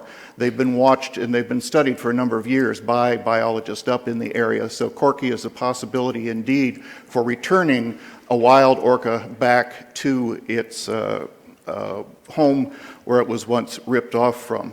Remember, when you take an orca out of the environment, you're taking it away and put it into captivity. You're taking it away from the two most important things in that animal's life. Its environment and the freedom of the seas and the whole aspect of the environment which has molded that animal into the animal that it is. You remove that from them. Even the orcas that are born in captivity, they're not meant for captivity. They are not supposed to be there. Unfortunately, as the people said earlier, we can't release those animals. They will have to be in public and private ownership for the rest of their lives because they can't be released. However, I will note that under the Constitution of the state of California, this is something that the California Coastal Commission should take very close to your heart. Under the Constitution of the state of California, wildlife belongs to the people. Those orcas do not belong to SeaWorld. The only reason SeaWorld has them is they have a permit for them, for their ownership, for their care, but they belong to the people if they belong to anyone. I would also point out, you've heard some of the put-downs from the SeaWorld people coming in to this. This is typical of SeaWorld. They call us extremists, they call us, and various other names that you've heard today, including from the nice actress. It seems to me that we should take that into consideration as the Commission. Can you trust SeaWorld? And I would tell you that you cannot. They call us extremists, and you have a letter before you from a number of scientists, including the terrible extremists, Dr. Lori Marino, Dr. Jane Goodall, Jean-Michel Cousteau. They could not be here today. The reason is, no doubt, that they're out doing something extreme. We are not extremists. We are organizations that are very deeply concerned about these issues. We've been working on these issues for years and years and years. We provided you with a copy of Blackfish. Each of you was sent one from Earth Island Institute. Blackfish is not an animal extremist documentary. Those were former SeaWorld employees who spoke into it. Now, if SeaWorld has a problem with them, they ought to look at their own employment policies rather than claiming that they're animal rights extremists or some other sort of derogatory language that we've heard today. We are not extremists. We're looking for a way to resolve this issue. The solution, indeed, is not to release these animals back into the wild. Most of them cannot be released back into the wild. We do think that a sea pen operation, which is a natural enclosure, not an artificial expansion of the concrete tanks, the expansion of the prison is still a prison.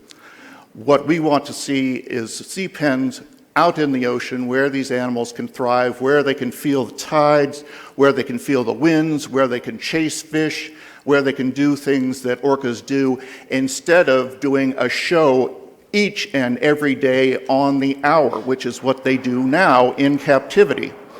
These animals are not free. They are working for their food. They will not do their tricks if they're not hungry. So therefore, they have to be kept hungry in order to be fed. Yes, they get the food at the end of the day, but if they weren't hungry, they would not do the tricks that you see before you in SeaWorld. I would also mention the litigation that's ongoing that is going to test some of these issues. We are working with the law firm of Covington and Burling in San Francisco, Earth Island Institute in Anderson versus SeaWorld, which is in Northern California court, which challenges these very claims that SeaWorld has been making as a violation of unfair business practices and violations of consumer protection laws. That litigation is ongoing, as I say, and we're hopeful that we will get it. We're not asking for a big chunk of money from SeaWorld. What we're asking for is a court order against them making these statements, these false statements that they've been making, and indeed making the truth available to the public about their orcas in captivity. And that's what we want to get out of it. You can be a part of this effort to phase out the captivity of orcas in the wild, in captivity, in the state of California. We're working with the state legislature. We've got the courts involved.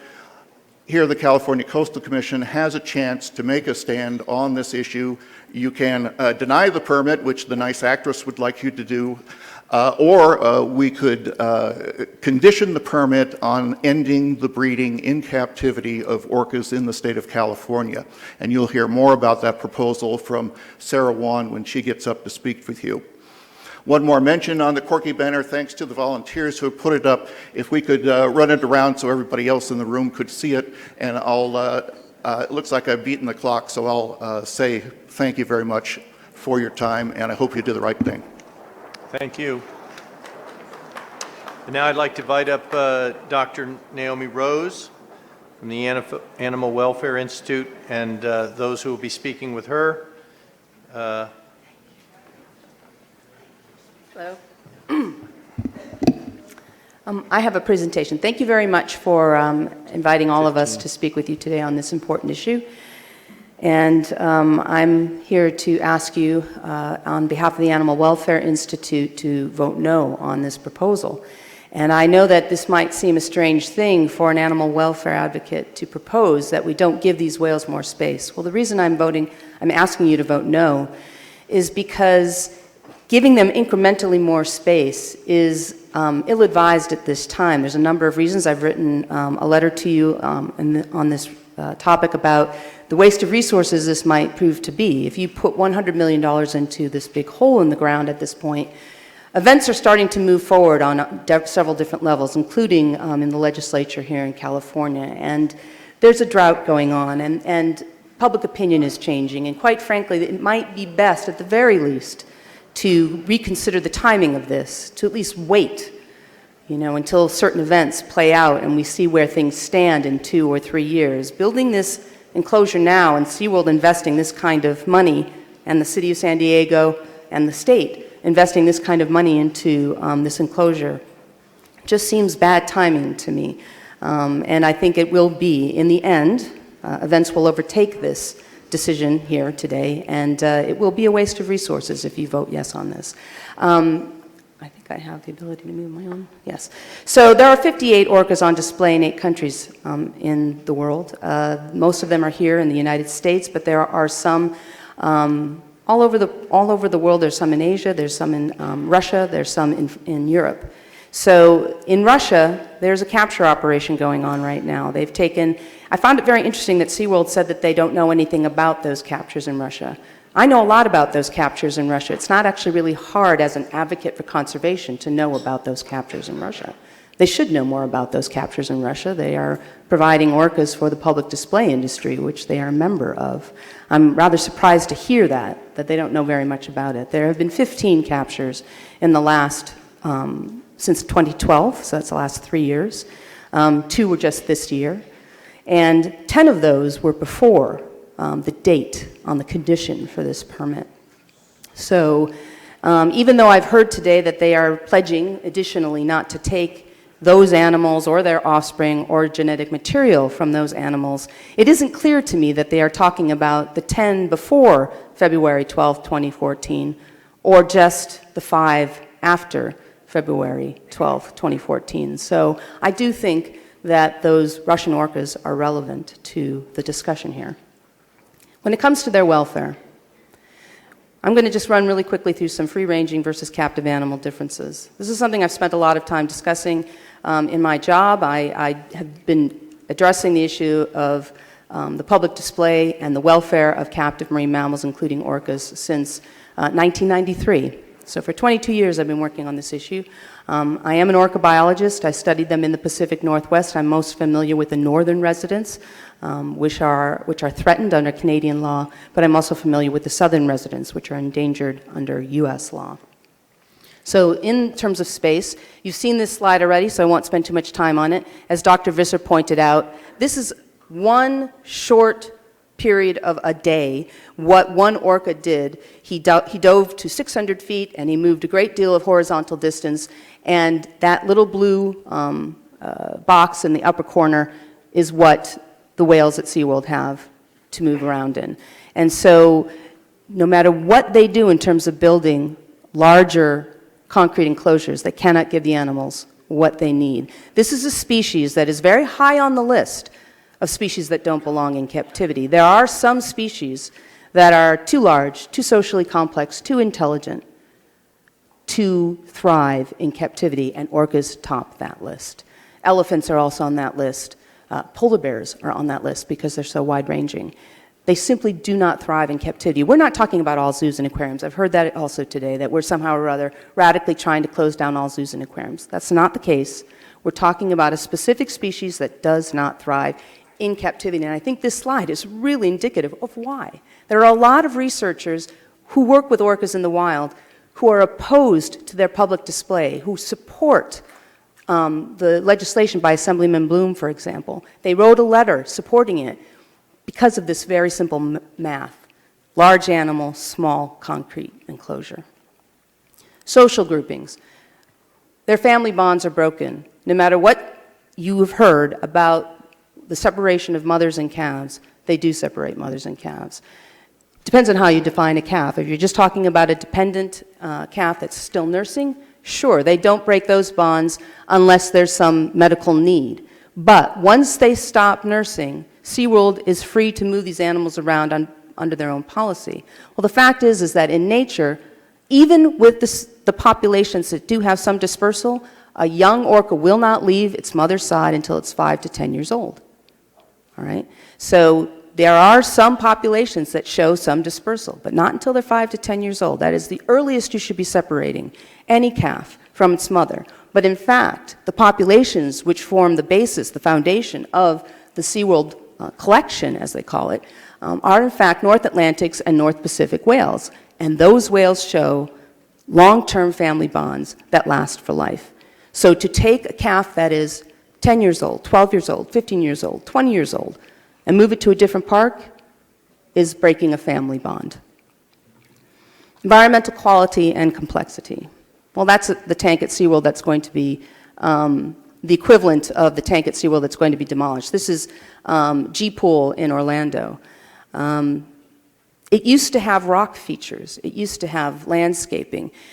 They took all of that out when the trainer, Dawn Brancho, was killed in February 2010. They removed those rock features. I actually was foolish enough to believe that those were permanent rock features, but they in fact were just an overlay that they very easily just lifted out and removed. That was so that they could put in the fast rising floor, which is so far luckily not been tested, but in fact they removed all of the features from this enclosure to put in that fast rising floor.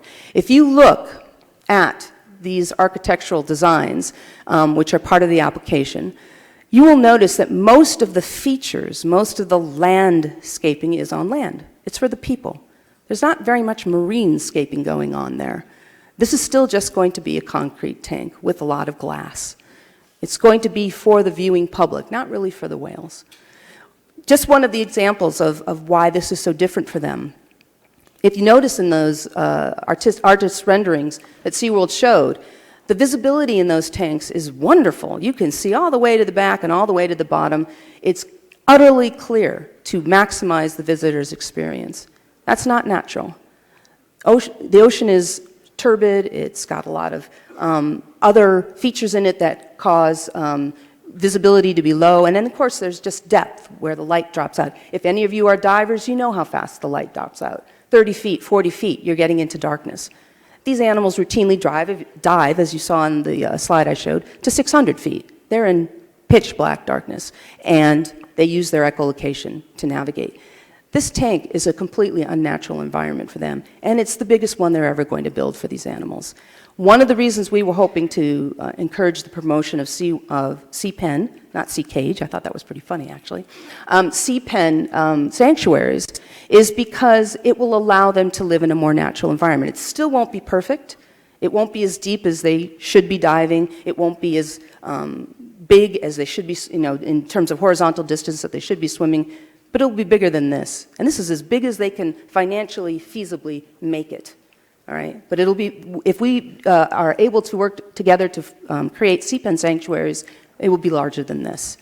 And we are going to have a workshop at the Society for Marine Mammalogy in December this year. I invite all of you to attend. It's open to the public on sea pen sanctuaries, and we will have speakers from a wide variety of disciplines to talk about the logistics, the actual nuts and bolts of what it would mean to have a sea pen sanctuary in operation, whether it's the state of California or Oregon or Washington or Maine for that matter. We don't know where it will be. It will be carefully located so it won't have all of the problems that Dr. Nollins talked about. I hope he's been talking to the U.S. Navy about these problems because there's a sea cage facility right next to SeaWorld, which they don't seem to have a problem with, but then I'm not sure why they have a problem with the concept that we're proposing. And finally, behavioral restrictions. These are predators, the ocean's top predators. So you've got this is what they should be doing, and I've got a picture in a moment of them herding fish, so don't think I'm trying to say they're all marine mammal hunters. Some of them are fish eaters. But this is what they should be doing, and this is what they do in captivity. Again, what about those teeth, okay, the wearing down of the teeth? It's not from what they eat, okay? It's not how they eat, because their teeth never touch their food. All right, they have fish dropped right down into their gullets. Yes, occasionally they'll pick up a fish that has fallen, into the water, but basically they are not touching the fish with their teeth. This is not how they wear their teeth in a natural sort of way, either through their feeding methods. They wear their teeth from other neurotic behaviors. And one of the reasons I have trouble with SeaWorld isn't because of any cruelty. I don't think they're being cruel to these whales. I think they love these whales. I think they really do, especially the trainers.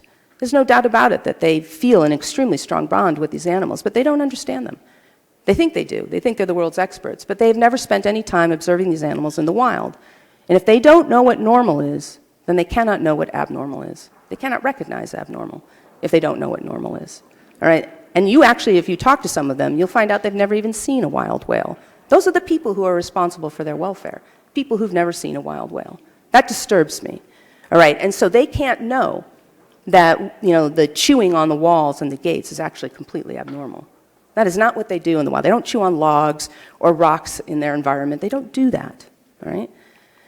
Now, this is fish herding in Norway, a very cooperative behavior. They make a big herring ball, and then they cooperatively take turns moving through it and feeding on these animals, feeding on these fish.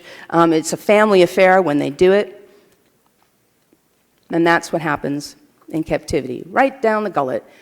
How do they wear their teeth? Not through handling their prey. I would love SeaWorld to do a scientific study on why their whales wear their teeth. There's almost no literature on this, and it's certainly not coming from SeaWorld. SeaWorld has published 50 orca papers in the last 50 years, which is a very low output, incidentally. A 50-year scientific career should produce 200, 300, 400 papers, not 50. But nevertheless, not one of them is about dentition. Not one of them is about why their whales break and wear their teeth.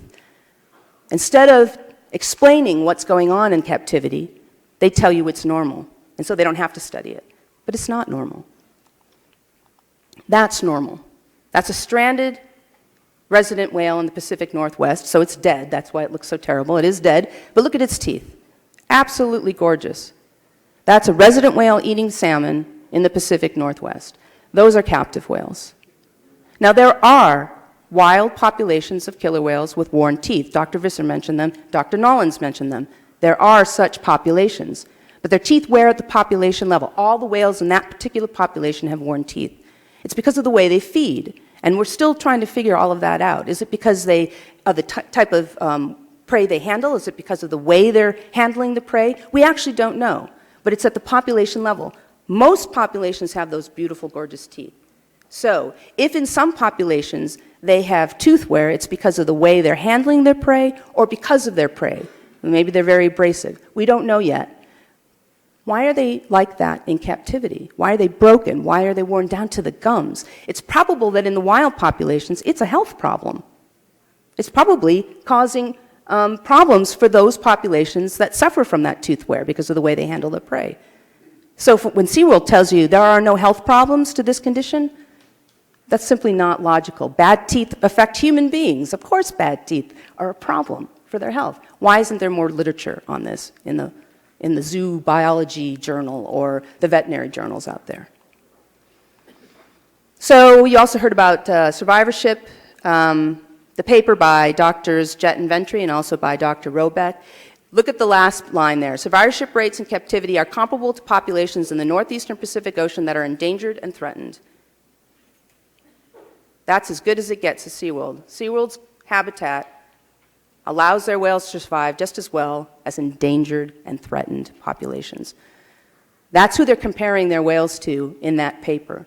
They say that they live as long as they do in the wild. Yes, but those whales in the wild are endangered and threatened. So that's not actually something to shout about. Then finally in conservation, I'm going to wrap up really quickly here because I only have a minute. These are the captures in Russia. All right?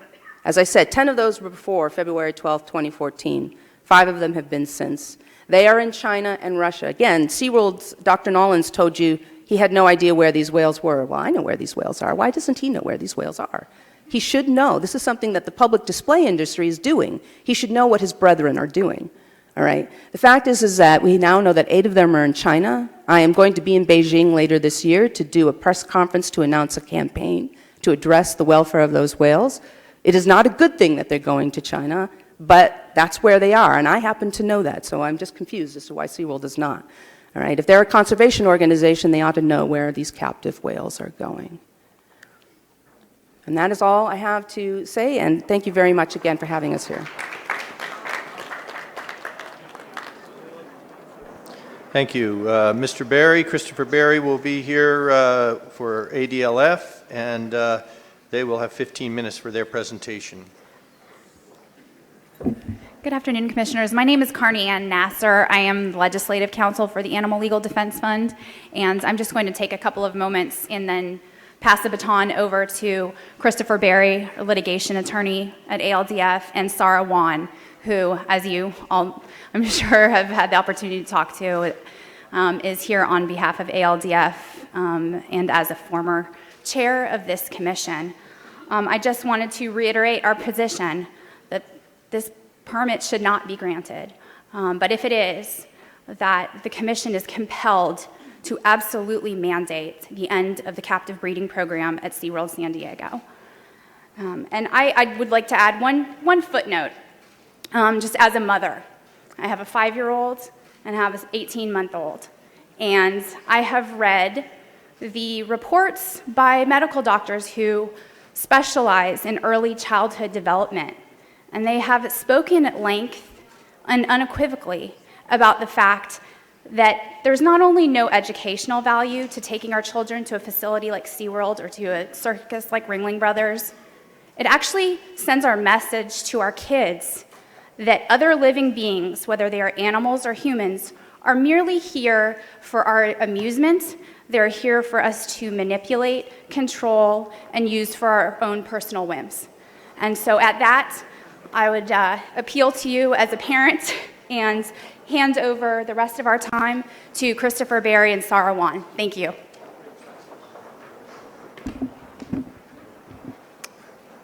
Thank you for the opportunity to speak, Commissioners. My name is Christopher Berry, and I'm a staff attorney at the Animal Legal Defense Fund. And I'd like to spend a couple minutes of time just talking about your legal authority to act.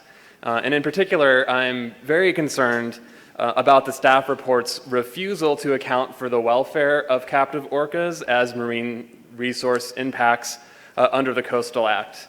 The report's refusal to consider captive orca welfare skews the balance of the entire analysis and its recommendation that you approve the permit with the very limited conditions. In particular, Section 30230 of the Public Resources Code requires that marine resources shall be maintained, enhanced, and, where feasible, restored. Unquestionably, this extends to animals, and moreover, there is no distinction in the statutory language between captive animals and animals in the wild. In fact, the Coastal Act and other environmental laws are regularly concerned with environmental and other impacts that happen in urban areas. The Commission itself, as the staff report points out, has in fact considered captive marine mammal welfare in the past in conjunction with other permits that it has granted, so there is precedent for the Commission to take that into account. While the best reading of Section 30230 is that it requires impacts on captive wildlife to be considered, at the very least, the staff report points out that the issue is open to interpretation. In other words, as commissioners, you at the very least have the discretion to consider the misery of captive orcas at SeaWorld, and the future orcas that it will breed into existence if breeding is not limited by your possible approval of the permit.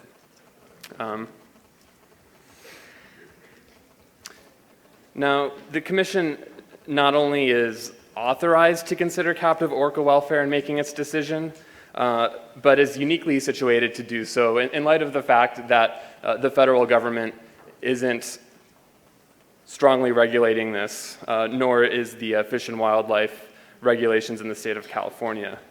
A couple hours ago, SeaWorld attorney David Watson stood up here and told you unequivocally that the Marine Mammal Protection Act expressly preempts this commission from imposing orca captivity standards.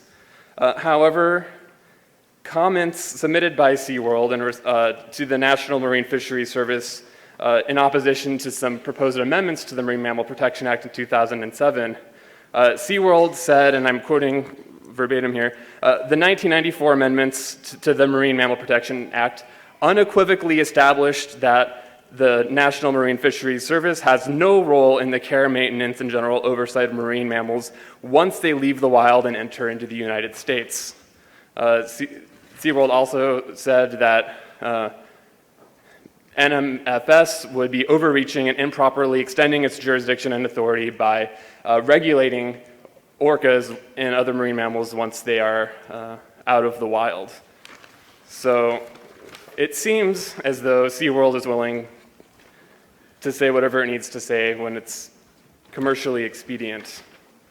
Of course, the Animal Welfare Act does provide some minimal baseline standards, but it encourages explicitly state and local governments to go further and to do more, which is exactly what the Commission should do here. And of course, California's fish and wildlife regulations don't extend to orcas, leaving the ball in your court and putting you in a unique and special situation to take the welfare of captive orcas into account. Accordingly, we implore the Commission to consider the inherently inhumane nature of orca captivity in making its decision today, and SeaWorld must not be empowered to build more tanks that allow it to collect or breed more orcas who will fatally suffer and languish in captivity.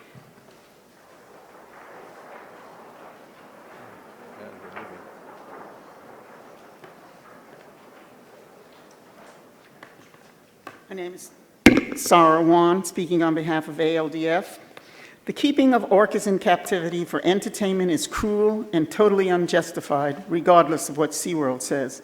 It is inconsistent with current thinking and what we now know about what happens to these whales in captivity. I will not repeat what others have said about federal law or the absurdity of considering a tank to be habitat. I will focus on what I know best, the Coastal Act, and your ability to use it. Your staff has stated you cannot apply 30230 to animals in captivity as your standard of review, but frankly, that's false.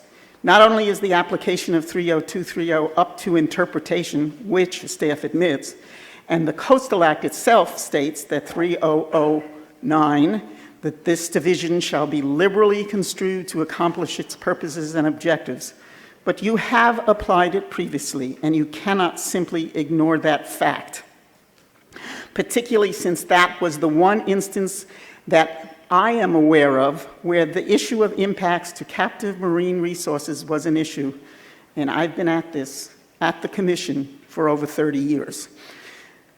Once you use 30230, and you did use it and apply it, I was on the Commission when you did, you cannot now say you do not have the right to use it.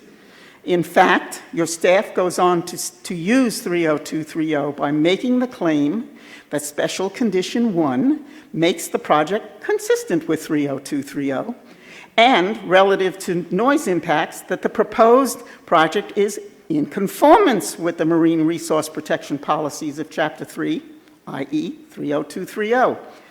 It is completely up to you, the commissioners, to decide what makes the project consistent. If you don't agree with the staff's position about what constitutes consistency, you are free to substitute your judgment as to what does. In this instance, there is no way that Condition 1 makes this project consistent. Condition 1 gives SeaWorld free rein to use the new tank as a breeding tank because there are no marine mammal accredited reproductive guidelines. The only two professional accredited programs for cetacean facilities that exist, and they were here, and they didn't tell you they have those kinds of guidelines that the staff refers to, they don't have any reproductive guidelines specific for orcas. And what this means is that the condition that you have in front of you from your staff does not place any limitations on SeaWorld's ability to breed as many orcas as they wish. Your staff has said that the tank can hold up to 94 whales. So even if SeaWorld should agree to put an upper limit of 20 on it, which they indicated, on the number of whales, the new tank may hold, according to them, what amounts to twice as many orcas as there are, and it doesn't change anything relative to what we've been talking about. It would mean that even with that, that the current whales will not have any additional room. More importantly, whatever number they choose, that would only limit how many whales they could keep at any one time. They would be free to breed and ship and breed again. By the way, putting a cap on the number of whales that they will be, what they can breed, just proves that the purpose of this tank is for breeding and for the public to view, which is what we've always suspected. It's not to benefit the whales. And contrary to your staff's contention that captive breeding lessens the need to capture orcas from the wild, the opposite is true. As long as breeding is a business that generates income by breeding and selling the orcas, there'll be a need for taking the whales from somewhere to avoid problems with inbreeding.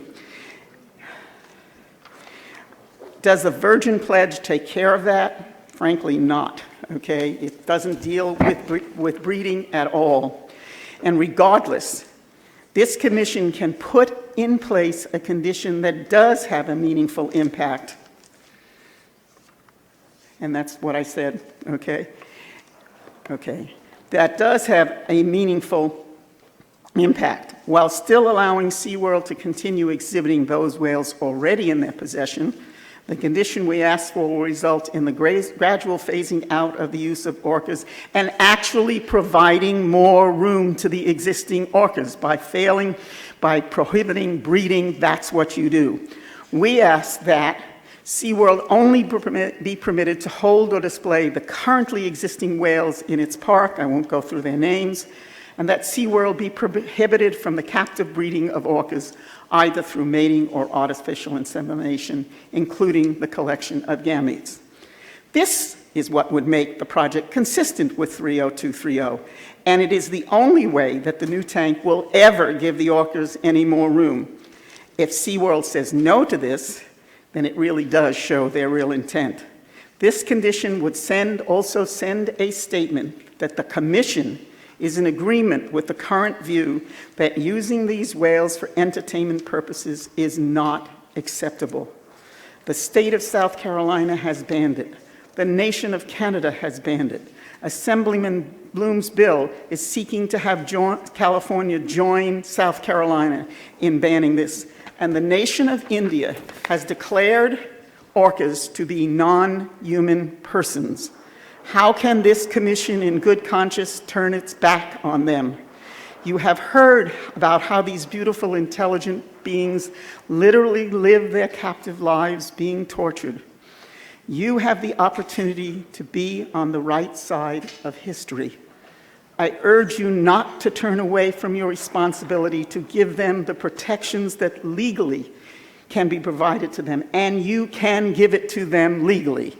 Unless this condition is substituted in its entirety for the current Condition 1, there will be no additional room for the existing orcas, and then the project should be denied.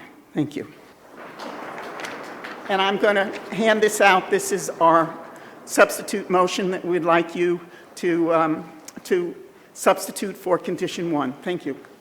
Thank you. Okay, I'm going to ask Jennifer Fearing to come forward from the Humane Society. You'll have 3 minutes. and that would be followed by Scott Andrews from Save Everyone's Access. Hi, good afternoon, Chairman Kinsey and Commissioners. My name is Jennifer Fearing, and I'm here today on behalf of the Humane Society of the United States, the nation's largest animal protection organization. I flew down this morning from Sacramento, where just 4 days ago, Governor Brown signed Speaker Atkins' landmark legislation cracking down on the pernicious trade in elephant ivory and rhino horn. In recent years, California legislators and regulators have, among numerous new legal protections for animals, seen fit to stop the cruel and wasteful trade in shark fins, phase out toxic lead ammunition when shooting wildlife, restrict the use of super poisonous rodenticides, and end commercial bobcat trapping. There can be no doubt, as a consequence, that Californians care deeply about the plight and conservation of wild animals here and elsewhere, stopping needless suffering and improving welfare, and we look to our policymakers to curb business activities which violate these values. You have an opportunity to be part of this legacy today because progress is not accomplished by legislation alone. As regulators, you play a vital role in advancing the goals of the policies you are entrusted to implement. And as Commissioner Bochco said just last night when discussing the Newport Banning Ranch project, the Coastal Act is a very broad act. It invites interpretation in many areas. The plight of captive orcas is your business. SeaWorld has made it your business by bringing this project to you. And captive orcas deserve better. They have paid an enormous price, a price too high for nearly any justification one might try to make, but certainly for human entertainment. And it's not enough to pull the plug on dangerous human handling and silly shows. It's not enough to give them a bit more room to pace. And it's not enough to say that no more wild-caught orcas will be subjected to captivity. For these amazing creatures, a captive setting, any captive setting, is insufficient to meet their physical, social, and behavioral needs regardless of where they were born. You have the opportunity today to begin the end of this sad chapter. You can vote to approve SeaWorld's request to enlarge this habitat for 11 captive blackfish. The Humane Society of the United States urges you, if you are inclined to support that project, to do so only with the requirement that these are the last of the orcas to suffer in California tanks. If you approve without this condition, you are dooming an untold number of orcas to miserable captivity, and you will only be punting to legislators in Sacramento what you are more than capable of doing today. Prohibit the breeding and transfer of whales. Your legal authority allows you to take this step, and your moral compass insists that you do. After all, this is California, and we are used to, actually, we're proud of getting on the right side of history early. Thank you. Thank you. Scott, thank you for being present and ready to go. Appreciate it. You'll have 5 minutes. For commissioners, I'm referring to this handout. It's a color map of South Shores, which is the project site. I'm going to talk briefly about land use. As you can see on the right hand, there's a vast expanse of acreage. You got one. The city of San Diego, in that acreage, canceled South Shores Park, and they canceled a Ramada Inn resort project. They canceled these projects because the area is contaminated with toxic waste and has methane and hydrogen sulfide gas from end to end. Now let's go to where the circles are. Those are technically outside the landfill boundaries. You'll see the boat launch ramp. The backhoe operator hits hydrogen sulfide gas, a pocket of it, and he died in the hospital because the gas destroys your organs. You'll see, and this is SeaWorld's own studies. By the way, they did not provide those studies on the project checklist to staff. So you'll see one of their wells, seems like whenever they drill in their area, outside the official boundaries of the garbage landfill, they hit gas. Up top, I have the LE well where they hit hydrogen sulfide and methane and had to evacuate under emergency status.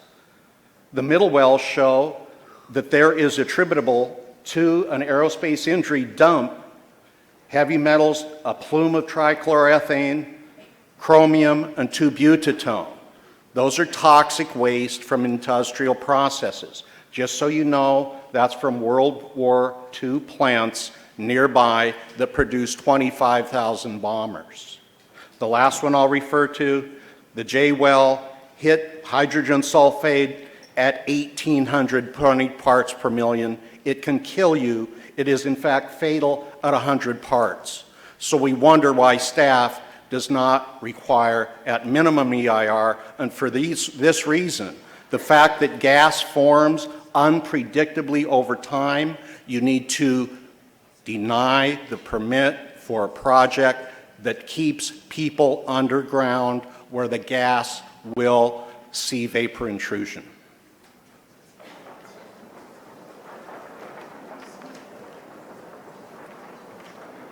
Good afternoon, Commissioners. Patrick Herman on Council on behalf of C.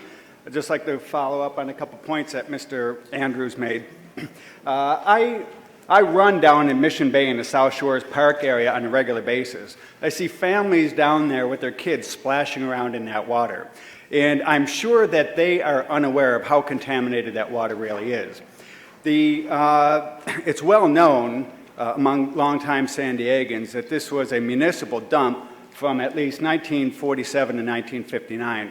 What's less well known is that it was an industrial dump that Mr. Andrews just mentioned. The aerospace industry was depositing barrels and barrels of heavy metals, acetone, thallium, arsenic, and other toxic chemicals, which are now buried beneath an earthen cap, which is somewhere between 12 and 15 feet thick, which covers these toxins. The proposed orca tank by SeaWorld is going to go down 50 feet. They will be churning up all of this toxic material, and it will be subject to release in Mission Bay, both from tidal flushing and from the dewatering, which will have to take place as they're pumping water out of this project as it's going forward. This will further pollute Mission Bay and further expose the residents and visitors to San Diego. The EPA did a study of this site in June of 1990, and they compared it to be as contaminated as the Stringfellow acid pits up in Riverside. This is a Class 1 industrial waste site, which really should have Superfund money going in to remediate it. So there's no way that this excavation is not going to be penetrating into the toxic contaminants that are there.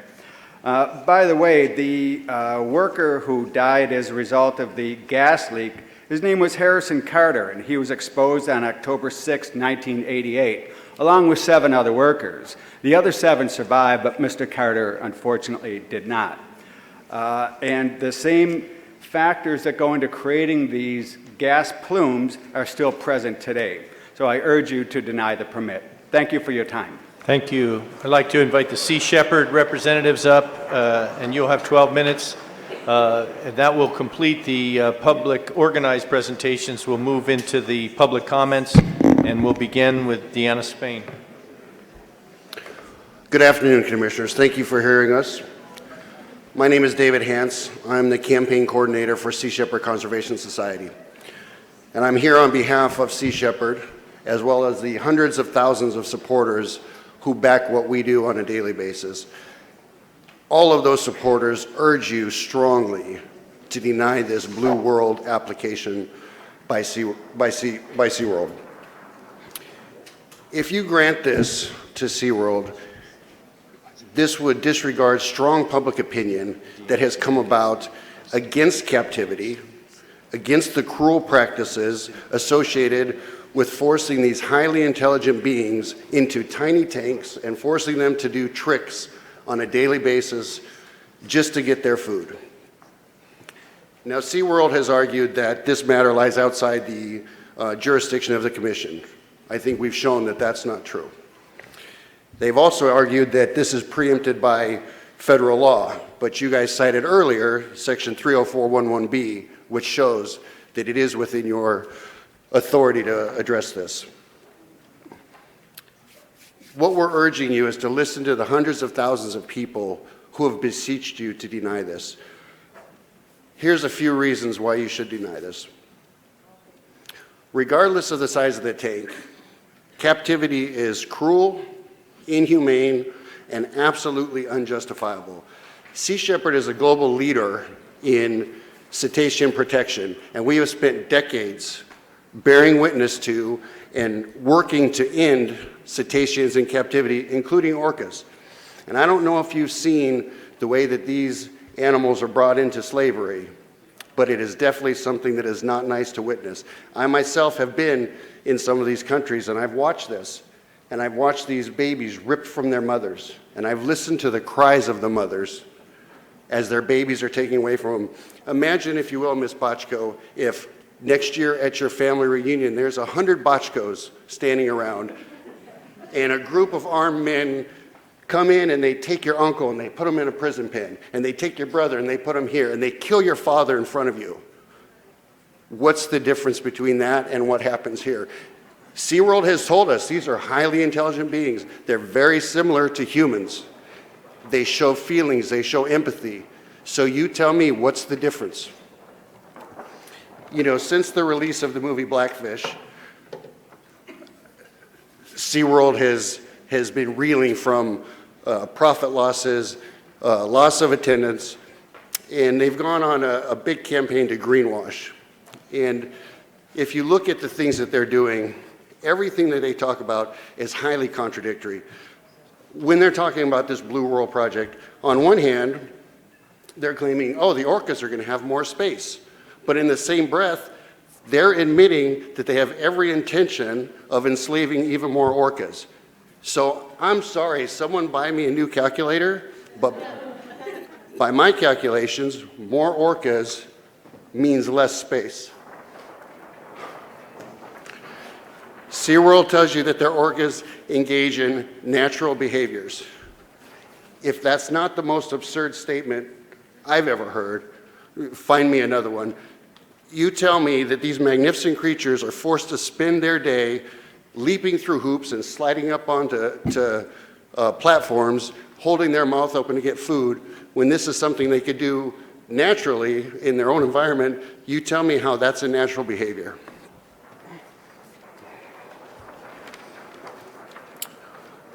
SeaWorld claims they are educational. I don't see anything educational about seeing whales jump through hoops or carry a trainer around on their back. What are we learning from that? They say they want to educate their children. Children can be educated about whales through film, through classrooms, through books. They can go out on whale watching expeditions. You know, the price of a ticket to SeaWorld is very close to the price of a ticket on a whale watching vessel. If you can go to SeaWorld in Orlando or in San Diego, both of which are right next to the ocean, you certainly can buy a ticket and go out on a whale watching vessel. SeaWorld is not and never has been an educational facility.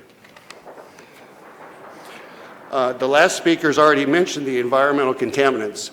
This project is slated to be built on one of the most polluted areas of California, and SeaWorld already has the unenviable position of being one of the largest pollutants in California.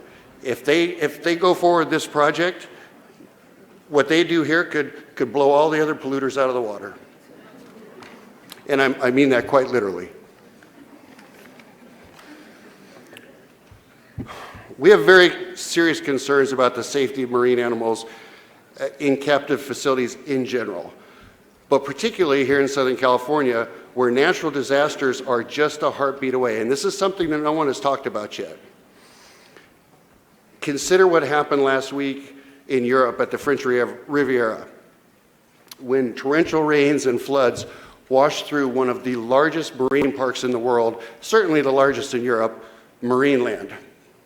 Since that flood, sharks, rays, turtles have been swept away, some of them buried, some of them never found. There's still some killer whales that may be missing. The tanks of the orcas from this flood still to this day remain buried in mud. Their filtration systems are completely useless. Now we're talking about the French Riviera, but if you think that can't happen here, you need to think again.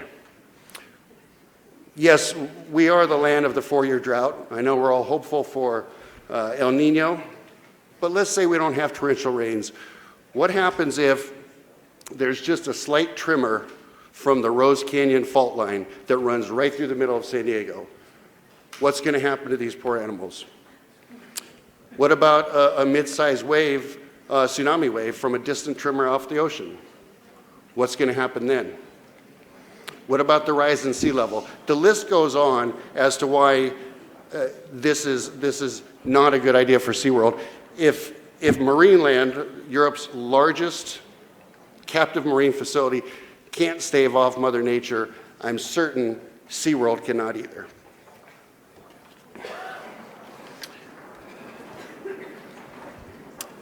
We did some research and we found out that when people are talking about these conditions, and one of the things we found out is that right now you guys have nearly 2,000 pending Coastal Act violations, some of them going back almost 10 years. If you issue these conditions for SeaWorld, how do we know that this committee will be able to monitor them? If you're already backdated 10 years, I don't see how you can follow up on any further violations by SeaWorld.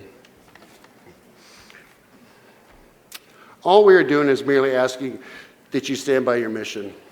And I went on your website last night because I wanted to make sure that I got it correct. And your mission states that you are here to protect, conserve, restore, and enhance environmental and human-based resources of the California coast and ocean for environmentally sustainable or prudent use by current and future generations. The only way to uphold your mission is to deny this permit outright. Now, I look around today and I see these signs from SeaWorld. Educate, inspire, conserve. I think we've already seen and shown that there's no such thing as education, not when it comes to this place. Inspire. I think the only thing that's being inspired is people around the world are being inspired to stop spending their money at these horrible facilities that do nothing for animals. And the biggest joke of these signs is the word conserve, conservation. The only thing they're concerned about conserving is their bottom dollar. It has nothing to do with animals. Now, all these signs, somebody had everyone stand up. You see all the signs opposing this motion. All of these people are here on their own. We didn't have to bust them in. We didn't have to give them free t-shirts. We didn't have to give them free tickets to SeaWorld. We didn't have to buy them lunch. They came here on their own because they believe in what is right and because they want you to uphold your mission. So please listen to them and not the paid people and uphold your mission. Thank you. Okay, thank you.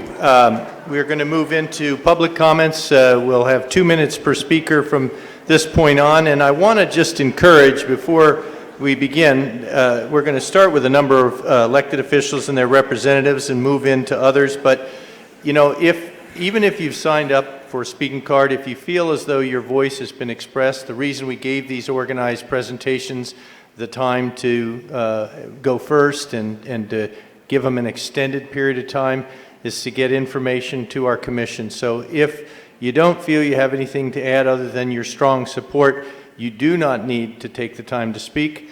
But if you do want to speak, I'm going to be calling out a number of names, and I'd encourage you to come up and be sitting in the chairs here so that we can move more quickly. So after Deanna speaks, I'm going to invite up Guy Strang, and then Councilmember Lori Zapp. Welcome, Deanna. Thank you. I'm Deanna Spain. I'm Special Assistant for Policy for Speaker of the Assembly, Tony Atkins. She sent a letter in for the record that you should already have, but she wanted me to reinforce her beliefs for this project. Chairman Kinsey and members of the Commission, I write in strong support of the coastal development permit that would enable the replacement and expansion of the existing killer whale habitat with a marine aquarium themed exhibit and immersive killer whale habitat experience. The proposed design is consistent with the existing master plan and will expand the swimming opportunities for the killer whales due to the significant increases in the size of the pools. Replacing a set of restrooms and a bakery dating from the 1980s that is approximately 5,500 square feet in size with a new 2,900 square foot restroom facility that will use seawater rather than fresh water will save over 1 million gallons a year and reduce the bulk and scale of the building. New pathways for the public to use, lighting, and audio enhancements are welcome additions. SeaWorld has its own stormwater treatment facility, and all stormwater will be treated on site. The process as proposed will not be visible outside of the SeaWorld leasehold and will be consistent with the 30-foot height limit. I encourage the Commission's support of the coastal development permit that will enhance the experience for both the killer whales and the public. Warmly, Tony G. Atkins, Speaker of the Assembly. Thank you. Thank you. Guy, then Councilmember Zapp, and then Andrea Cardenas, and then Dave Grubb. Good afternoon, Chairman Kinsey and Commissioners. I'm Guy Straw. I'm the Legislative Director for Assemblymember Richard Bloom, and he apologizes he couldn't make it today. He's outside the country. I'm going to read his statement from him. It's Assemblymember Bloom introduced AB 2140 in 2014. AB 2140 sought to prohibit all captive breeding orcas and to limit SeaWorld's display to 11 whales currently in their that they have. Assemblymember Bloom elected to study the issue of advancing AB 2140. But the more we learn, the more committed we are to phasing out the display of captive orcas. He fully intends to pursue this objective as such. It would be extremely unfortunate and counterproductive if the Coastal Commission were to grant an entitlement to SeaWorld to expand their captive breeding program. Fortunately, your broad jurisdiction under the Coastal Act gives you the authority to advance protective measures for these magnificent marine mammals and play an important role in phasing out captivity practices. Your staff report does an excellent job of establishing that you are not legally preempted by any state or federal law from regulating these activities. The staff report also correctly identifies 30230 as the applicable Coastal Act section, giving you specific authority over SeaWorld's marine mammal breeding and display practices. But your staff's recommendation does not go far enough. Prohibiting the display of the whales captured offshore California, the display of utilization of wild-caught whales or gametes with wild individuals captured after February 12, 2014 is largely symbolic. It will do little to protect the wild whales and nothing to limit the continued production of captive orcas who will live out their lives in grossly inadequate circumstances. Again, we come to this thing where it's 11 whales. If the tank gets bigger, it's better for those 11 whales, but if they're adding more whales, it doesn't get better for them. Thank you. Thank you. Councilmember Zapp, and then Andrea, then Dave, and then James Duff.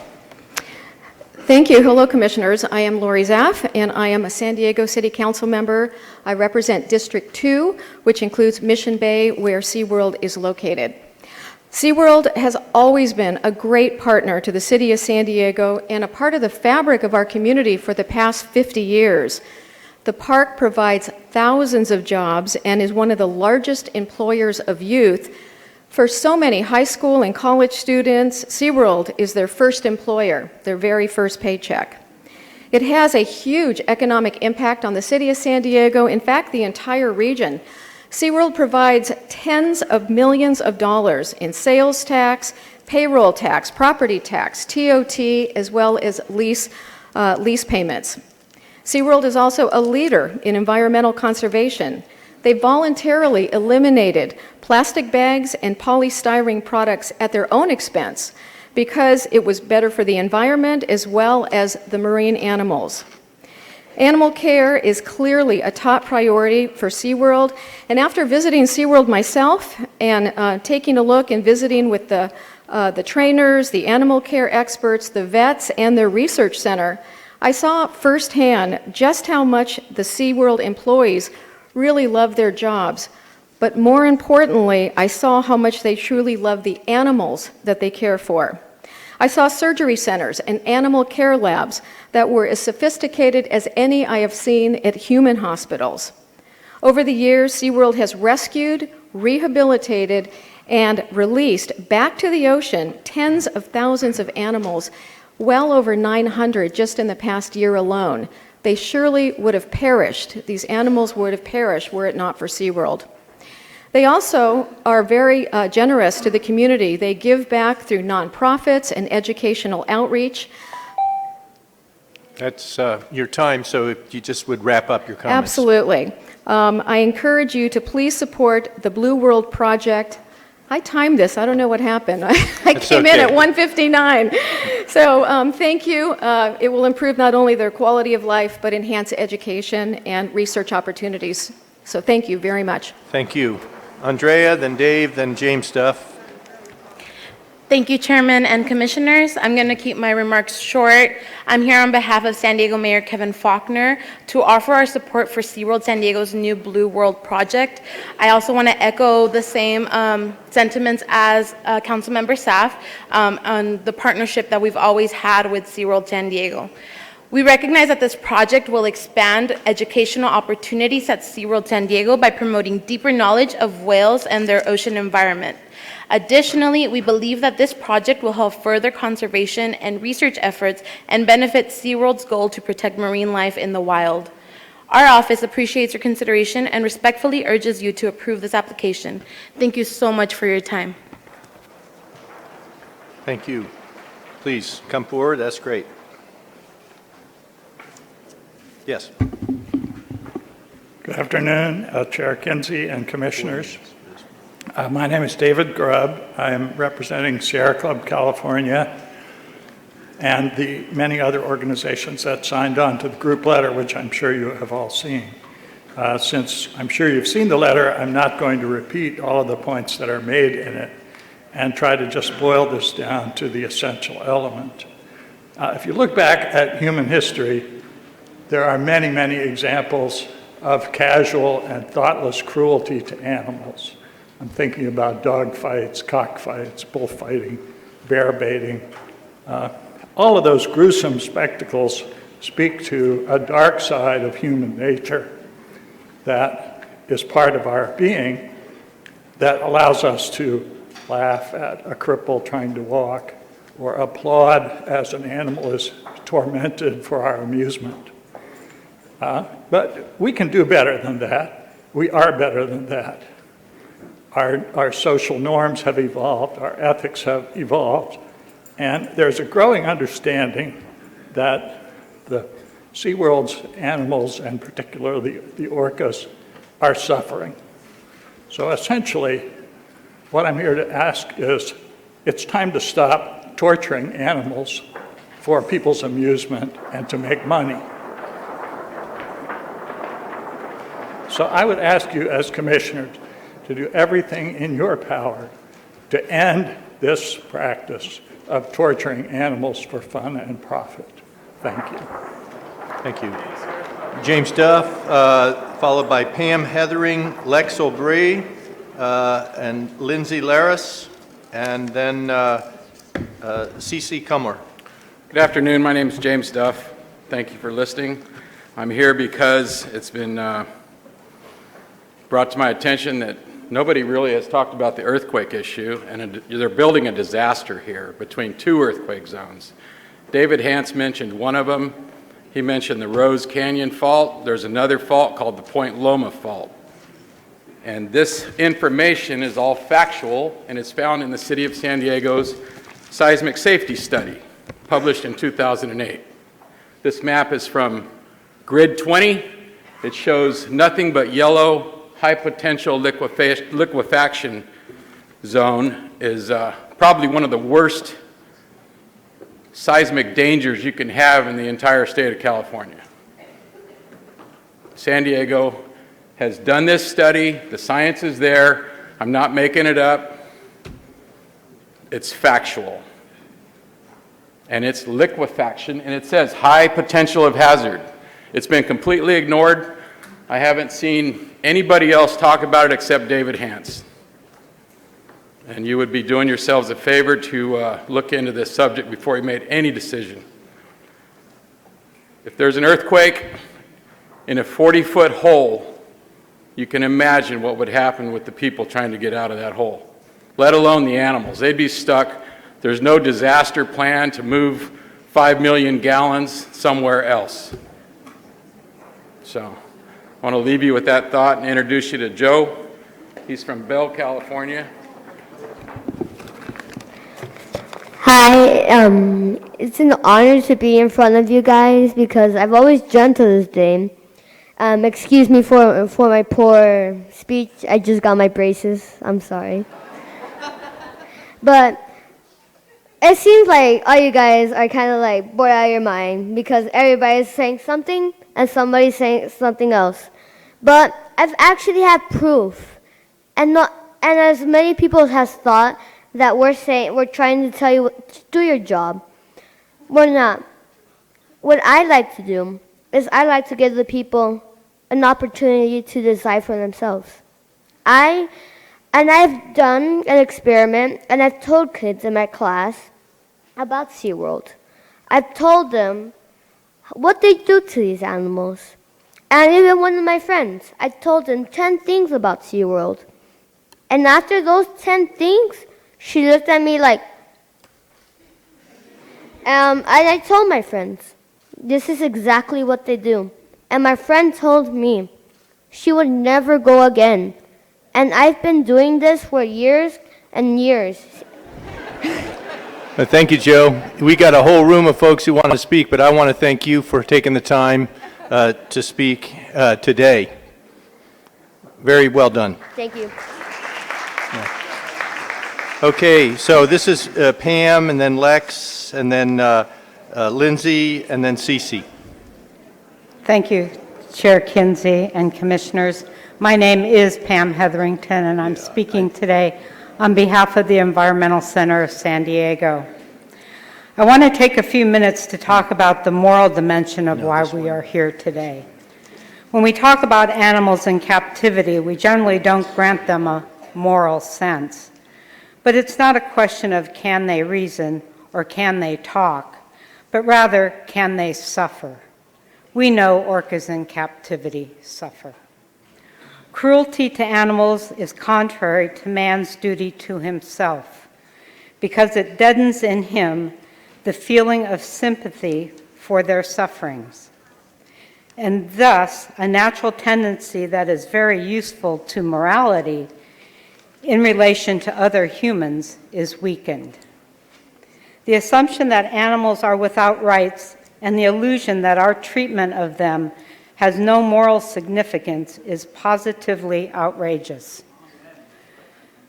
Western cruelty and barbarity, universal compassion is the only guarantee of morality.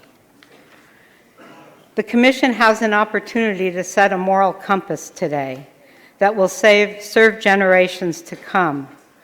And a couple points on this compass needs to be the cessation of orcas as entertainment and the prohibition of captive breeding, whether by mating or artificial insemination.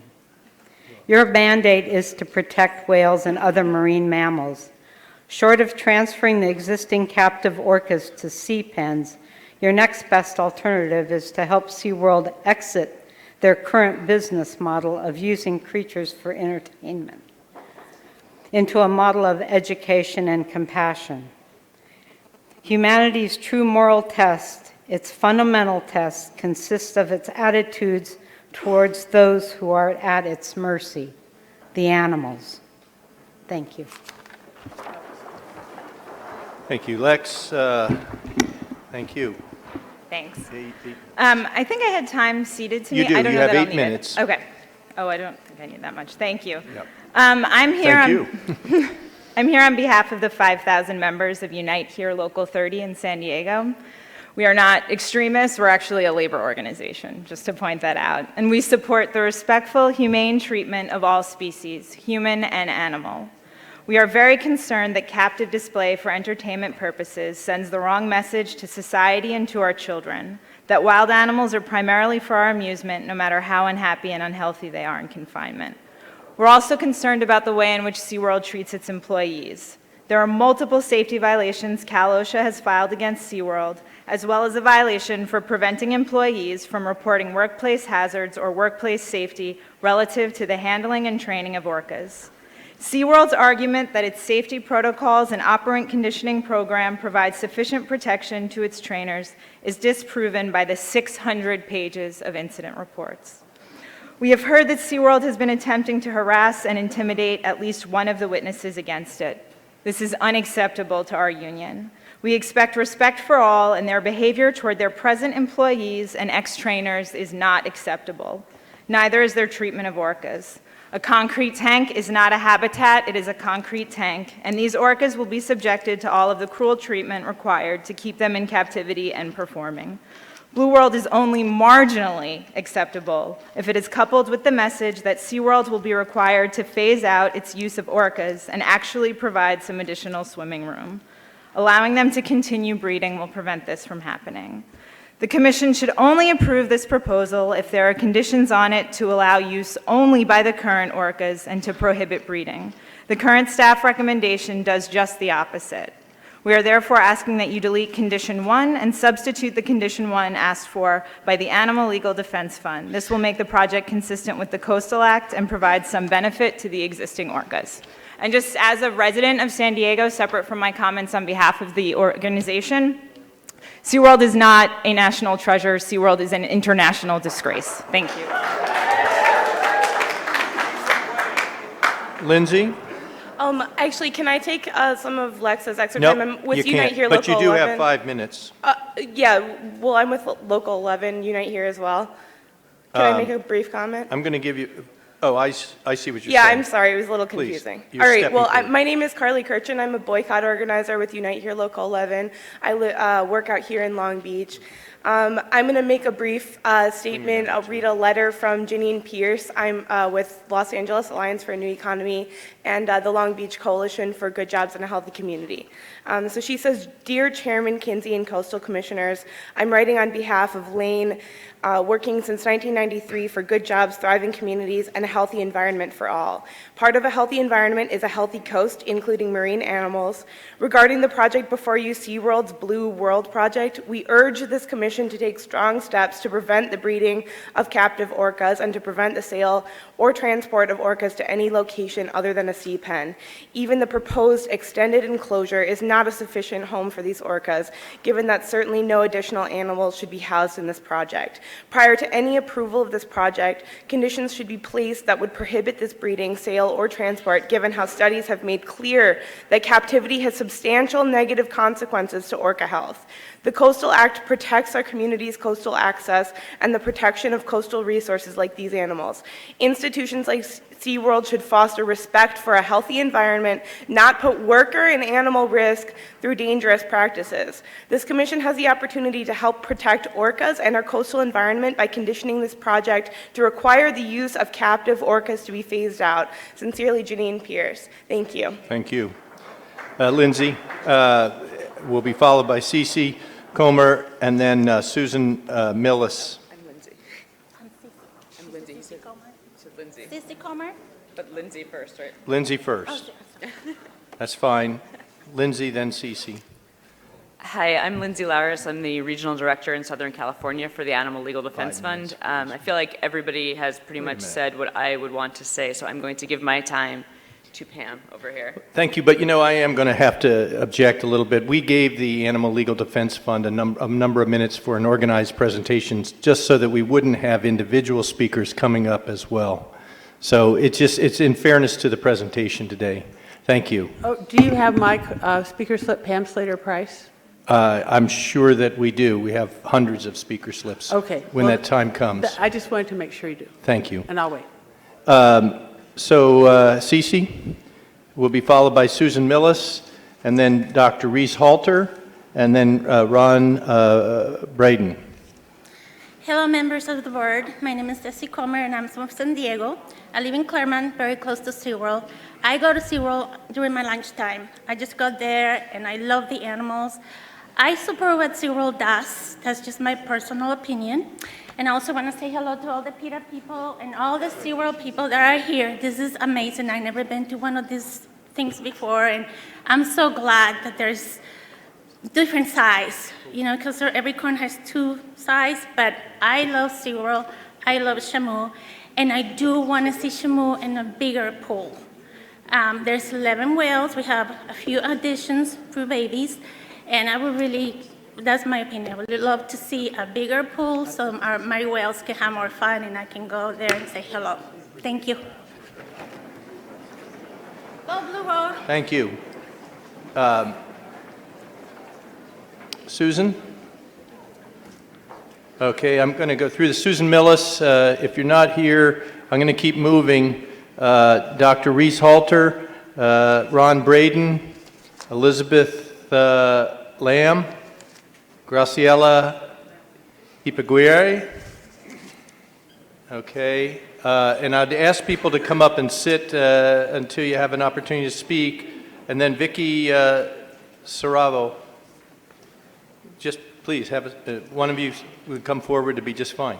Have your name was just called? Yeah. Any of the speakers whose names were called. Thank you. Graciela Iparraguirre, West Hollywood. Good afternoon. Please vote no on the SeaWorld application. The new 50 feet deep pool would be extremely shallow and very tiny for orca, which are at least 24 feet long and 6 tons of weight, that like to dive as deep as 1,000 feet, swim hundreds of miles per day, and live with their families. Tanks are horribly inadequate for the needs and size of orca. This new tank will create lifelong physical and psychological torture for even more orca. We are robbing these animals of everything: the joy of experiencing the ocean, traveling great distances, group life, deep diving, all the other natural and social activities they like. We have no right to exhibit them or have them entertain us. By keeping orca in prison in these tanks, what we are really doing is teaching our children that it is fine to torture, enslave, abuse, and exploit other beings. For the good of orca and of people, please vote no. Thank you. And please state your name for the record. Yes, my name is Ron Braden. You folks all deserve medals for going through this process, but we do appreciate it. I have 3 things to say. First of all, I've heard that there's objections that you don't have jurisdiction. That's a bogus argument. Number one, SeaWorld wouldn't have submitted the project to you if you didn't have jurisdiction. Number two, you wouldn't have accepted it if you didn't have jurisdiction. The second thing is that speakers opposing this project have come up here with example after example after example. Bent dorsal fins, broken teeth, slashed lacerations in their skin, and not one person from SeaWorld or those supporting it have come up with any evidence that that was not caused by SeaWorld.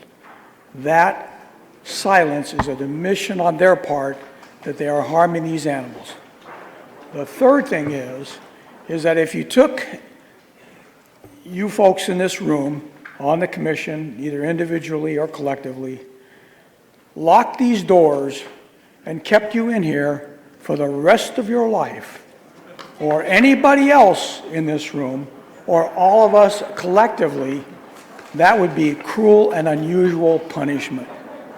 For those reasons, I urge you to vote no on the SeaWorld tanks.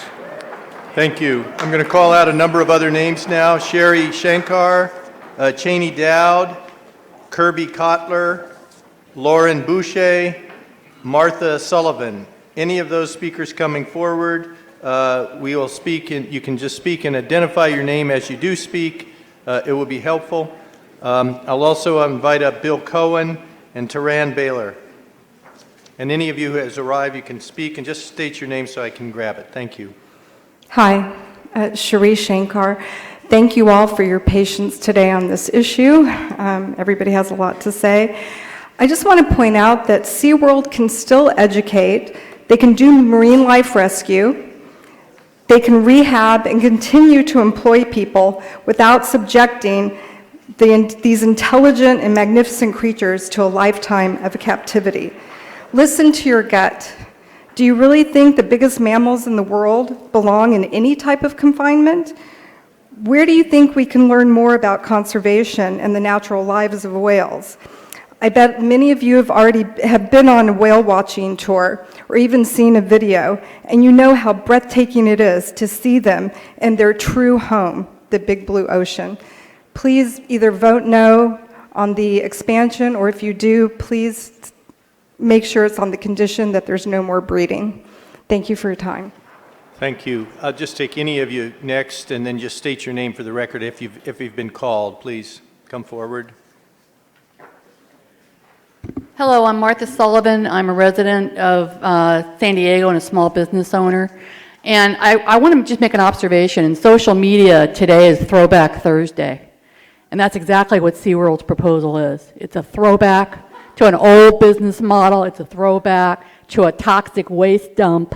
It's a throwback to a time when we didn't know better than to build in seismic liquefaction zones. And it's time for us to look forward. It's time for us to be part of the 21st century. And to that end, I'm going to let Joseph Marino here speak to the 21st century and what we need to be doing and what you can help to bring about. You know, Joe's already spoken. I'm going to let him speak a little bit more, but we're not going to be able to extend the time. Thank you. Joe, go ahead. Okay. So I think that we all need to play our parts in life, because life is not just about one individual.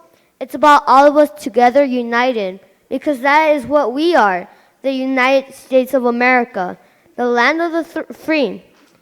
And look, it's not just free, isn't just for us.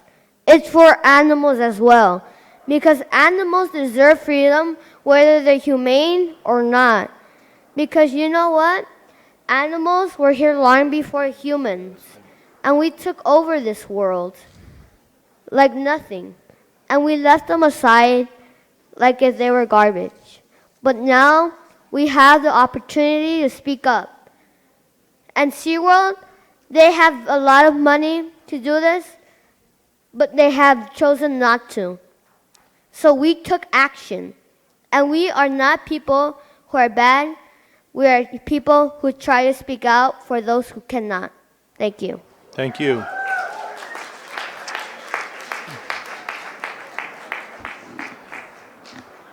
Joe is a tough act to follow. My name is Bill Cohen, and I own a company here in Long Beach called Edge Systems and employ about 150 people and speak for quite a few of them. I wanted to really point out to the people in blue here where your boss has asked you to come up and paid you to wear your shirts and be here. During 2013 to 2014, your sales have dropped 14%. At the same time, California amusement parks of Disneyland has risen 3.5%, and Universal Studios has gone up 11%. The Hail Mary and the $100 million you're investing into a pool, you might want to consider SeaWorld. You have a pathetic 9 rides. Disneyland has 58 rides. Please speak to us just for both transmission and also the folks. My kids, my family, they like the rides. 9 rides versus 58, Disneyland continues to grow. At the same time, the $100 million that you're spending, you could look at a different vision. You could move toward an amusement park and an entertainment park where you invest perhaps in a movie, much like Walt Disney did back in the 60s. You could tie your movie into one of your rides or the experience there at Disneyland. But hanging on to the orcas just isn't really the future of SeaWorld. It isn't in the best interest of SeaWorld, and people don't really want to go to it. One thing to ask yourself is when you go to Las Vegas, how many of you go to a live animal circus? No one. There aren't any. Cirque du Soleil has taken over. Nobody really wants to go see a chubby guy in a wetsuit ride a whale. People want to go see Cirque du Soleil. That's what they go see in Disneyland. Something that the board should consider is that in 10 to 15 years, if this Hail Mary doesn't work out, me as a taxpayer, and I pay a lot of California state taxes, will be saddled with this issue with this bankrupt company. I urge you to vote no. Thank you. While the next speaker is coming up, I'm going to also invite up Taryn Baylor, Pauline and Janine Noriega, and Bradley and Lindsay Wells. Hi. Good afternoon, Commissioners. My name is Lauren Boucher, and I would like to donate my time to a fellow activist who's here named Genesis. Thank you. Hi, my name is Genesis Butler, and I am 8 years old.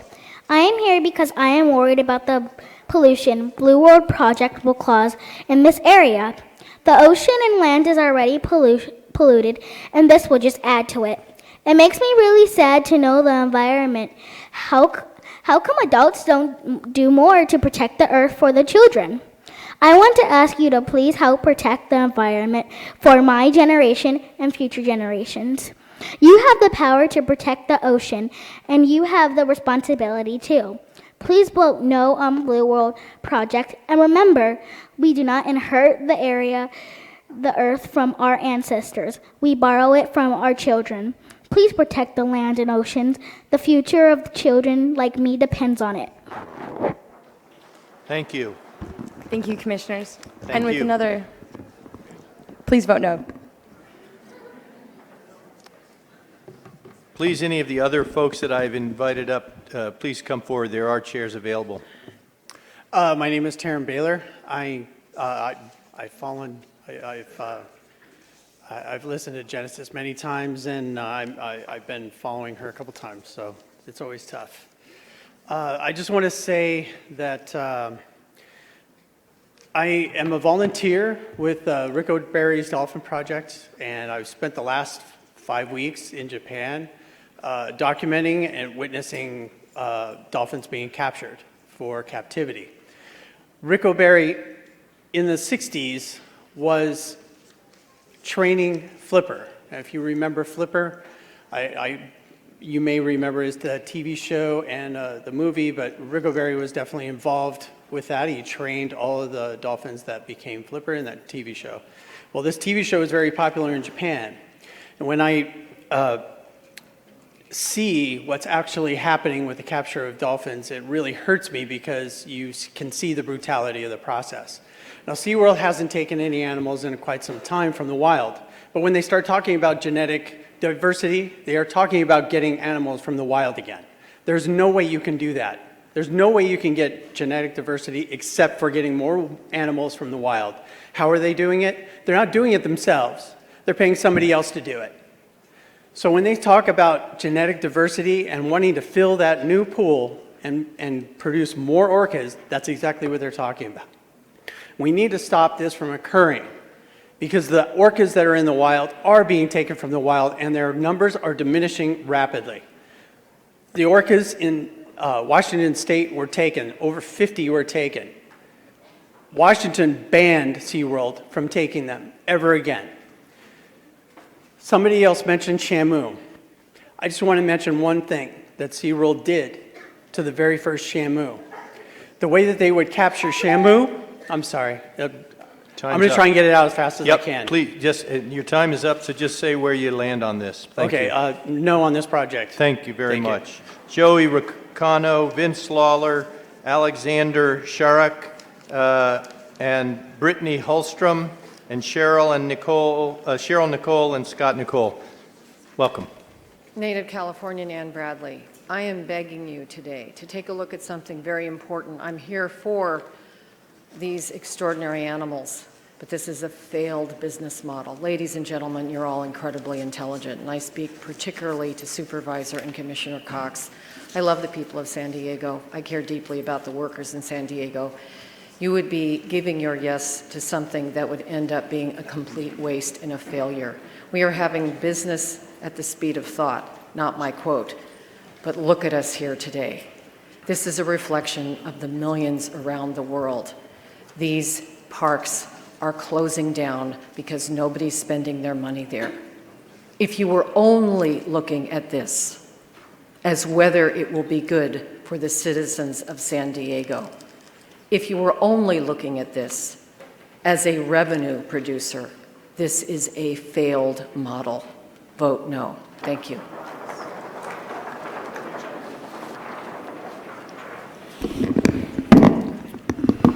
Honorable Commissioners, staff, friends at home, Joey Ricano, I'm the Director of the California Ocean Outfall Group, and we urge you to vote no, no conditions, no nothing, just no. Now, let me make it absurd. What if everyone wanted to have an orca? What if we all wanted an orca in our swimming pool? This is a private corporation. Why do they have orcas, you know, when everybody else couldn't have an orca? You know, like I said, absurd. Now, the lady from the aquarium business, she said this would minimize SeaWorld's need to go out and bring in wild orcas. Yes, but minimize doesn't cut it. That means they are going to go out there and deplete that resource somehow, some way. Maybe not them, but they're going to need that genetic diversity inflow. And so it's a violation of 30230. Now, SeaWorld isn't expanding a tank here. That's not what this is. SeaWorld is expanding, period.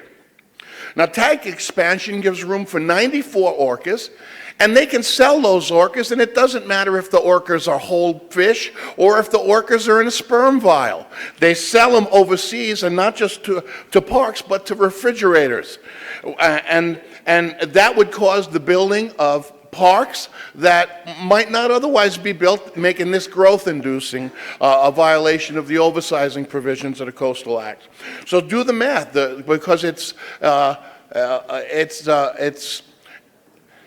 94 orcas at $8 million apiece. That's $758 million. That's a $1 billion business without one person paying at the gate.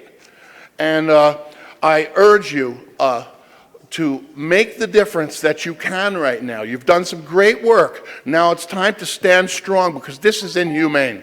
And I thank you for this opportunity to address you today. Please, keep coming. Yes. Well, no, I have a number of name cards. If you just come up next and next and state your name, please, it'll help. My name is Lindsay Wells, and I came here from Salt Lake City, Utah to speak on this key issue, and I'm against the orca expansion. As a child, my family brought me there to SeaWorld to visit these beautiful marine animals, which I love. And upon watching this circus-like shows, I just remember feeling saddened at the bathtub-size spaces they were living in, and all for our selfish, brief enjoyment. I believe they should be living in their natural environment with their family. The only humane solution is for the remaining orcas to be released to seaside sanctuaries where they can thrive with freedom and boredom from loneliness and where they, loneliness and boredom where they can't thrive. Also to cease breeding them in captivity where they cannot thrive. Finally, SeaWorld can continue to educate, inspire, and conserve through state-of-the-art technology, which simulates the lives of these majestic creatures. There's so much with technology, there's so many ways to do that without having these live animals in prison. I think for SeaWorld employees to say they do care about the whales, which I believe they do. I do believe they work here because they love animals. Unfortunately, I feel that maybe they're misinformed or have the wrong idea about what is happening here with whales. And I believe that's likened to prison wardens saying they care about their inmates because they're imprisoned. So I would urge the people who work here for SeaWorld to look inside their heart and think about what it is they do, and if this does get shut down, to think of there's some other jobs they could get that would be very worthwhile. They could still make a living, and they don't need that for their financial gain. And I would ask you as the council to look at this as well. Thank you for your time. Thank you. Just keep coming, please. Thank you. Hi, I'm Brittany Holstrom from Los Angeles, and I oppose SeaWorld's Blue World project. And I hear a lot of people today talking about profits and other reasons why we should go forth with the Blue World project. But instead of focusing on profits, like SeaWorld's saying today, I think the issue really is focusing on the well-being of the orca whales and animals here animals at SeaWorld. And all I know is if I was an orca whale and I was in the place of an orca whale, and if I had the choice between a small, tiny concrete tank, a marginally larger but still tiny concrete tank, or a seaside pen, I would undoubtedly choose a seaside pen. So please vote no on SeaWorld's Blue World project. Thank you. And while the next speaker is coming up, I'll also invite up Tyler Starr, Caitlin Hawks, Miriam Lehman, Anna Geringer, Emily Rutan. Thank you. Good afternoon, Commissioners. My name is Vincent Lawler. I'm a superintendent for the Whiting Turner Contracting Company. We have regional offices in San Diego, Irvine, and Los Angeles. With your approval, I will be on site to manage the construction of the Blue World project. I have extensive experience managing previous projects which have employed similar construction methods. This unique project will be constructed over the next 2.5 years. During this time, the Blue World project will generate hundreds of well-paid construction jobs, which will equate to several 100,000 man-hours for such trades as carpenters, cement masons, laborers, iron workers, operating engineers, electricians, plumbers, pipe fitters, glazers, tile setters, roofers, painters, and landscapers. Along with the use of local subcontractors comes the purchase of local construction supplies and materials, which in turn will also help support the local economy. In addition to the hundreds of on-site positions, the Blue World project will also create numerous off-site positions, such as project managers, project administrators, project coordinators. It's for all the aforementioned reasons that Whiting Turner supports this project, and we encourage you to do the same. Thank you. Thank you.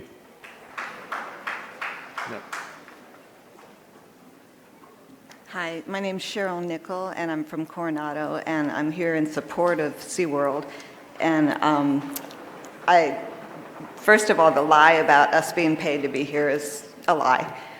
Anyway, I've seen firsthand the good that SeaWorld's done. We've had a lot of animals come ashore, baby sea lions, especially this year. And SeaWorld is who they call. You don't see PETA. SeaWorld is who comes and helps these animals. They do so much good. As a child, I went to SeaWorld, and it's what gave me a love for these animals. Otherwise, it would just be a big fish in the sea. My boys are the same way, and hopefully my grandchildren will be that way. I feel like it's just brought so much focus to these wonderful animals that our children, I don't think, would have. So, and I think most of us are here because of a love for these animals. Thank you. Thank you.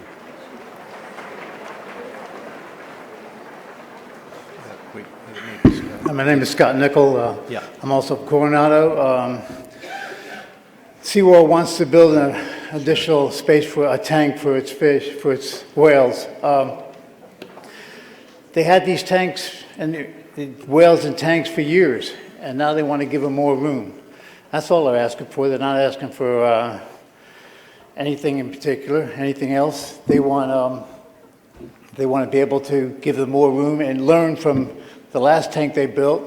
This one, they'll add more safety to it, or what the whales need. Also, I know working for the shipyards and stuff in the coastline, anytime they do any kind of construction along the water, the EPA is always involved. So they're not going to let them build if there's any problems with any kind of hazards. Thank you. Thank you.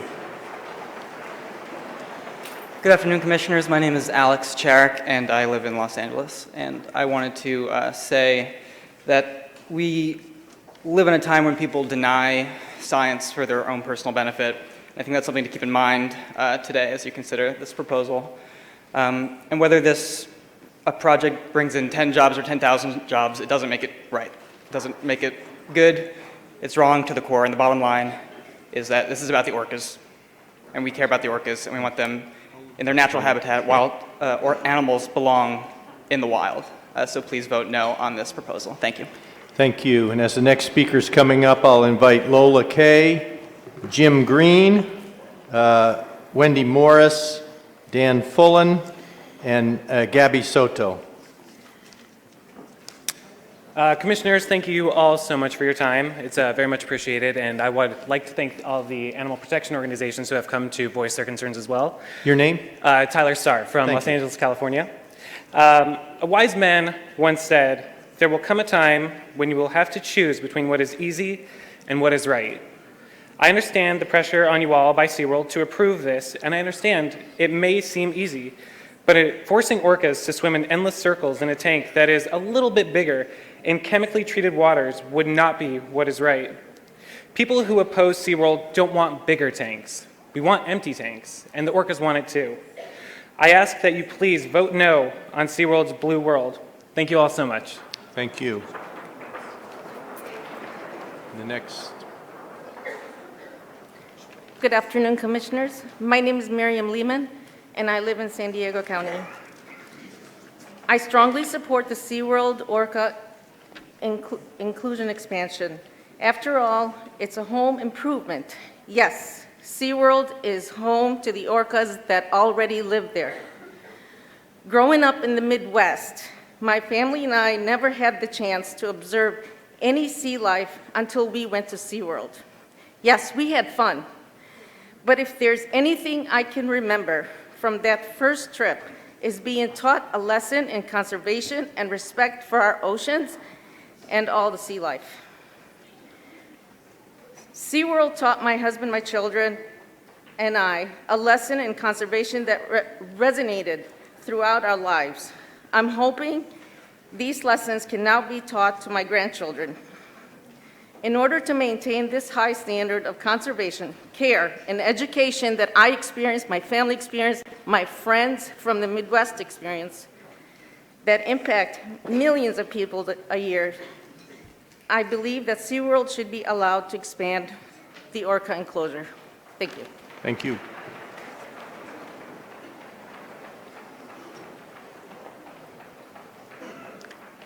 Hi, Commissioners. My name is Lola Kay. I live in El Segundo, California.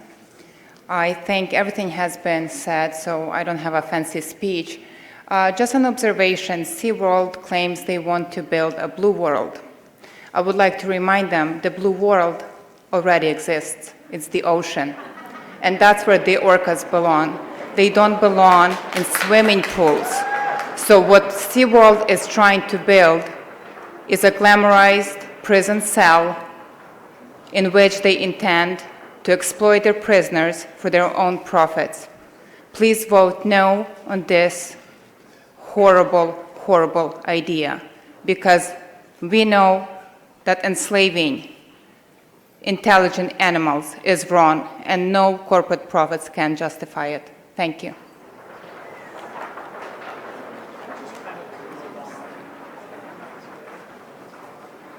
Good afternoon, Commissioners. My name is Dan Fullen. I'm a resident of San Diego. Speaking of as a member of the San Diego hospitality community that employs 173,000 people in the city of San Diego, I would assert that SeaWorld is an essential linchpin and has been for 50 years to our hospitality or tourism economy. Speaking as a neighbor on Mission Bay, I know firsthand of SeaWorld's stewardship of the environment, including the rescue of many, many hundreds of distressed animals in Mission Bay this year alone, and beyond Mission Bay.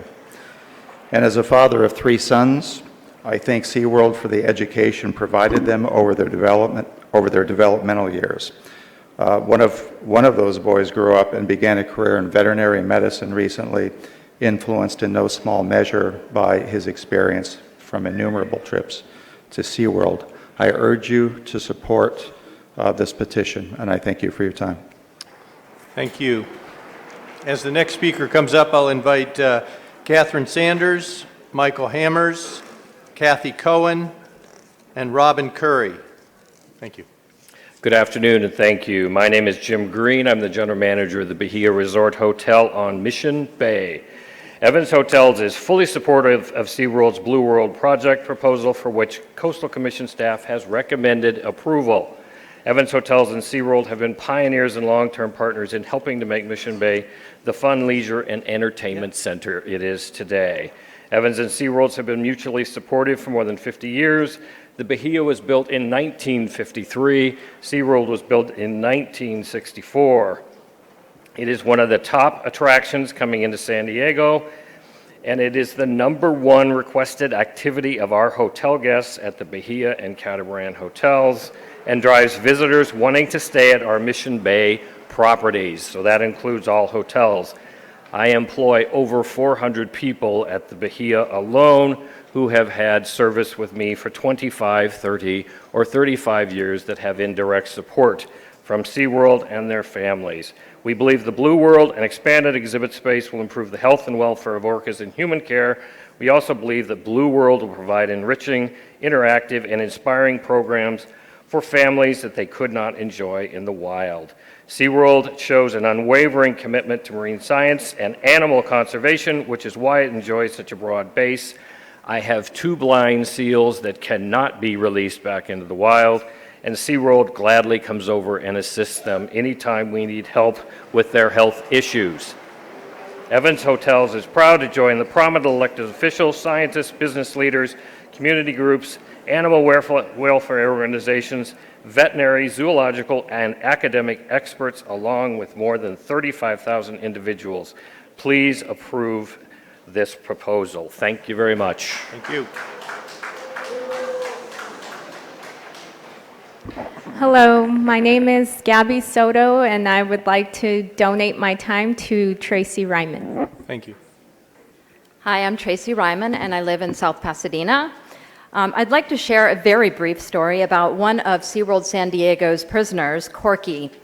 Corky has suffered 7 forced pregnancies, and none of her calves, all of whom were fathered by her cousin, survived more than 46 days. Her last stillborn fetus was found at the bottom of her holding tank. Corky was continuously pregnant for almost 10 years. As a mother, this is a true heartbreak, but this is SeaWorld's breeding program. Corky was taken from her home and her family in 1969 when she was about 3 years old. She has endured the longest captivity of any wild captured orca, trapped in a tank for more than 40 years. Corky is reportedly blind in one eye, and she has worn teeth and decay like so many others. She has known nothing but misery for almost 50 years. Commissioners, I hope that you agree that orcas do not deserve a life sentence, and I urge you to vote no on SeaWorld's Blue World project. Thank you. Thank you. Hi, I'm Catherine Sanders, and I'm going to cede my time to Stephanie Shaw. Good afternoon. My name is Stephanie Shaw. I'm a California resident and California voter.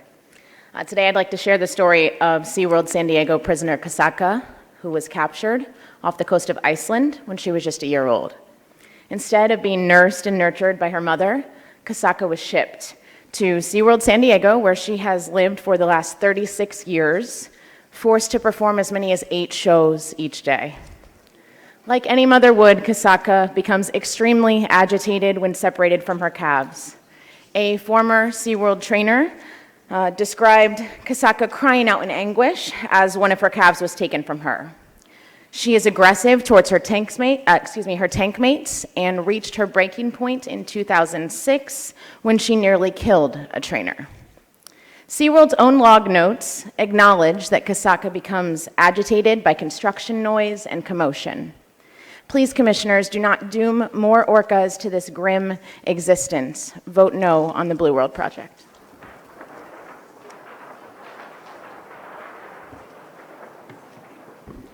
Hello, my name is Eric Davis, and I run a large conservation website called Awesome Ocean. And I want to put some context to what you've heard today. We have 2 sides right now. You have one side full of people who dedicate their lives, their time and energies toward the rescue, rehabilitation, and care of marine mammals.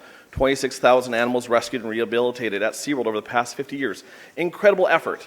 On the other side, we have a number of people who have agendas that one might find dubious. One might be, Earth Island, for example. They had an orca named Keiko. They had a sea pen where Keiko was, and they had a plan to set him free. They ran out of money. When HSUS, who also spoke, their senior scientist, Naomi Rose, who was in charge at the time, when Keiko chose humans and chose to interact with humans, she chose a solitary life for him, where Keiko died sick and a painful death, a horrific death for an animal that loved humans and loved interaction. We then look at Ingrid Visser, who right now is booking a cruise in Norway, where tourists can snorkel with killer whales for 3,100 euros. This woman is profiting off of wild whales and interacting with wild whales while condemning a safe environment with humans in captivity. This is repugnant, this double standard that these people have. You look at John Hargrove, someone who said the N-word 7 times in 5 minutes. It's repugnant. These people, again, they're asking you, they're pleading with you, they're pulling with your heartstrings. They're saying a number of things. But look at what the agenda really is. They had their chance with Keiko and they killed him. And now they come here condemning SeaWorld? How dare they? I stand with the people who rescue and rehabilitate animals. I stand with the people who care for them night and day, who give up their holidays, their weekends. These people have the best of intentions, and when they say they want to compromise, SeaWorld gives a little. When you ask activists like Ellen Erickson, like I did today, is there any compromise? She said no, there is no compromise, it's her way. So again, I ask you to please stand with SeaWorld, vote yes, and support conservation in San Diego. Thank you very much. Thank you. While the next speaker is coming up, I'm going to invite up Alana Rancier, Joshua McFarland, Jim Cunningham, Siet Brewer, and Genesis Butler.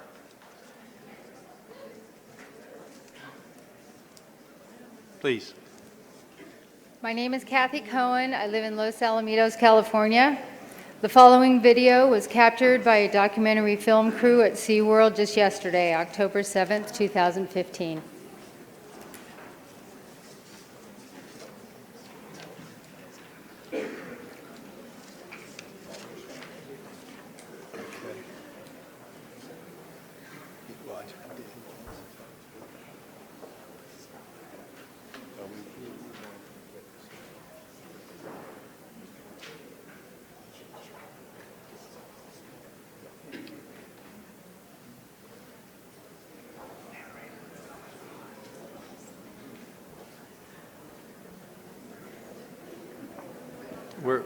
We're awaiting. That's fine.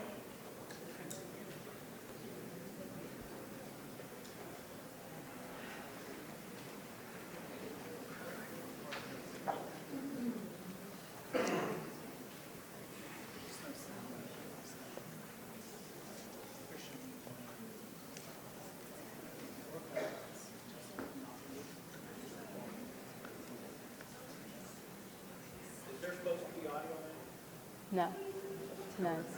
Oh, so this is your 2 minutes.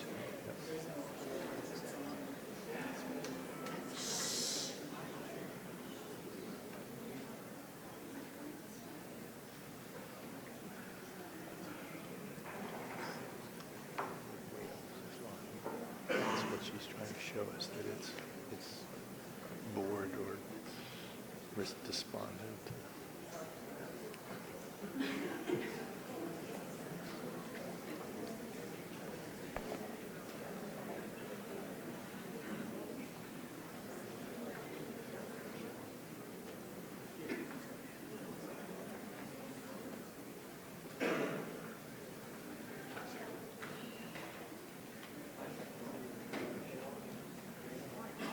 I urge you to vote no on this application.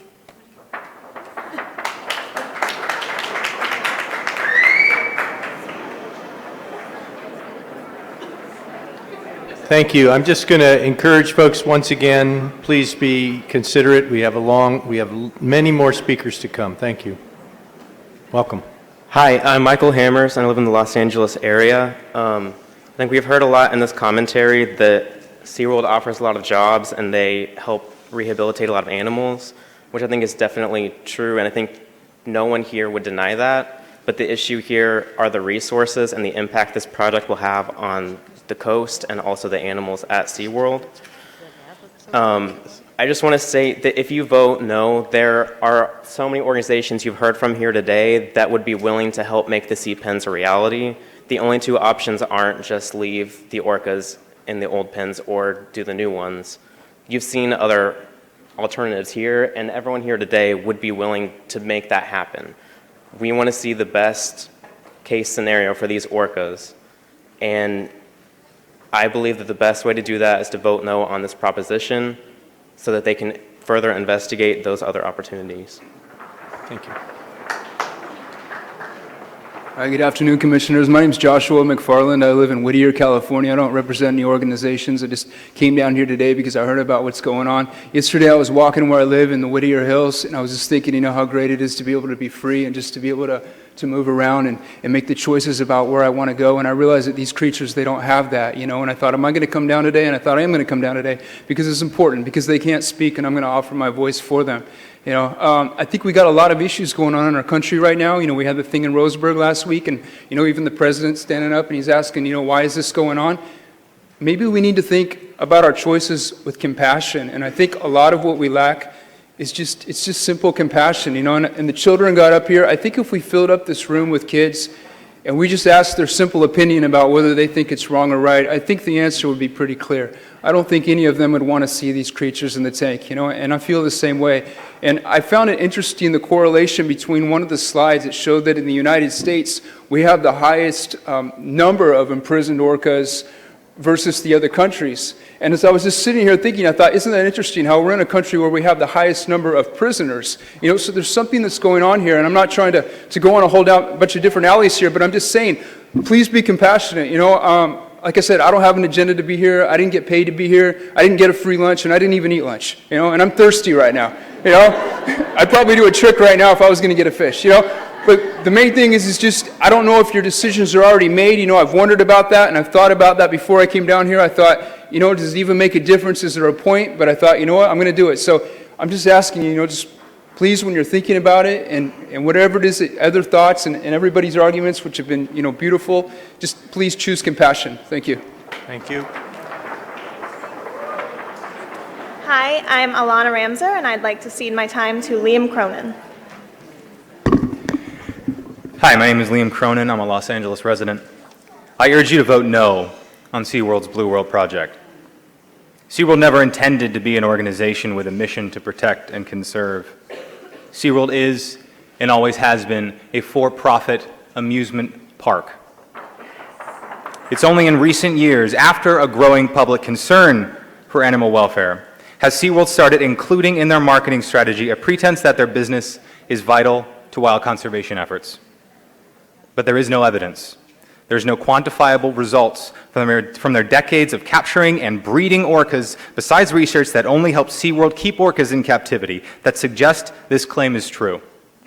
The fact is, SeaWorld intends to use this new tank, to breed more orcas. Please do the right thing and vote no on the Blue World project. Thank you.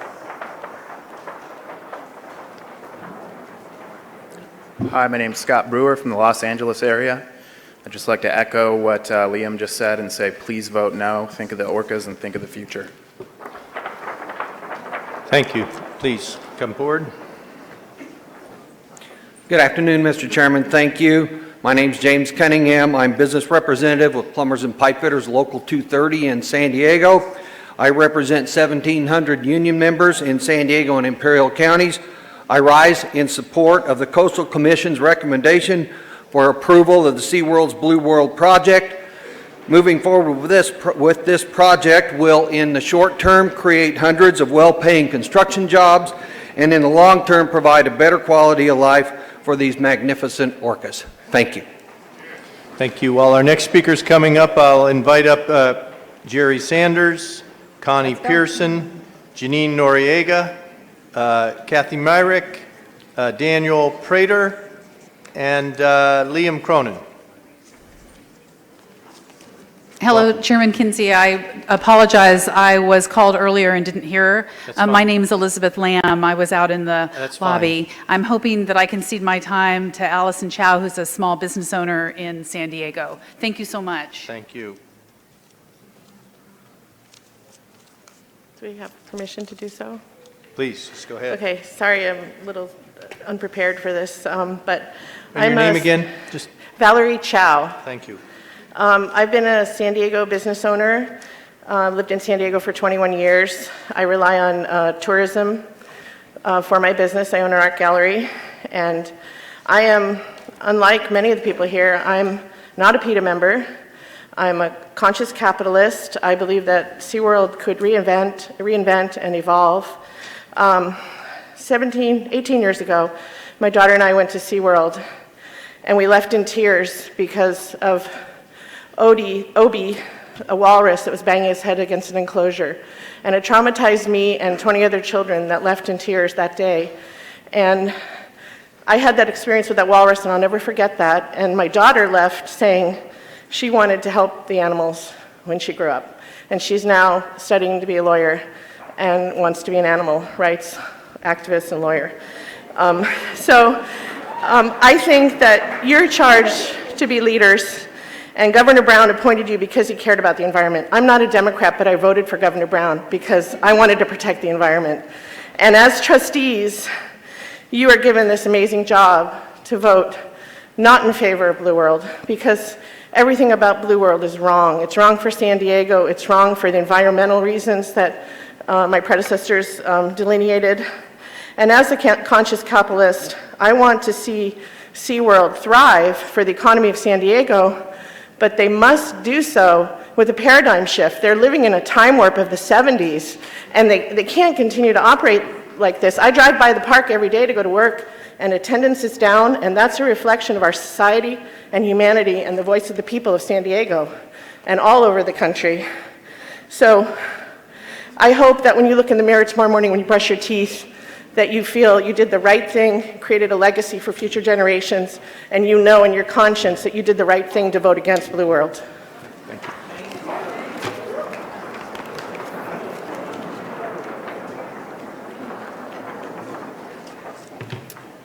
I'm Jerry Sanders, President and CEO of the San Diego Regional Chamber of Commerce. Thank you for taking the time to thoughtfully consider SeaWorld's Blue World project. At the Chamber, we work hard every day to create jobs and expand San Diego's economy. SeaWorld's an integral part of the San Diego community because of the research efforts they lead and the jobs that they create. SeaWorld is also an important part of San Diego's tourism industry. SeaWorld's one of our region's finest corporate citizens and one of the world's most distinguished zoological organizations. They're also a pillar of our region, drawing millions of visitors every year and employing thousands of San Diegans. I've been to SeaWorld countless times and have seen the dedication and commitment of the employees there to the animals and to the experience. I strongly urge you to support the Blue World project. Blue World will be a tremendous new attraction and enhance SeaWorld's efforts around education, conservation, and research. Hi, my name is Danny Prater. I live in North Hollywood, California. First off, I want to start by echoing the spirit of a comment made by Commissioner Schellenberger earlier today. I think it's a ridiculous and irresponsible time for us to be talking about building swimming pools right now. The Blue World project will not enrich the lives of the orcas held by SeaWorld for one reason. And I'm going to tell you the reason is because what the orcas at SeaWorld have can barely be described as a life, not when you compare it to the lives, as all the facts we've seen today have shown us, that orcas in the wild have. I will tell you that the only true appropriate sized habitat for these animals is the ocean, is the sea pen. That's what we need to be doing today. You cannot enrich a life that you've stolen, that you've bastardized and destroyed for profit, especially when you're measuring that in feet. The animals need to be retired immediately to Seaside Sanctuary, to the ocean where they belong, and I hope all of you vote no today. If for no other reason, you've all got a better view than we had in the back, and just from what I've been hearing, the flapping of yes fans versus no fans. You've got no fans that are flapping when people are appealing to compassion, appealing to these animals, to what's best for our state, and you've got yes flags that are flapping the hardest from what I've heard all day when we're talking about money or how crazy animal rights activists are. And that is not out of line with anything SeaWorld has been doing, and I hope you can all realize that. Thank you.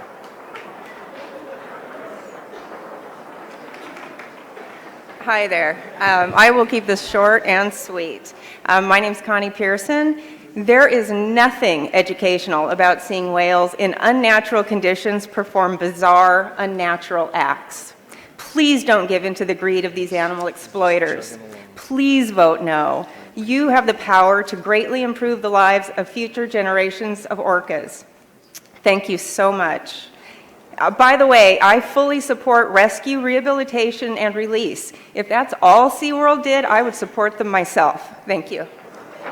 Thank you. And as the next speakers are coming up, I'll invite up Jill Kassoff, Dr. Ann Bowles, and, Harold Weiss, and Dr. Sam Dover, and Aaron Long. Welcome. Hi, good afternoon. My name is Pauline, and this is? My name is Janine. And we are in support of SeaWorld's Blue Conservation and Tank, Big Tank. First of all, if it's for a benefit or the better of the whales to be in a much bigger area to just get the exercise and whatever it is that the whales need, why not do it? I mean, it is their home, and we are susceptible also to be adaptable to places, whether it be humans or pets, whales. Everybody is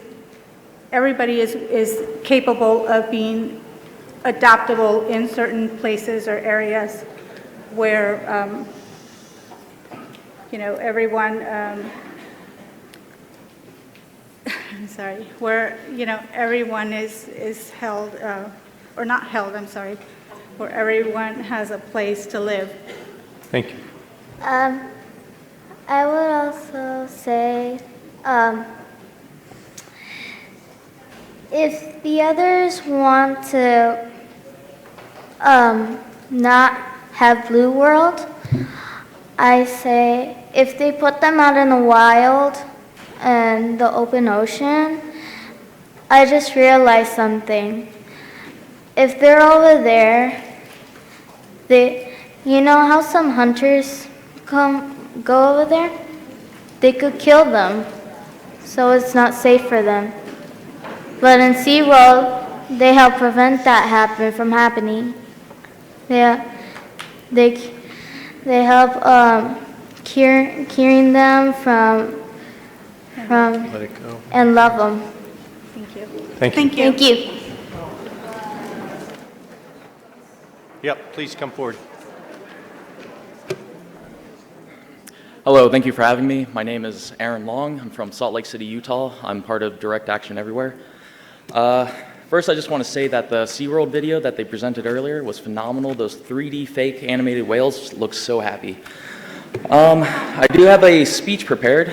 But first, if I can just request, whoever's speaking, yes, no, just please be respectful. Let them speak their heart. That's what they're doing here. They're pouring their feelings out. Just let them talk. All right, stop being rude. No snide remarks, all right? Please just let us talk. Thank you. All right, so. You're stealing my lines. So, I'm here today to help everyone here understand that by voting yes is only aiding to more abuse and imprisonment. You need to understand that these animals that are locked up at SeaWorld are prisoners, forced to perform circus tricks, and for SeaWorld profit, for your entertainment. I am a 6-year Air Force veteran. I've used my military status to accept free admission to SeaWorld numerous occasions. Before the start of a show, SeaWorld would ask all military past and present to stand so that they may recognize us for our service to our country. I would stand with pride, but now, as I open my eyes, open my mind, I shamefully admit that I was even there in the first place, contributing to all the abuse. And I see here all the SeaWorld people wearing the blue shirts. You know, those are going to make fine dust rags in the future. They state, educate, inspire, and to conserve. You need to implement that into something real. You need to educate yourselves and others about the abuse and imprisonment. Open your eyes, see what's actually going on. You were given all the facts, all the numbers, all the statistics, all the facts. You had SeaWorld trainers that quit their jobs because they could not face all the abuse. They told you exactly what was going on. You just need to accept the facts, not just shut it out completely. Thank you. Thank you for your comments. All right, please vote no. That's all I have to say. Vote no. Chairman and members of the committee, thank you very much for the opportunity to speak with you. I am Dr. Ann Bowles, and I have 37 years of experience in research in marine biology. I lead the bioacoustics program at Hub SeaWorld Research Institute, a public charity that has celebrated its 50th year in 2013. I hold non-salaried faculty and researcher positions at the University of California, San Diego, University of San Diego, and San Diego State University. I'm here to testify in support of the research potential of the Blue World Project. At SeaWorld, I have had the opportunity to make detailed observations of individual killer whales interacting at close range and over long periods, and I have made discoveries that could not be made in the wild. I also know from participation on standard setting and review panels that research in zoological environments provides essential information for management, such as what animals can hear and how they react to particular kinds of sounds. Propagation from the Blue World construction activities into pool will first be a function of distance and second a function of barriers to sound propagation. Among the sources SeaWorld has consulted is my review of the scientific literature on construction noise, which includes the potential for sound attenuation or lessening associated with barriers such as empty pools. I have been deeply engaged with animals since I was a child, a love fostered by zoos and marine parks, and I want young people to have the same opportunities I had. The whales at SeaWorld are an important resource to help train young people to develop the skills needed for careers with management agencies, environmental consultancies, and universities. In summary, for their sake and for that of the whales, I urge you to support the project.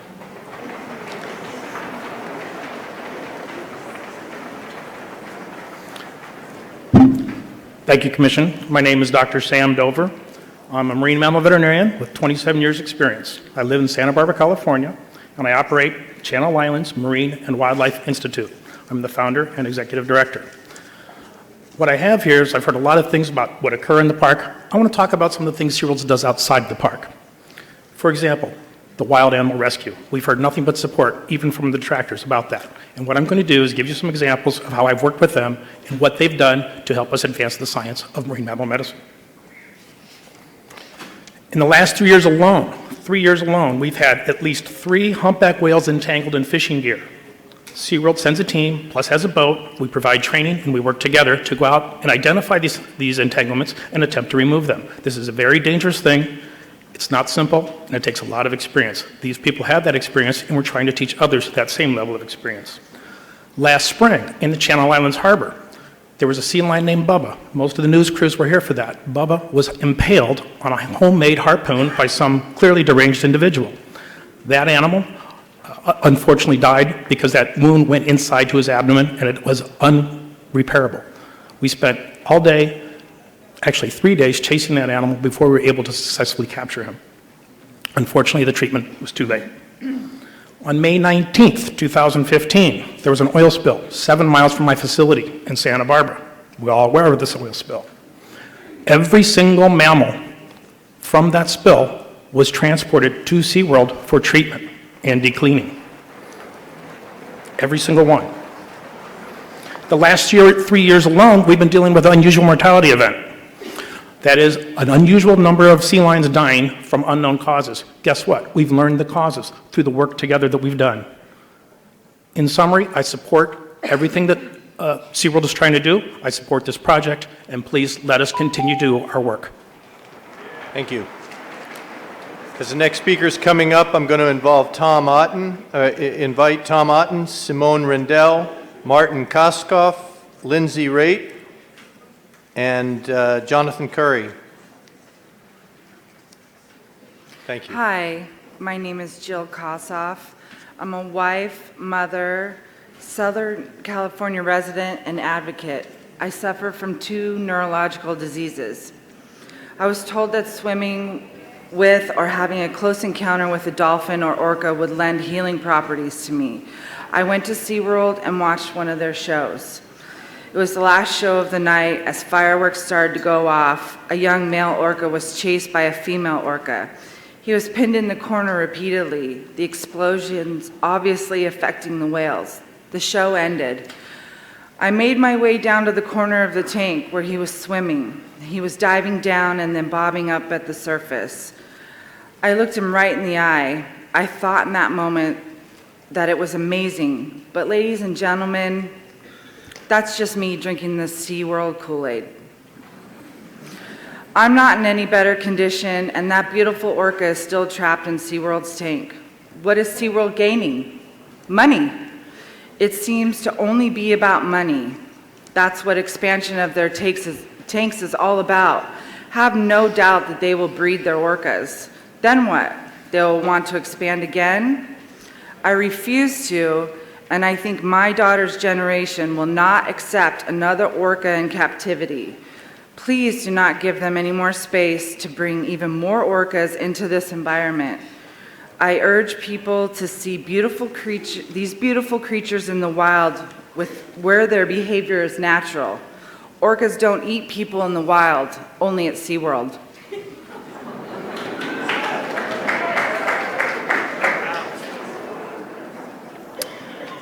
Hi, my name is Harold Weiss. I'm a resident of Pasadena. I want to thank all of the brave voices who spoke before me on behalf of the animals and the environment, and even the labor movement from Unite Here, who employs hotel workers, who shows that the voice of labor, I don't know if they're still here, actually is not unanimous on this issue, as some folks may think.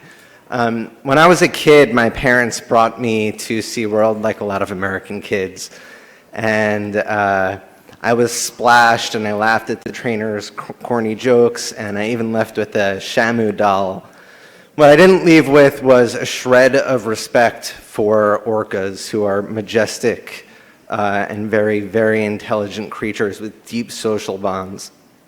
That respect didn't come until years later, and that's the main reason that I'm here today, to urge you to vote no on this issue. And I would ask respectfully that you think of yourself as a body when you consider this, who are public servants, who are stewards of the California coast, and whose job is not to perpetuate a failed business that unfortunately still wields a lot of power in this state.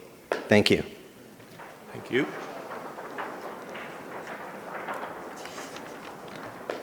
My name is Lindsay Wright. Pretty good job on the pronunciation, thank you. I drove down all the way from Oakland, California, because I feel so strongly about this issue.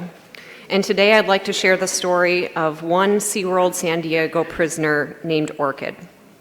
Orchid was born during a Shamu show in front of thousands of tourists in San Diego way back in 1988. Her father died of pneumonia 3 days after she was born, and her mother perished 10 months later after severing an artery. Orchid's mother hemorrhaged from her blowhole for 45 excruciating minutes and bled to death as Orchid helplessly watched. The orphaned orca then befriended 2 other young whales, both who also unfortunately died prematurely, one from an ulcerated stomach and the other from twisted intestines.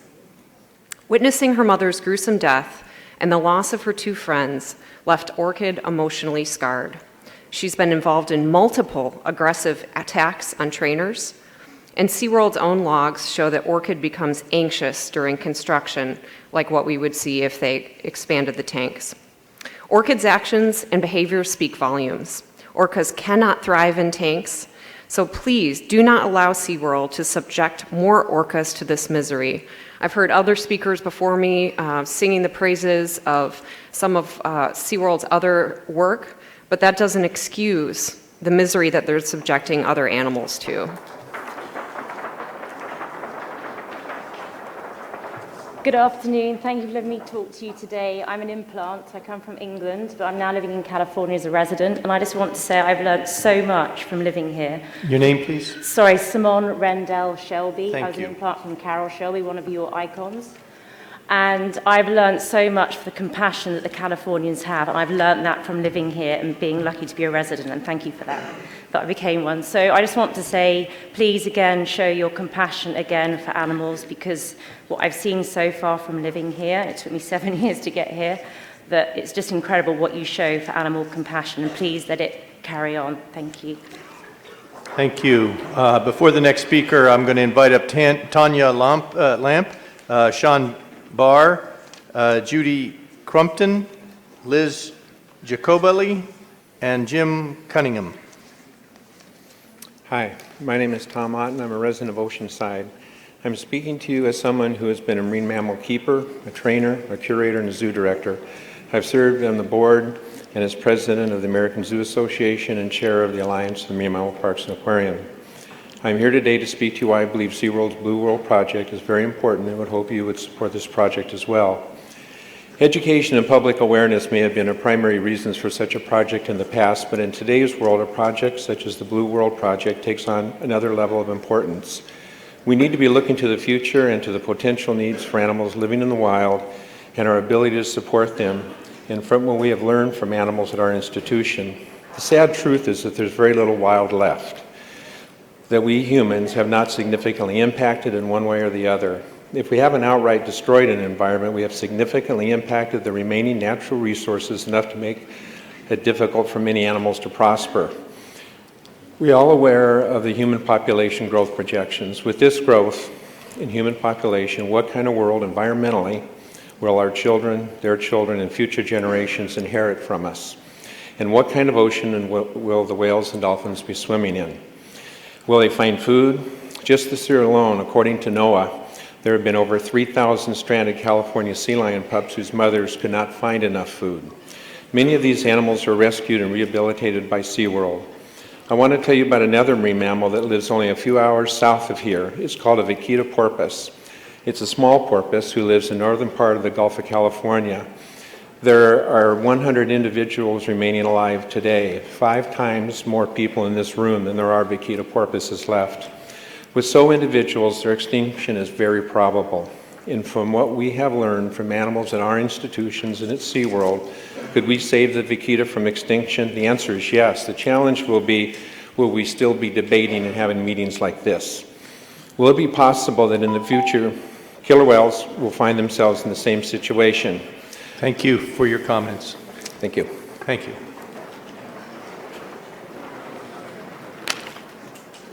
Good afternoon. My name is Marty Kossoff, and I'm a born and raised Southern California native. I've lived here my entire life, and SeaWorld has always been a part of my life in one way or another, as it has for most California natives. As an Emmy-nominated Hollywood producer, I've seen the ebb and flow of the film industry, and how it had to adapt to changing attitudes over the decades, and how it has morphed and grown based on public opinion, public desire, and technological changes. And despite all these changes, it has thrived. My colleagues and I discuss orcas' plight regularly, and after being a part of Hollywood's constantly changing atmosphere, I would hope that the California Coastal Commission could see that the present business model of keeping highly intelligent creatures captive for profit is an archaic practice, and there needs to be a paradigm shift for the future education of the public and the betterment of the cetaceans' lives. When my family became aware of the plight of orcas in captivity, we wanted to assist in raising awareness, so we created a product called the Orca Ball. The Orca Ball is an antenna ball with a collapsed dorsal fin designed to start conversations and educate people about the direct result of keeping these highly intelligent creatures captive. Our product has been very well received and is presently selling around the globe, with a percentage of the profits going to 2 orca nonprofit organizations. After creating the Orca Ball, we went to SeaWorld to see the orcas in person, and we were devastated to see their state of being. In between shows, they were either floating around motionless or showing stereotypical repetitive behaviors, chewing their tanks or attacking one another. In closing, we feel the expansion of the orcas' tanks is not progressive thinking, and it's actually a step backwards towards the betterment of these sentient creatures and the education of the general public. We vote no on the SeaWorld tank expansion plan. Thank you very much.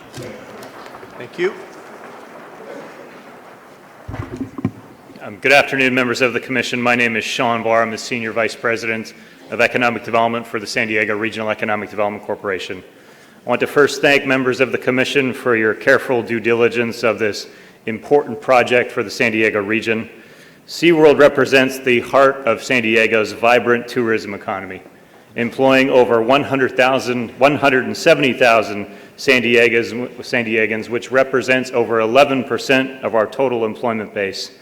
Our mission at the Economic Development Corporation to maximize the region's economic prosperity and global competitiveness not only includes a job growth plan or job growth interests.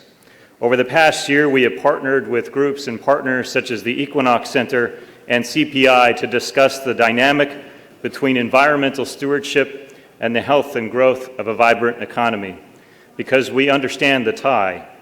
There is no better engine economically and a better environmental steward than SeaWorld in the San Diego region. So on behalf of the San Diego Regional Economic Development Corporation, we ask you to vote yes on Blue World. Thank you.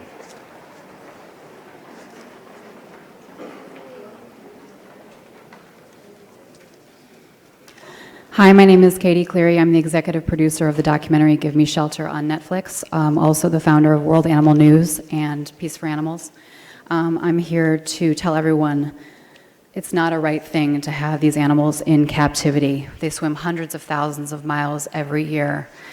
As you saw in the movie Blackfish, that probably everyone here saw, it's horrible in the 1970s what they did to capture these orcas, and now they're breeding them in captivity, and Tillicum is the #1 orca that they've been taking the sperm from, who's killed multiple people in captivity. This is not right for orcas to be in captivity. They deserve to be free and wild. SeaWorld is making profit off of this. They make money from this. That's why there's so many people from SeaWorld here. The right thing for SeaWorld to do would be to form a rescue and rehab center similar to the California Wildlife Center, who we work with.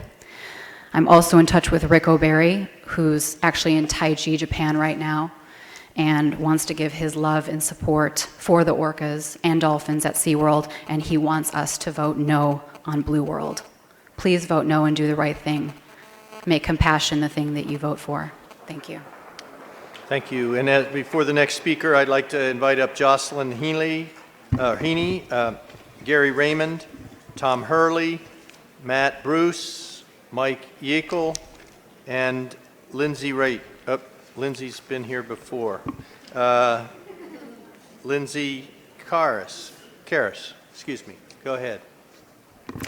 Good afternoon, Coastal Commission. My name is Liz Jacobelli. I have grown up in San Diego and lived here all of my life, and I did attend SeaWorld as a child. I remember my favorite thing was Captain Kids World, the playground, and I love going in the Japanese village. I have no idea if those still exist there anymore. I may be really aging myself, but all I remember is seeing, after the Shamu show, seeing Shamu in a tiny little tank and wondering how he could turn around, and as a child wondering what was going on, and I just knew it wasn't right.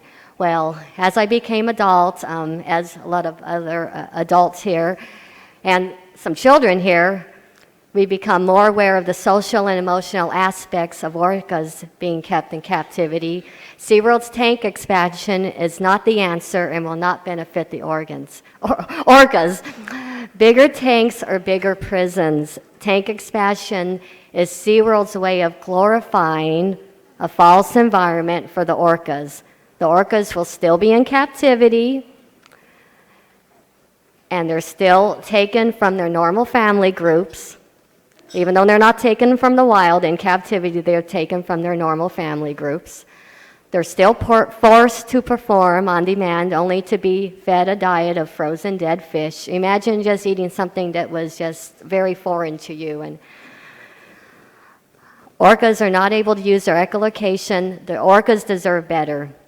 SeaWorld could be a stepping stone and pioneers for making a more humane world for these highly intelligent beings. This money could go towards sea pens for the orcas, and they would have more of a similar environment to their natural habitat and maybe be rehabilitated into the wild. This would allow children and families to learn what the life of an orchid is really about. SeaWorld has made billions of dollars off these orcas. Please do not support the tank expansion and this archaic practice. Thank you for your time.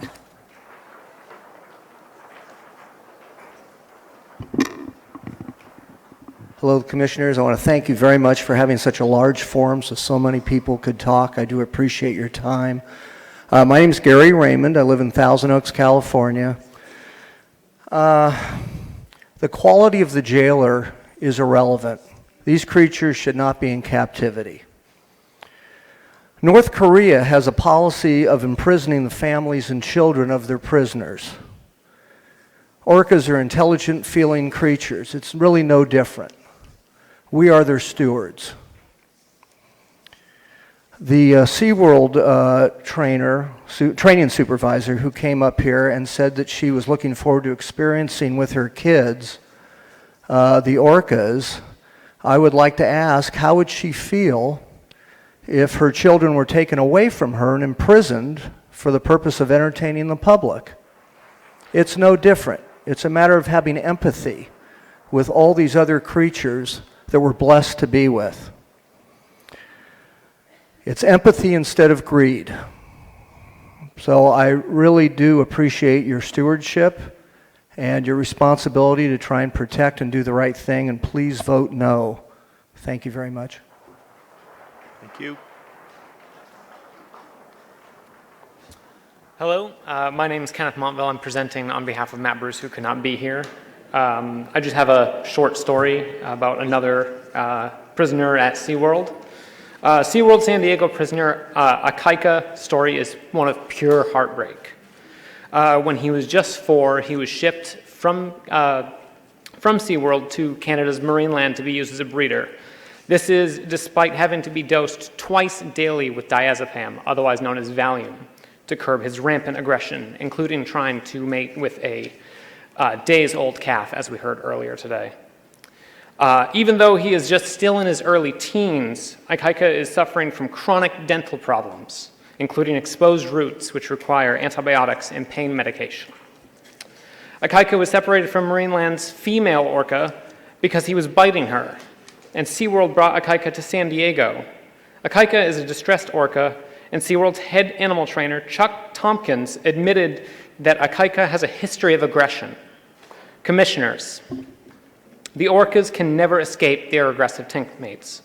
Please do not let SeaWorld house or breed any more angry or depressed orcas. Thank you. Thank you.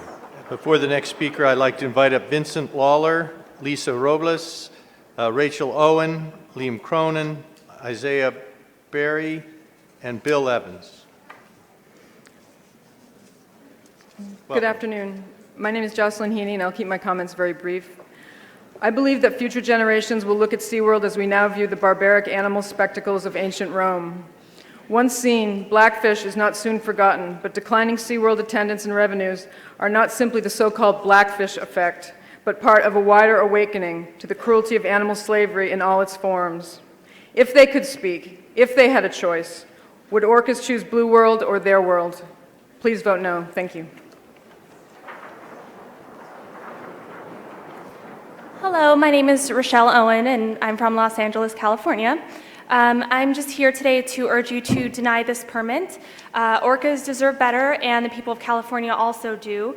And any bigger prison is still a prison.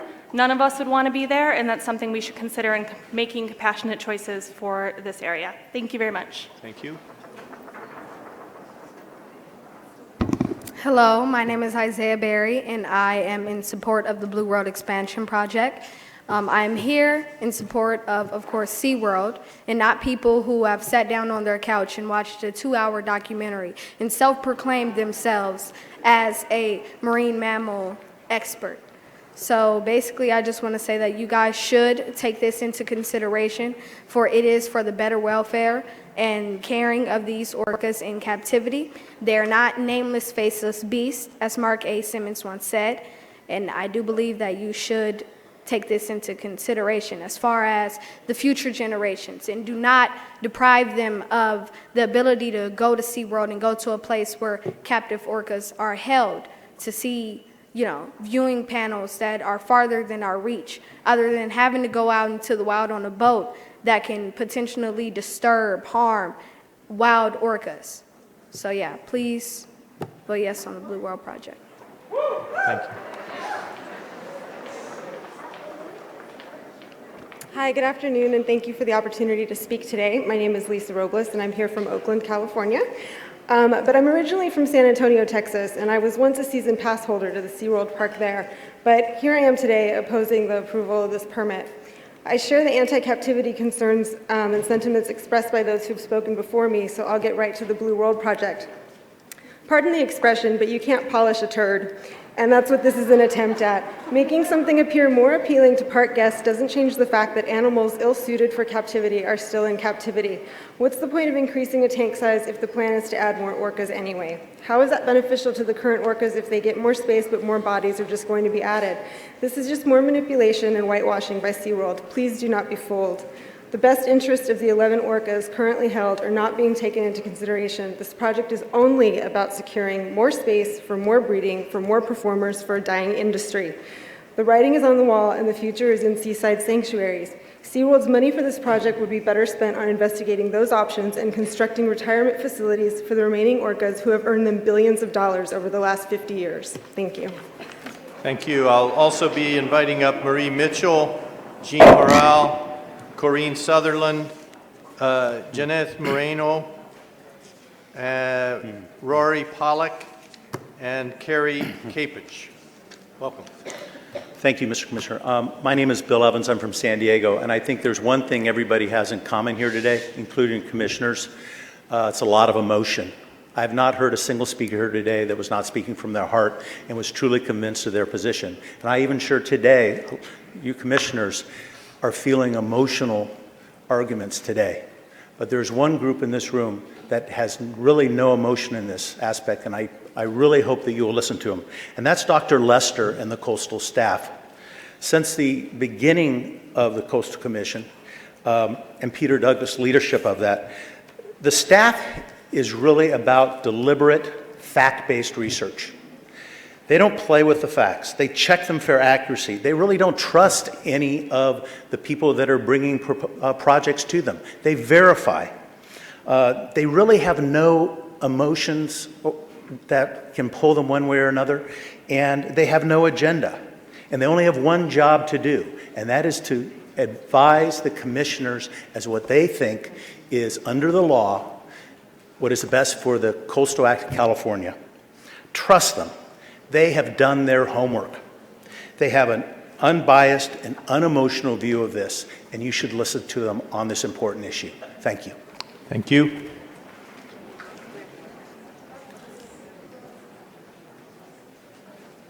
Good afternoon. I'm Carrie Verbeck-Capich. I'm the Senior Vice President of Marketing at the San Diego Tourism Authority. I'm a native San Diegan and a fifth-generation Californian. Today, though, I'm here representing the 1 in 8 San Diegans who work in our tourism community in San Diego and the over 900 businesses who are part of our organization at the Tourism Authority. Since opening in 1964, SeaWorld has been a vital part of the global image of California. As a visitor attraction, SeaWorld brings millions of visitors to San Diego every year. In fact, after our beaches, it's the #1 most visited attraction for visitors and overnight guests to San Diego. Visitors report that they're highly satisfied with their trip to San Diego thanks to the quality experience and education offered at attractions like SeaWorld, the San Diego Zoo, and the Safari Park. The SeaWorld Blue World project is a first-of-its-kind research and conservation project. Its commitment to conservation and the environment is at the heart of what makes San Diego a very special and inspiring place. Blue World is fully consistent with all of the requirements of the SeaWorld Master Plan, which has been approved both at the Coastal Commission and San Diego City Council. We really see this project as what is best for the marine life, the San Diego community, and our tourism economy. The tourism industry in San Diego is 173,000 employees strong. It's through the tourism economy that we not only provide jobs, but also much needed tax revenues that support a high quality of life for all of our residents. So San Diego appreciates your consideration and support for the Blue World project. Thank you so very much. Good evening, Commissioners. My name is Rory Pollock. I'm from Carlsbad, California. I have been a 30-year PASS member, and 30 years. I'm very proud and proud of all these people behind me that work for SeaWorld. They have nothing but compassion, and I learn something new every time I go there. On another note, I lived in Seattle for 7 years and worked with the Southern resident whales, and they have it tough there. And not everyone, a family especially, can afford to take someone to the Puget Sound to do whale watching. And if it wasn't for SeaWorld, our children, our children's children need them. Please vote yes for Blue World, please. Thank you. Thank you. Please.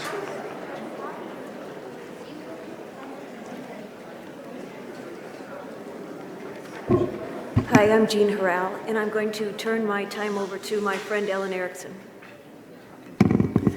Good day, Commissioners. My name is Ellen Erickson, and I am a proud, extreme, fringe, radical activist from San Diego. Today we come before you to urge you, no, to beg you to make the right decision for the orcas and not allow a new tank for these majestic, brilliant animals that are locked up in San Diego SeaWorld. Imagine what it would be like to be incarcerated for a lifetime for no crimes ever committed. Imagine never being free to live in your own surroundings, to eat when you are actually hungry, and not have to perform for food. Would you dream of days of being free, to live your lives as it was intended, to be free? We say that instead of making a newer prison for the orcas, that this money, energy, and time be spent on rehabilitation, retirement, and the possible release of these orcas so they can return to the wild, which is where they belong, not in a new sea prison. Thank you.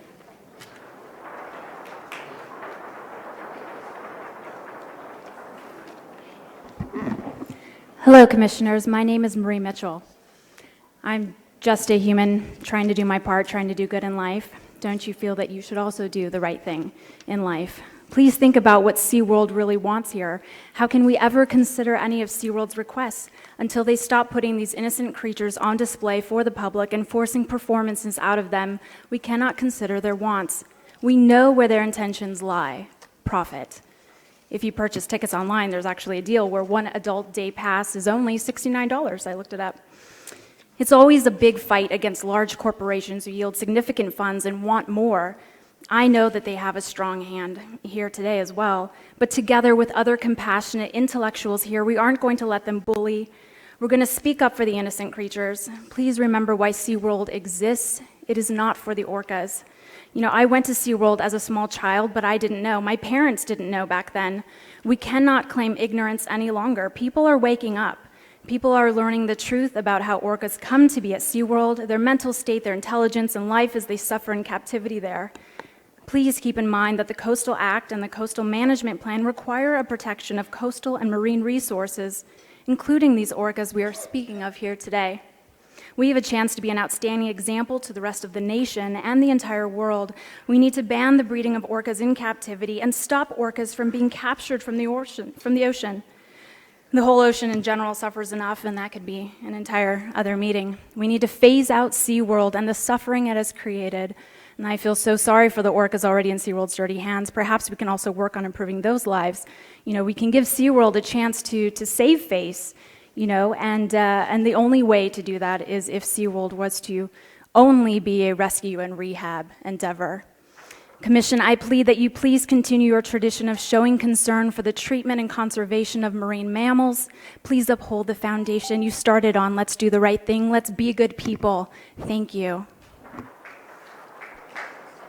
Thank you. Before the next speaker, I'd like to invite up Karen Hoffberg, Michael Reppy, Robbie Stewart, Tanya Nicholsell, Andrea Adelman, and that'll be enough for now. Thank you. Good afternoon, my friends. Nice to meet you all. My name is Corinne Sutherland, and I'm a 30-year volunteer, 30 years, of counting gray whales off of our coast here. Now, I do want to, I'm worried that the person who talked about Corky being pregnant, except for, I'm not sure about the last one, but all of the others were actually at Marineland. They weren't at SeaWorld, so that had nothing to do with SeaWorld at that time. One thing I'm quite interested in this making bigger tanks for SeaWorld. There's one thing that bothers me about their webpage is that they talk about orcas playing, which they don't. Okay, I've been watching them for 30 years. The calves and the juveniles do, but you're only a juvenile for so many years. As adults, they don't play, they're social. So this thing about the fast water that they have, I believe is actually wasted money, and I'd like to see them take that out. And one thing I think that the orcas could use is some shade, because we have changed climate in California. It's a lot hotter and a lot sunnier, and that San Diego sun has no mercy when it beats down on you. And so to save you from the sunburn and the black oxide that they put on the skin, which is so artificial, they could just build like shading stations, maybe strewn throughout the tank as part of the structure, and let the whales, they can just swim under that and maybe save on some cream or something like that, and be a little bit more natural protection for them. Since they don't have the darker water, then they could use those shading stations maybe as part of the structure, and that might help out a little bit. I'm for it. I'm a marginal for. I've heard a lot of good arguments here, very interesting. But just some arguments I don't agree with PETA, and I would just like to see and hear more coming from SeaWorld regarding this construction, but I'm going to vote marginally for. Thank you.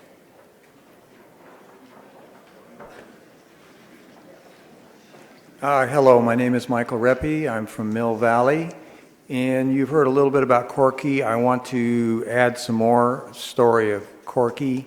You recently heard from another speaker how her 7 babies died in captivity. None lived more than 2 months.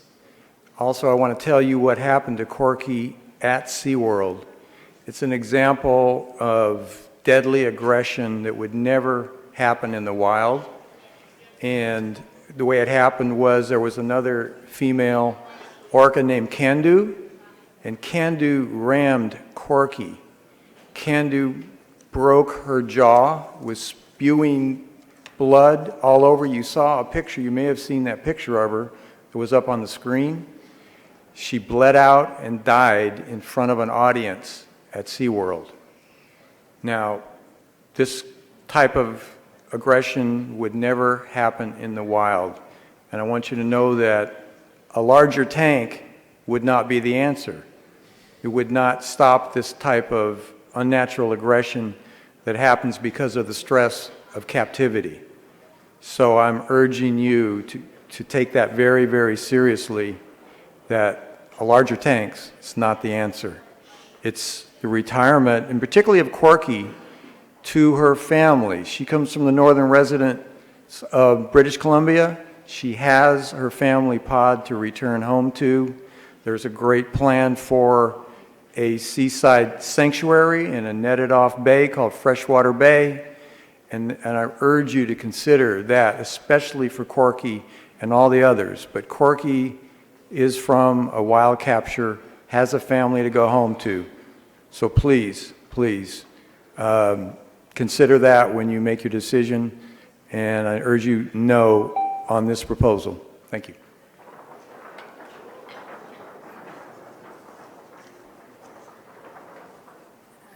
Hello, Commission. My name is Ronnie Steinow from Encinitas, and I'm giving my minutes to Pam Slater-Price. Good afternoon. Pam Slater-Price, County Supervisor in San Diego for 20 years, from 1992 until 2012. I've heard a number of things today that seem to be new information to the coastal staff as well as to the Coastal Commission. First of all, that there are numerous outstanding violations which should be remediated prior to any new permits, and these appear to have been ongoing for 10 years. Seismic conditions that have not been evaluated, and that was shown on a map. By the way, the location of SeaWorld is an area that seismic conditions are of great concern.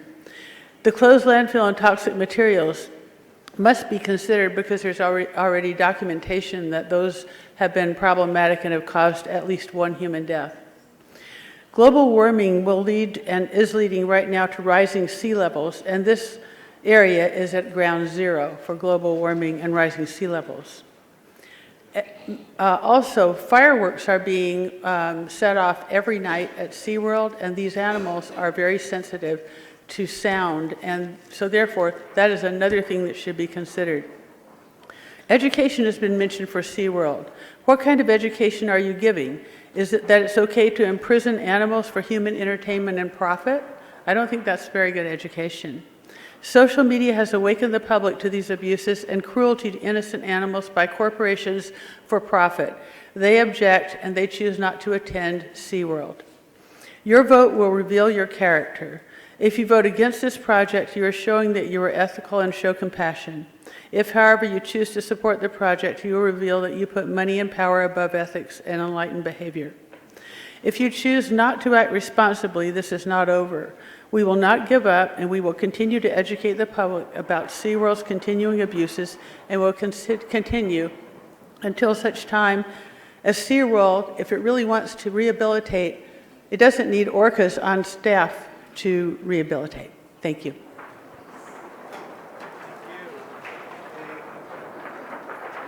Please, as you approach, I'm going to also invite up Debbie Loop, Brenda Cabrillo, Rose Park, Joanne Karff, Kelsey Eberly, and Janelle Palacio. Thank you. Welcome. Please. Hi, thanks for having me here. My name is Robbie Stewart. I come from San Diego. I work at the lovely Bahia Resort Hotel. And normally you would say, well, she's probably an executive assistant to the general manager, and you would be right. But my real title is Harbor Seal Mom. I don't know how many of you have heard of the Bahia or been to the Bahia, but we are a licensed rehab facility for seals sanctioned by the U.S. government. And we currently have 2 blind harbor seals, Gracie, who's 11, and Billy, who's just 1 year old.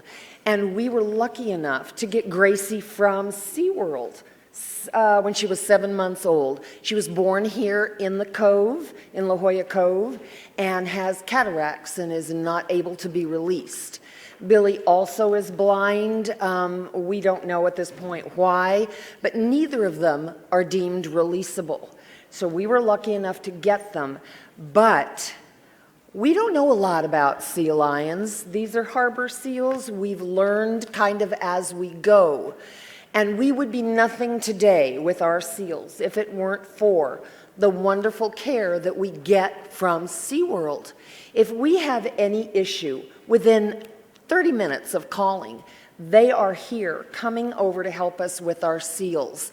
And we have John Riley to thank for that, and the fabulous Keith Yip, who is curator of mammals at SeaWorld, and their fabulous veterinary staff, their techs, everybody. We couldn't do it without them. So don't say and don't listen to that they don't care, because they do care.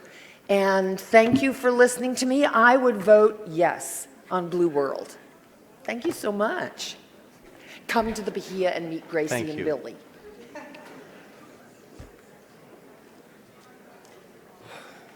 Hey, how you guys doing? My name is Matt Ramo, and I'm from Los Angeles, California. I'm here to ask you guys a question. What are we doing, right? What is this about? It's simple, okay? What it's about is very simple. It's about money. It's about profits. It's about jobs. If someone told you you're going to be locked in a closet and that the solution would be a larger closet, what would you say? It's still a closet and you're still locked in it. You're trapped.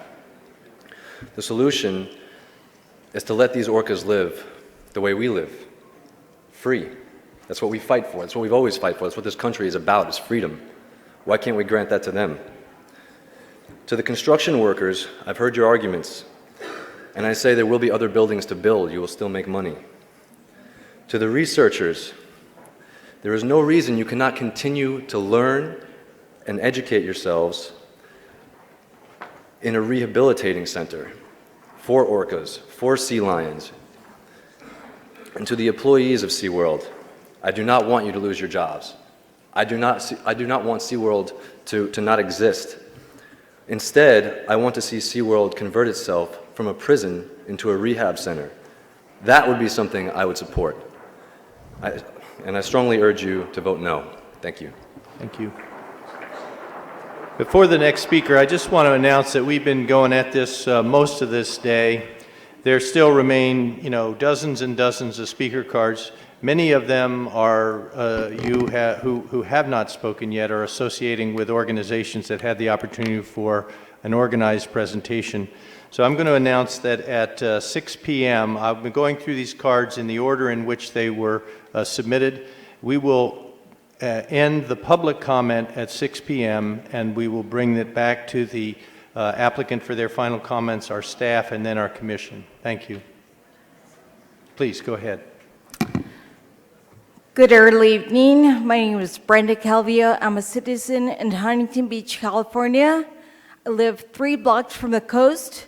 The ocean is my life. I love the ocean. Along with the ocean, I also love freedom.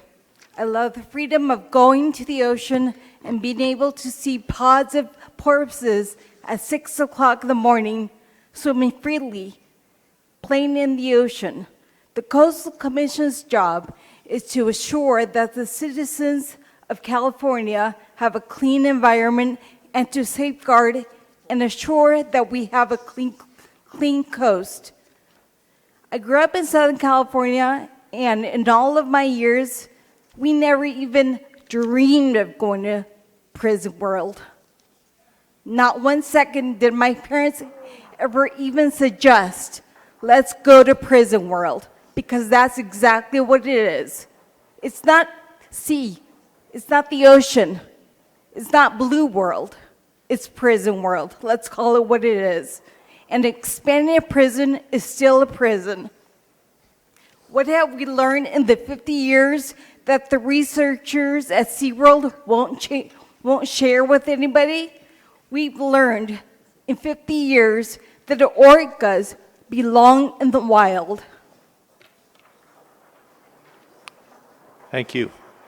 So I'm going to invite up Vince Mudd, Bill Evans, I think Bill has actually spoken, Michelle Feinberg, Don Kent, Ellen Erickson, Johnny Simpson.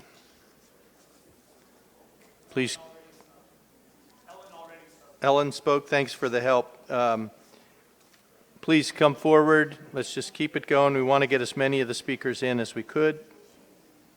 And welcome. Thank you, Mr. Chairman and Commissioners. My name is Don Kent. I have the honor of serving as the president of the Hub SeaWorld Research Institute, which for more than 50 years has helped resolve problems arising from the interaction between human and animal populations in the habitats they share around the world.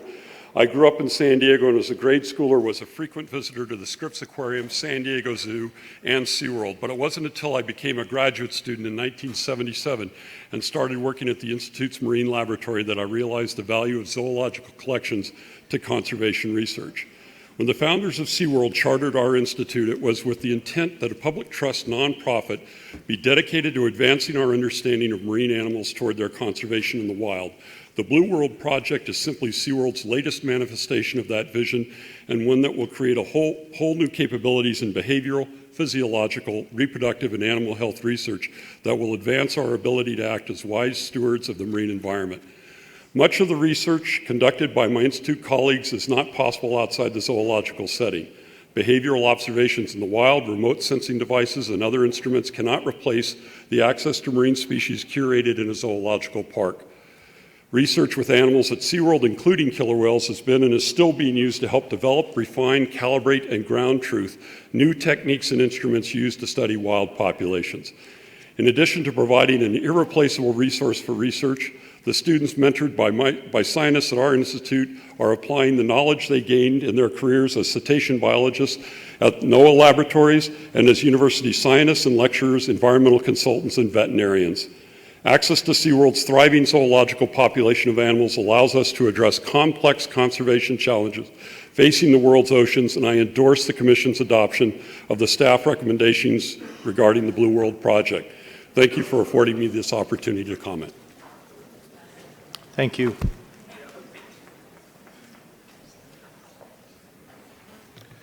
Good afternoon, Commissioners. My name is Johnny Simpson, and I'm the business manager of IBEW Local 569, representing over 3,100 electricians and their families in San Diego and Imperial counties. The IBEW also provides training and career opportunities for community members. We have invested resources into the community to ensure construction projects create safe, quality workplaces for our members. We also have great wages and benefits. Today I speak in support of one of these projects, Blue World. I've heard Ms. Rose and several other speakers today talk about it's a waste of money and resources. My members and their families would beg to differ. This project will create hundreds of good-paying construction jobs for local residents, jobs that provide family health care and retirement benefits, jobs that help grow and strengthen the surrounding communities by investing in a local workforce. SeaWorld is putting $100 million on the table for this construction project. This project will create 500,000 man-hours for construction workers. The wages, for local construction workers, and the whales will get a larger state-of-the-art habitat. This seems like a win for everyone. Local families and their local construction workers and their families, and more importantly, the whales get a larger environment to swim around in. I urge your support. Thank you. Thank you. Marta Holmberg, Emily Rohr, Kimberly Johnson, Deidre Aro, Nina Khan, Lisa Lizier, and Lester Smiley. Any of those who are present, please come forward, and the first person can come straight to the mic. Thank you. Hi, my name is Marta Holmberg, and I'm a resident of Los Angeles. I almost didn't come up to speak right now because I feel like pretty much everything has been said. And to be honest, I'm pretty tired and drained from being in this room all day. But then I remembered that I get to go home tonight to my family, and that's something that orcas at SeaWorld don't get to do, ever. So on behalf of them and everybody who couldn't be here at this meeting tonight, please vote no on SeaWorld's Blue World project. Thank you. Good evening, Commissioners. My name is Emily Rohr. I live in Los Angeles. To be respectful of your time, I'll keep this brief. I just wanted to urge you all to please vote no on this and make the compassionate choice. Thank you. Thank you. I'm going to also invite up Jamie Wharton, David Seeberger, Brendan DeSmit, Brittany Pierce, and Coffee Boyle. Thank you. Hi, I'm Kim Johnson. I'm a California resident, and I just wanted to say I'm fascinated by orcas. I love them. I used to visit aquariums like SeaWorld all the time because I love marine animals especially, and I really wanted to see them up close. I'm sure all the SeaWorld employees that were here today are also fascinated and love orcas as well. That's probably why they applied for the job, to be around them every day. So I think that's something almost everyone here can agree on, that we all, love animals, we love these orcas. But what I've learned in recent years is that our desire to see the orcas up close and our curiosity of them is actually hurting them. SeaWorld can build a sea sanctuary for a fraction of the cost it would take to complete this project. And I think if SeaWorld truly cares about animals, they would invest in a sea pen instead of this project. And I'm just asking everyone to look outside of our own desire to be close to the animals and our curiosity of them, and to actually do what's really best for the orcas instead of what's doing best for ourselves and our desire to be around them and to fulfill our own curiosity. So I'm just asking you to do the right thing, and the orca tanks are selfish of us and wrong, and please vote no. Thank you. Any of the other speakers, please, if you've been called. My name is Brendan DeSmit. I'm actually currently in Tucson, Arizona, but I grew up here in Southern California. Used to sit on a surfboard out in Huntington Beach and enjoy the environment. Never once did it occur to me while I was out there that I might prefer to see the beautiful wildlife in a contained environment rather than somewhere where we were sharing the freedom of the ocean together. I returned to Southern California, where I grew up today, for an 8-hour drive from Tucson, just to make an impassioned plea to you folks as somebody who loves this state where I grew up, who remembers this state as progressive and is often a beacon to the rest of the country and, in fact, the rest of the world, of legislation and ideology that is far and away before others make those decisions. This is a reverse kind of approach that we're taking here, thinking about giving SeaWorld an opportunity to build a bigger pen. And it's a financial disaster just waiting to happen. We're talking about jobs. I hear a lot of that. I got to say, I really feel for the workers and the unions that are representing them in that sense. But construction jobs are temporary, folks. Those are jobs that are going to go away as soon as this is built. The workers are going to be at risk of losing their jobs as public opinion continues to swell in disfavor towards this kind of operation. And when that disappears, the public's going to be left holding the bag. So in summation, I just want to say that right now, the tide of public opinion is rising, and it's rising in favor of compassion, not captivity. Please vote no.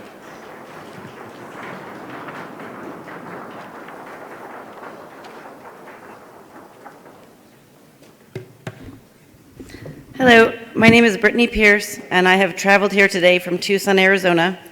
I urge the Commission to deny SeaWorld's permit. I am here in support of Direct Action Everywhere, Dr. Visser, PETA, and Sea Shepherd. No matter how big the tank looks to us, it is a kennel for them. Whether the depth is 35 feet or 50, any tank is too small and is quite simply animal cruelty.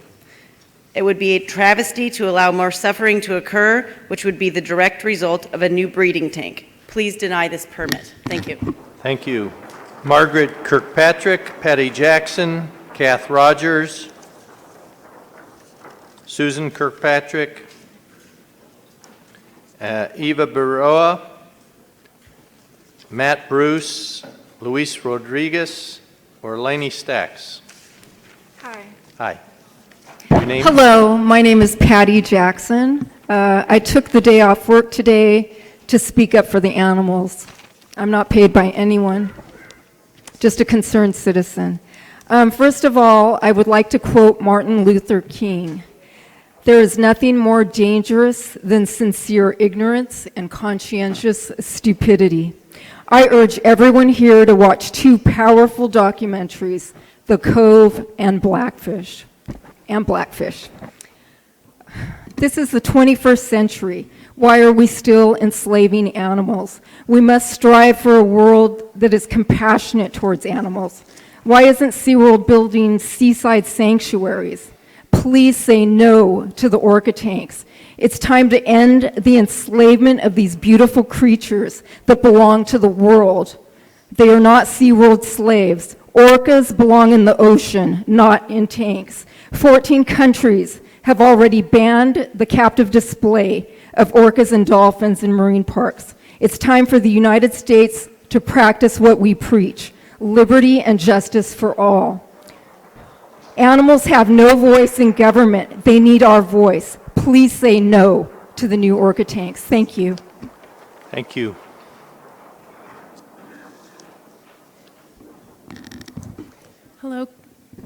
Hello, Commission. Thank you for your time today. My name is Kath Rogers. I'm a resident of San Diego, and I'm the Vice Chair of the Hillcrest Town Council, which is my neighborhood in San Diego, and I'm also the co-founder of the Animal Protection and Rescue League, which is a local nonprofit organization in San Diego, and we have about 10,000 people on our mailing list. And on behalf of them and on behalf of my friends and family who couldn't be here today and make the drive up and take off work, I urge you to vote no on this project. And I've personally called SeaWorld on a few occasions where there have been orphaned sea lion or seal pups or an injured sea lion, and that's undisputedly the part of their operation that we can all get behind. That's the future of what SeaWorld represents, and a project that involves expanding the orca tanks, keeping these animals in small tanks where they perform tricks for us, that's outdated, that's part of the past. And this is part of your vote today, is seeing the future of our coastline, seeing what we want to expand and what we want to see in that area, and this is not it. So I urge you to vote no. I also urge you to take a look at some of the new information that you've seen here today with regard to the pollution and the toxic waste under the site and adjacent to the site that has been brought to your attention today. And please take that into consideration in your vote as well. Please vote no. Thank you. Thank you. Speaker. I'm going to also invite up Brian Pease, Anthony Johnson, Cassandra Larson, Melinda McKee, Kenneth Montville, Casey Kern, Dean Francois. He was public. Please. Okay. First of all, my name is Lonnie. I'll take it. I mean, I It was pronounced Lanny. It's Lonnie. Okay, Lonnie. You're getting a good education on a lot of things here tonight. Correct. Yeah. In 2009, I was up above San Diego with a friend that's a private pilot, and I took my camera. And as we flew around, I took pictures of Coronado, North Island, downtown, the airport, the zoo, and then I took a picture of, we were above SeaWorld. Now, nothing occurred to me. I thought, oh, it's just another picture with the rest of them. When I got home and I uploaded this onto my computer, and I clicked to have the full view, and something disturbing stood out to me. The amount of space that is reserved for parking at, I believe, $15 a car is much, much, much greater than that little tank when they're not performing, where they're swimming around in circles in a tank the size of a pool in a backyard home. And it all just, this picture just disturbed me. And then even the Sea Park Marketplace restaurant building, there's even more space devoted to that. Now we're here talking about building another tank, and with the plans, it shows that it's not going to be any better because it's not going to be any, it's just going to be just a little larger, and that is it. Thank you, Lonnie. No, no, no. Thank you.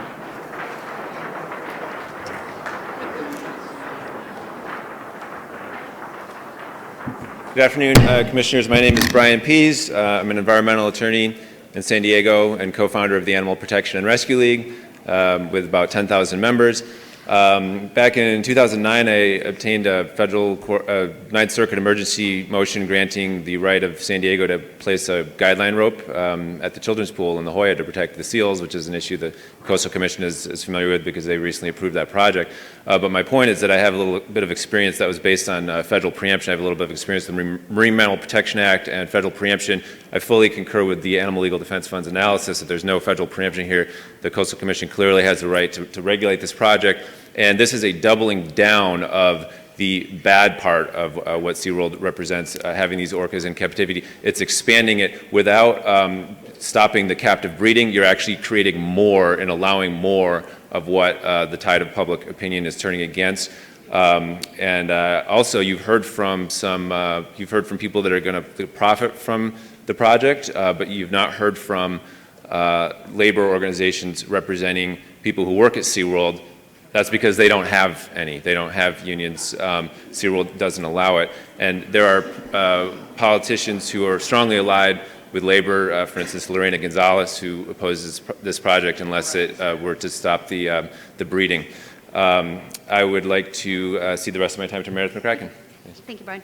My name is Meredith McCracken. I currently live in San Diego. I moved there 14 years ago. Prior to that, I lived in Los Angeles, and where I volunteered at the Marine Mammal Care Center for 1 year. We rescue, rehabilitate, and release seals, sea lions, and elephant seals.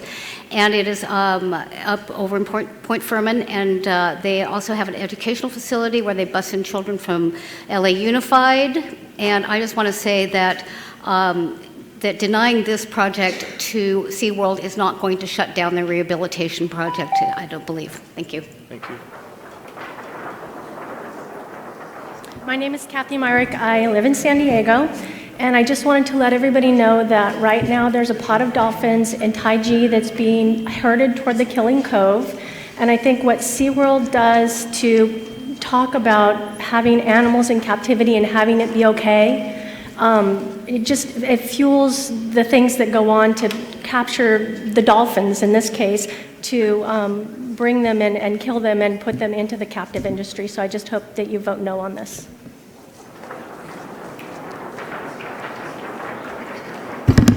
I'm Cassandra Larson, and I'm from Salt Lake City, Utah. I traveled here not to support SeaWorld. Many people I do talk to back in Utah do not travel to California to go to SeaWorld. It has probably been several years since I've actually met somebody who says they will go to California for SeaWorld. I do volunteer with rescue organizations for animals in Utah. Obviously, it's not Sea Life. But I do recognize the efforts that SeaWorld does for that, and I applaud them for the rescue and rehabilitation efforts. But they do not need captive orcas jumping through hoops and doing shows to make money to continue that rehabilitation program continuing.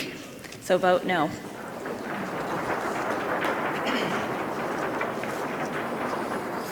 Hi, I'm Anthony Johnston with Direct Action Everywhere Salt Lake City. I speak with many of our hundreds of members there, and I'm sure many of our thousands of members internationally, when I say that we do not support SeaWorld or this movement.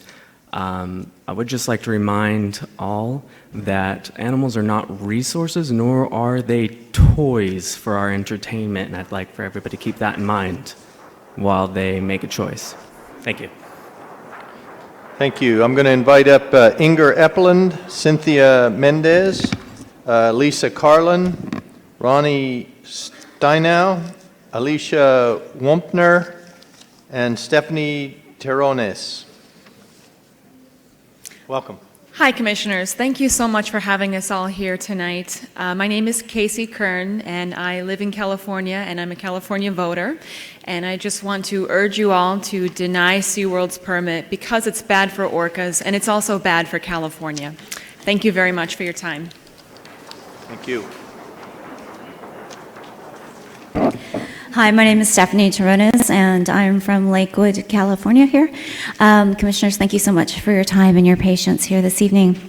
I am originally from Fresno, and so it was a big deal when I was younger to take a trip down to go to SeaWorld. And I loved animals, loved marine wildlife, and so I was awed by the whales.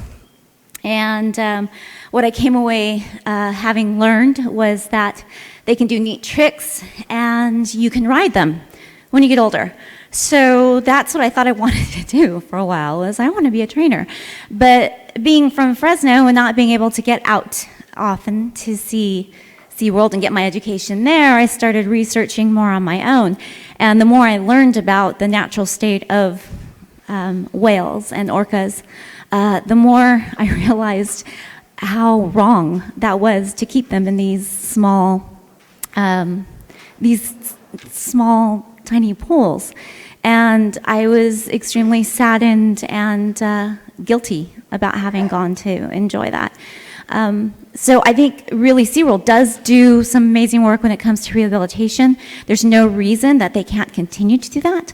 And these suggestions about converting and evolving into their a greater role in terms of rehabilitation and a C-PIN are exciting.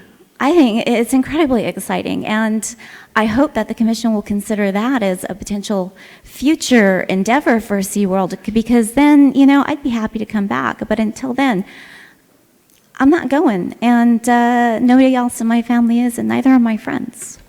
Thank you. Hi, Alicia Wapner had to leave to pick up her children, and she volunteered her time to me. And your name? My name's Hillary Kristen McMakin. I was born and raised in San Diego, and I live in Temecula. I'm not here to push you one way or another, except the way that your heart feels. And I would just like to say that today isn't about money or greed or jobs for humans or anything else. It's just about the whales. And so please, before you vote, just take a moment and think like a whale. Think what you would want if you were an orca. Would you want to hear loud sounds above your head? Would you want to be forced to do tricks? Would you want to live in the free wild where you're free to do what you want? And that's all I ask of you. Thank you. Thank you. Hi, I'm Inger Eppeland. I'm giving my time to Jonathan Klein, but please vote no, do the right thing. Rabbi Jonathan Klein, Faith Action for Animals and Clergy and Lay to Unite for Economic Justice. I'm not a scientist, a lawyer, nor an actor, but I am a rabbi and an ethicist working with rabbis, priests, ministers, and imams daily throughout Southern California on economic justice issues. As a kid, I loved SeaWorld. Great show, majestic splash zone, intoxicating. I was wowed by their blue world that they created, gorgeous tanks. Ultimately, I broke my addiction, though. I didn't know better, but you do. Your job is not to bail out a dying company. It is to protect our vital coastal resources. Good people working for SeaWorld came here today with fear and trepidation for their futures, just as others feared the end of slavery. It isn't their fault, but sadly the jig is up. Time to end business models that are built upon animal cruelty. Imagine a time when gladiator fights began to be questioned. A public outcry arises against a highly profitable institution for decades on moral grounds. Gladiator world kills, they argue. Despite declining attendance, Gladiator World Incorporated counters opposition. Gladiator fights are just, educational, they lower crime, set an example for sinners. Researchers will help gladiators in the wild. Let's breed them too. Now imagine Gladiator World Incorporated comes to you, the Forum Commission, to educate, inspire, and conserve with a new arena.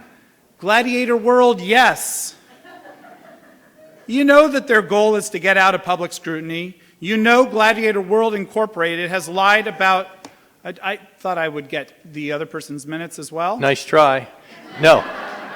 But thank you for your comments. You All can right, wrap it up. bottom line is, please, be the change that you want to see in the world, to quote Gandhi. Thank you. Okay, thank you.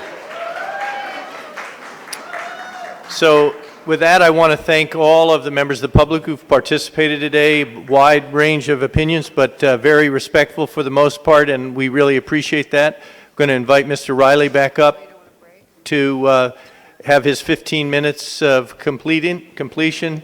Then we'll take on our staff response and then commissioners. Thank you. Chairman Kinsey and members of the Commission, thank you again for the time to speak today and for the opportunity for a rebuttal here.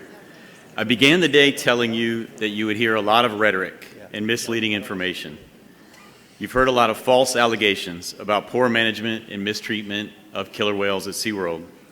The truth is, each and every time PETA has filed a complaint with the USDA, that federal agency has come out and inspected us. Not once have those complaints resulted in a finding of a violation of the Animal Welfare Act. Not once. Including the most recent claims by PETA's own employee. Now, we could go through all the misinformation that you heard today one by one. They were packaged into a film with a clear anti-zoo and anti-aquarium agenda. You can read the facts here in this binder. You received a copy of that binder yesterday. The same information is available online. But whether or not you agree with zoos and aquariums isn't the issue before your commission today. This is a vote about land use. This project is clearly within the guidelines of the SeaWorld Master Plan. There are no Coastal Act issues. I can't think of a better way to use this land, in fact, than with a new habitat that can benefit the whales that live at SeaWorld, benefit research to protect endangered killer whales in the wild, and educate and inspire future generations of conservationists, biologists, veterinarians, and animal care experts. I'd like to make 5 clarifying points about some of the information you heard today. First, public sentiment is with zoos and aquariums. In a recent study by the American Zoological Association, 80% of respondents said they had a favorable opinion of aquariums. More than 3/4 say they were likely or somewhat likely to visit a zoo or an aquarium in the next 12 months.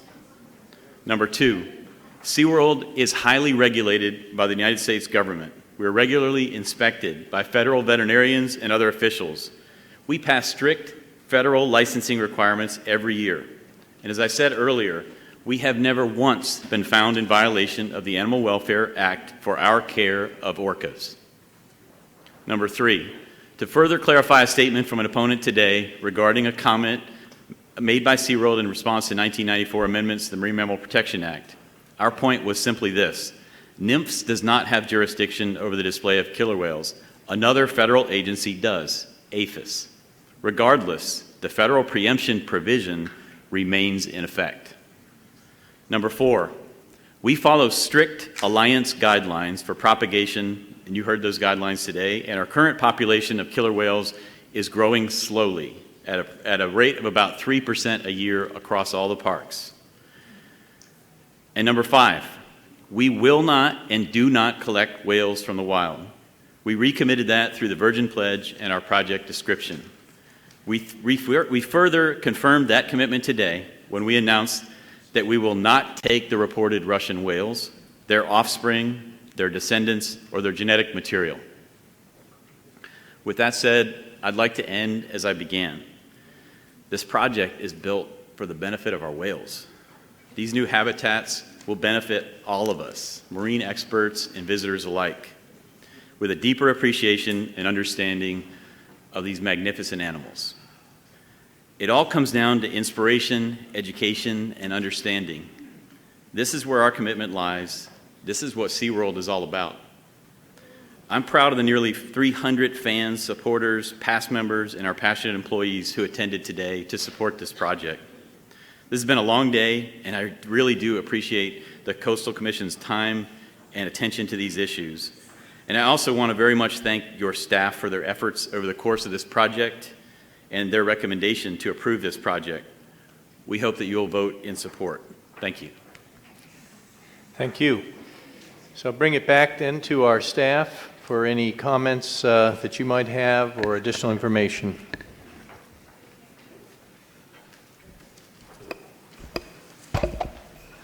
Thank you, Chair Kinsey. I'd like to first address some specific comments related to the staff report and the permit, and then turn it over to Dr. Lester for his comments. Also, Dr. Dixon, our staff ecologist, and Dr. Johnson, our staff geologist, are here and available for questions.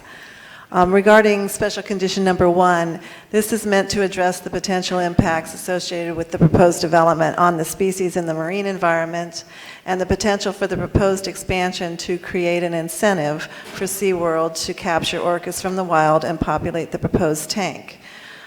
Such capture would be an adverse impact to the marine resource and species of special biological significance associated with this tank expansion and inconsistent with Section 30230. The concern is addressed in the revised project description submitted by the applicant and incorporated into this condition of approval, which commits that no killer whales captured from the wild after February 14, 2014 will occupy the expanded facility. And that date is consistent with when the Virgin Pledge was signed. I'd like to add a clarification and change to special condition number 1 to address some of the stated concerns here today, and this is acceptable to the applicant. And that would be to change the date to January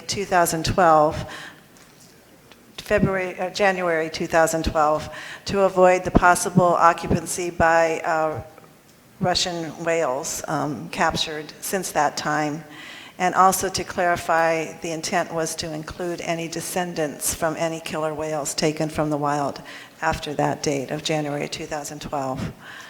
I'd also like to address the concerns regarding water quality, dewatering, landfill, and the seismic risk. There is the need for the monitoring and treatment of the groundwater pumped out of the excavation site has been incorporated into the project. They've done a specific study for the excavation site, which has been reviewed by our technical staff and found that no special handling of the soils is required due to the lack of any chemical constituents of concern. There's also a permit required from the regional board for dewatering of the excavation area, consistent with the MPDES permit.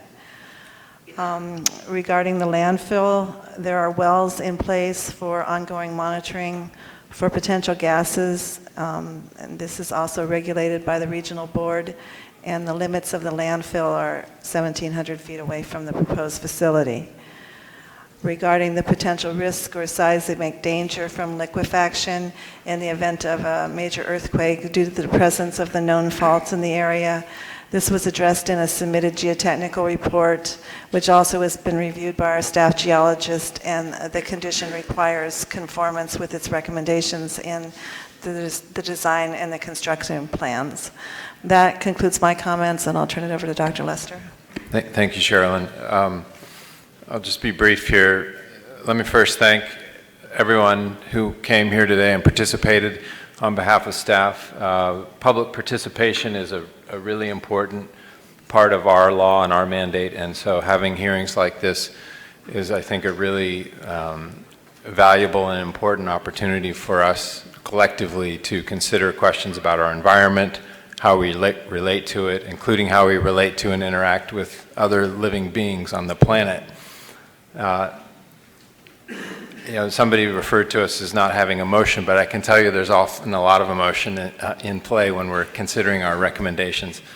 And every day it does seem that these dialogues that we have in our hearings are increasingly important and urgent as we continue to change the planet in dramatic ways, including dramatic and troubling ways, including our climate upon which all life, including killer whales, depends. As you know, we do take our Coastal Act obligations very seriously, and we seek to rigorously apply the law to the protection of California's coastal resources whenever we are acting under our authority. It's also true that the Coastal Act is a strong and a broad law, and in our view, a living law. And over your 40-year history, you have always been at the forefront of progressive environmental management and regulation. We have adapted and responded to new knowledge and conditions and public access concerns and extended the protections of the Coastal Act to all kinds of emerging issues and environmental problems. And as you've heard from at least one of the public comments today, the Coastal Act itself tells us to construe its provisions liberally to accomplish its objectives. So in our view, we're fortunate to have a very strong law in our state, including a broad policy to protect our marine resources.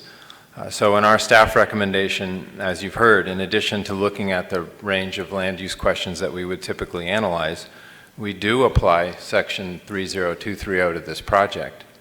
Let me touch on that again just briefly, since it was brought up by a number of speakers. In our review, we were very concerned with the potential impacts of this proposal on California's wild killer whales, which is our mandate. And so we worked to make sure that the project would not directly affect our marine resources, which is now reflected in the proposed Condition 1 that has just been adjusted, that prohibits any wild killer whales taken from the environment from being housed in this new facility, and also the prohibition on genetic material being used in this project. And this recommendation is based on an application of Section 30230 to the project. So the section of the Act does apply. That said, we didn't feel that we could extend the protections of 30230 to the question of captive breeding or the conditions of killer whale captivity within the meaning of that provision and in the context of the review of this facility expansion. This is an interpretive question about how one reads Section 30230 and the meaning of its terms. It's also a very narrow conclusion in our recommendation. It should not be interpreted or construed in any way as an endorsement of captive breeding or as a statement that such captive breeding is consistent with the Coastal Act.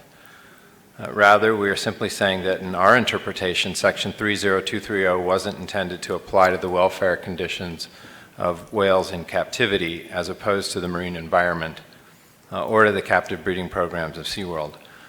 But there are other interpretations. Killer whales are surely marine mammals, and there's no doubt that the project is in California's coastal zone. So we've made our recommendation, and at this point we leave to you now as the decision makers to consider the appropriate interpretation and application of the Coastal Act to the project that's in front of you. And that concludes staff comments. Thank you, Dr. Lester. Bring it back to the commission now, and I keep track of those who are wishing to speak. We're going to begin with Commissioner Cox, and then I also have Commissioner Bochco. Commissioner Cox. Thank you, Mr. Chairman. Let me start off by, again, reiterating the fact that I think all of us on the commission appreciate the people that showed up here today to express their opinions on whatever side of this issue you wanted to express your opinion on. And I think there's, the one thing that I think hopefully everybody in this room would agree to is the fact that the orcas are beautiful mammals that deserve to be protected. They deserve care, and we want to see them continue to flourish and survive wherever they may be. Having said that, in the staff's presentation this morning, the thing that struck me first off was the different roles that are played by different agencies of government, both at the state level and the federal level. And the chart that they had, I think, clearly delineated that for the California Coastal Commission, which all 12 of these commissioners are appointed to uphold, really regulates the development in the California coastal zone. And as much as there may be a desire to regulate the taking of orcas, that is something that is controlled by another level of government, the federal government, under the Marine Mammal Protection Act. And what is before us today is a development proposal that has been submitted by SeaWorld. Obviously, it's generated a lot of input. It's, I think, historic in regards to the amount of input that we've received from the public. And I know that a lot of people have taken exception to SeaWorld, have maligned them as an organization. And I think, one of the things that I was focusing on by one of the speakers from PETA is that SeaWorld is a business. And that is absolutely the truth. They are a business. They're in the entertainment business, they're in the education business, the conservation, research, a lot of different adjectives that have been thrown out here today. But the bottom line is they are a business. And it's not this commission's role to either have them succeed or have them fail. It's to responsibly implement the California Coastal Act. And our role in all of this is in regards to the development proposal. For those that would seek a change to preclude the holding of orcas, I appreciate that, but we're not the role for that, or we don't have the ability to make decisions in that. That issue should be taken up with the federal government, the United States Congress, by amending the Marine Mammal Protection Act. Our role, and our only role today, I think, is in regards to whether this development proposal meets the requirements of the California Coastal Act. I want to give a lot of credit to staff because they've received a lot of input. I'm sure it was not an easy decision to wade through the 150,000 plus communications that we had and all the other information that came in, but they did wade through it, and I think they came forward with a very responsible recommendation, and that is to approve the project with conditions. Now, obviously, I'm sure we'll have some discussion in regards to what those conditions are, but the bottom line is, if this commission took action today to deny this project, nothing will change in regards to the operation at SeaWorld as it exists right now. They will continue to have whale shows. They will continue to invite the public in, and the public may or may not choose to come in and patronize SeaWorld. That's their business. That's their problem. It's not our problem. But I've got to believe that most people would agree that at least trying to increase the size of the habitat that they have to live in is better than what is there right now. And I think when we make decisions as a commission, I always try to consider, what is the alternative? If we don't approve this today, what's going to change? Well, nothing's going to change unless you who would like to see orcas set free, unless you go back to the federal government and get some modification to the Marine Mammal Protection Act. That is the controlling document, the regulation that will decide whether orcas are ever going to be returned to either a containment facility or be set free.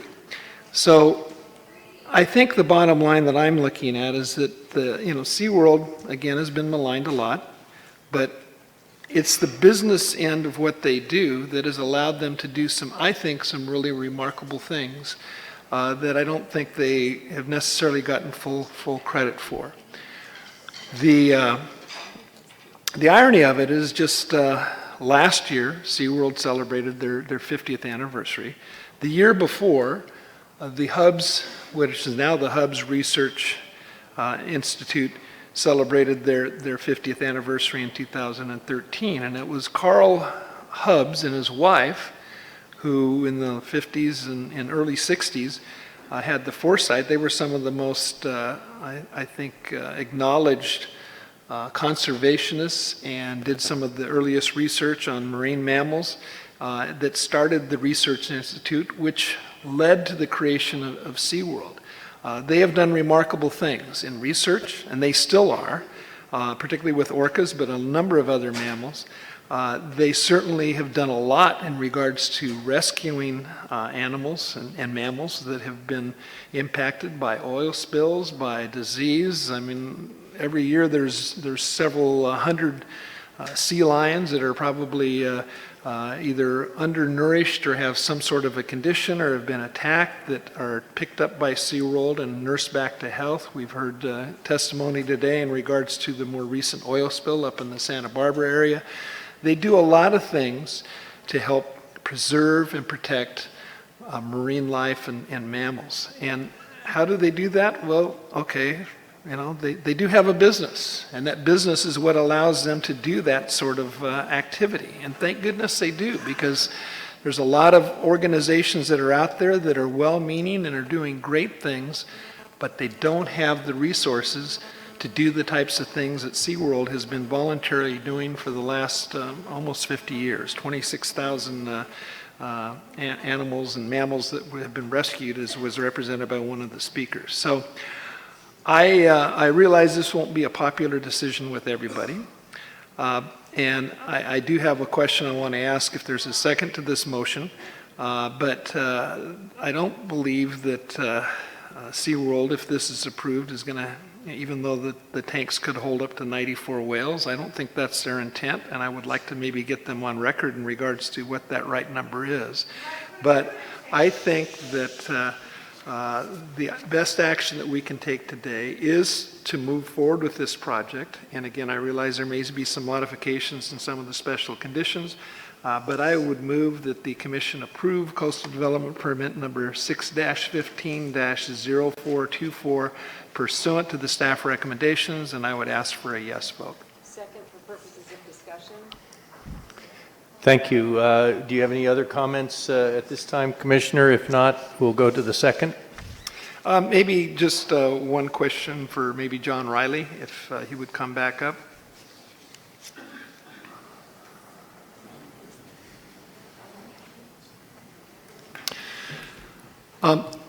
A number of people have made reference to the fact that this is going to be basically an opportunity to breed additional orcas. And I've heard and seen representations that you're willing to impose a cap. And I would like to ask you if you would be willing to set, there was a range, I think, would you be willing to adopt a specific number in regards to the orcas that would be allowed to be contained in this facility? Yes, we would, if I could make a qualifying statement to that, Commissioner. As with any project, the project is itself inherently self-limiting. And at SeaWorld, we have life support systems and water quality systems that maintain the water for the health of the animals, the clarity of the water so that we can see the animals. And we've asked our engineers, the way the project was designed, what the animal capacity, what their best engineering estimate would be of the animal capacity for the entire facility. And it's well below the numbers that are calculated in the staff report based on federal guidelines. And their estimate was a range of 15 to 20 whales at the upper limit. Would you Please. be willing to agree to a cap of 15? Yes, we would, and we would like to propose a language for that if that is possible. I'd like to, if it's okay, I'd like to ask our attorney David Watson to step up. Mr. Chairman, Commissioner Cox, based on the engineer's estimate of a low of 15 and a high of 20, and your request for that we go for the low number, I would like to read the following revised project description amendment into the record for your consideration. The project includes filtration and water treatment infrastructure components needed to ensure a healthy, clear marine water environment. The project infrastructure components would establish an upper population limit of 15 killer whales. No expansion to the approved water treatment support infrastructure to increase animal capacity above 15 shall occur without a Coastal Commission-approved amendment to the Coastal Development Permit or a new Coastal Development Permit unless the Executive Director determines that no amendment is legally required or unless a temporary infrastructure modification is required for 1, emergency animal needs, or 2, rehabilitating rescued whales at the request of one or more governmental agencies. That language is based on language in other special condition permits, and we're happy to tinker with it, but I sort of lifted it directly from the staff report related to other conditions. But basically what this does is say that based on the project designed engineering infrastructure for life support, the maximum population would be 15 killer whales. That's the intent of this proposed condition. Thank you. Let me ask staff if that's something that can be incorporated into the permit. Since they voluntarily offered to do that. If I could offer something that might help staff, we did discuss this with staff last week. They felt that right now the record does not contain enough documentation to support the description of the infrastructure.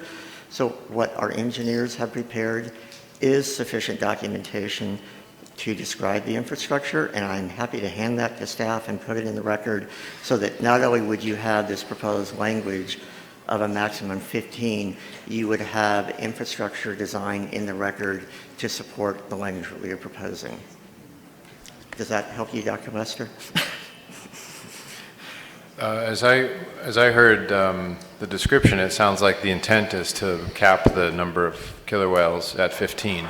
And so I think the most straightforward way to do that would be to accept that cap as part of their changed project description and then incorporate that into condition 1 as part of, which is also acknowledging their other commitments in the project description. And I'm hearing that the applicant is amenable to that. Correct. I hear that it's related to the infrastructure, but I think the most straightforward interpretation is that it's 15, and then in order to change that, you would need an amendment or a determination that there's no amendment needed. We wanted to tie it to something physical so that it would require a new coastal development permit. So our intent was to make sure there's no doubt whatsoever that the 15 killer whale limit is based on the capacity of the project, and if the capacity is ever going to increase, we would have to come back to the commission to change the project. So, thank you. I think that we want to keep this to a commission discussion. You've made it clear your thoughts. Commissioner Cox, you are satisfied that what your intention is to limit the total number to 15, and that any change that would seek to go above 15 would require an amendment to the permit. That's my intent, and I believe that's what the applicant has agreed to. Thank you. Okay, Commissioner Bosco, to your second. Yes, thank you. Well, that's an interesting wrinkle. I did not hear them say what Charles said, or what Dr. Lester said, although I think you're trying to wrap it around a jurisdictional issue, which sounds like to me, saying something about the filtration system was in our purview where you think the whales are not. And I just want to have a brief discussion with our attorney, Mr. Peterson, about this. I spent most of my time, which was quite a bit of time on this project, looking at these jurisdictional issues. And I came down on a different side of it than you did. Not in your initial hierarchy of the law. I think it is absolutely plain that the Marine Mammal Protection Act is not in effect here. It has been accepted in the case of captivity. They have stated it themselves. They have delegated it to first NIMS, and then NIMS delegated it to APHIS, and that's the Animal Welfare Act, which has specifically granted to the states the ability to regulate animals in captivity. I mean, it's just that simple. There is laws in other states, South Carolina being one, where the federal government said you can have a state law that does not allow for animals in captivity, marine mammals in captivity. It is not governed by the MMPA. It is the law. So I don't understand why SeaWorld, the applicant, is clinging so tightly to this misinterpretation of the law, and I'm just not going to buy it. That said, No. Stop, please. Please, That said, Mr. Peterson and I also disagree when we get down to the further analysis of state law. The state law, which is granted to us if we choose to take it from the AWA or APHIS, whatever one you want to say, allows for regulations of mammals in captivity, marine mammals in captivity. We, as an agency, must look to see if any other agency has preempted that from us. No one has. The California Fish and Wildlife have not taken jurisdiction here. They have told us that they don't feel that that is their role. So if I was to believe what the applicant is saying, there is no agency out there governing or regulating the applicant. And that doesn't make any sense to me. I mean, that is an area of such great importance, marine mammals in captivity. It's of interest as a public resource as well as a marine resource. So I believe that the 30230, right, 30230, allows us to take jurisdiction in this case over these marine mammals. And so that being said, I feel that we do have jurisdiction to both cap the animals or, in some cases, or in this case, talk about the breeding of the animals, which leads me to the scientific evidence. I mean, we've spent hours here today, all of us, and all in good faith. I don't think anybody here really wants to malign SeaWorld. I think SeaWorld has a lot of wonderful people. I think they have a lot of wonderful goals. And I do believe that the interest of the marine mammals is of utmost importance to you. But I also have to agree with the scientists, which does include Jane Goodall and Naomi Rose and some people of incredible credentials and decades of experience, that these mammals are suffering in captivity. Not suffering because you want them to or because you're really treating them badly. They're suffering because they don't belong in captivity. So I personally can go along with this project. I can approve this project. I can vote for this project, but only if we condition it further, and that condition would be an expansion of condition 1. And for me, and I can't speak for any other commissioner but myself, I would like to see that condition amended. And in that way, do I need to make an amending motion? Yes, you do. So I would like to make amending motion if it's the proper time to do so, so that condition 1 would go further and would say, I wrote it down so I wouldn't mess it up, and now of course can't find it. Where did I put it? I have so many papers. Oh, here we go. So I would like to expand condition 1 to say that it would further prohibit captive breeding, artificial insemination, the sale, please, the sale, trade, or transfer of any orca in captivity. And I think we could agree to some exceptions for maybe the health of the animal or certainly the rescue animals. I would like to see something in the condition about the rescue animals so that they're only held as long as necessary for their health. I don't understand why they would have to stay just because at one time they were ill. And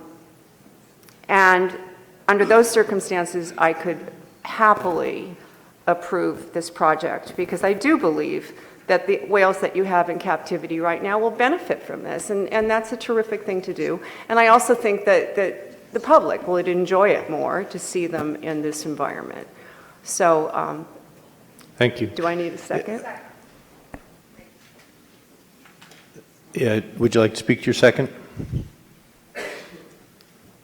I would, thank you. I actually think that Commissioner Cox's amendment, the maximum of 15 in combination with the amendment that Commissioner Bochco has just made is completely consistent. Given that I would like, SeaWorld has done a fabulous job on rescues, and I certainly wouldn't want to do anything which would limit their ability to help and heal and house, as long as they needed housing, a whale that needed rescuing.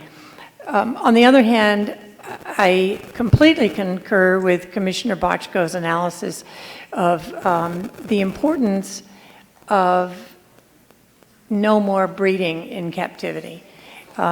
These are marine mammals. They're a marine mammal no matter where they live. Desert animals are desert animals, whether they're taken out of the desert or not.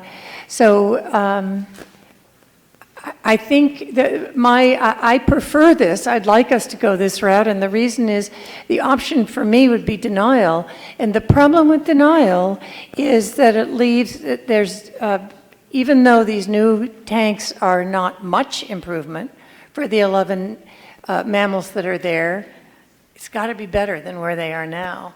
So with that, I think it's not what a lot of people have asked for a straight denial, but a straight denial does leave the 11 animals still in the conditions they're in without the benefits of the much bigger tank.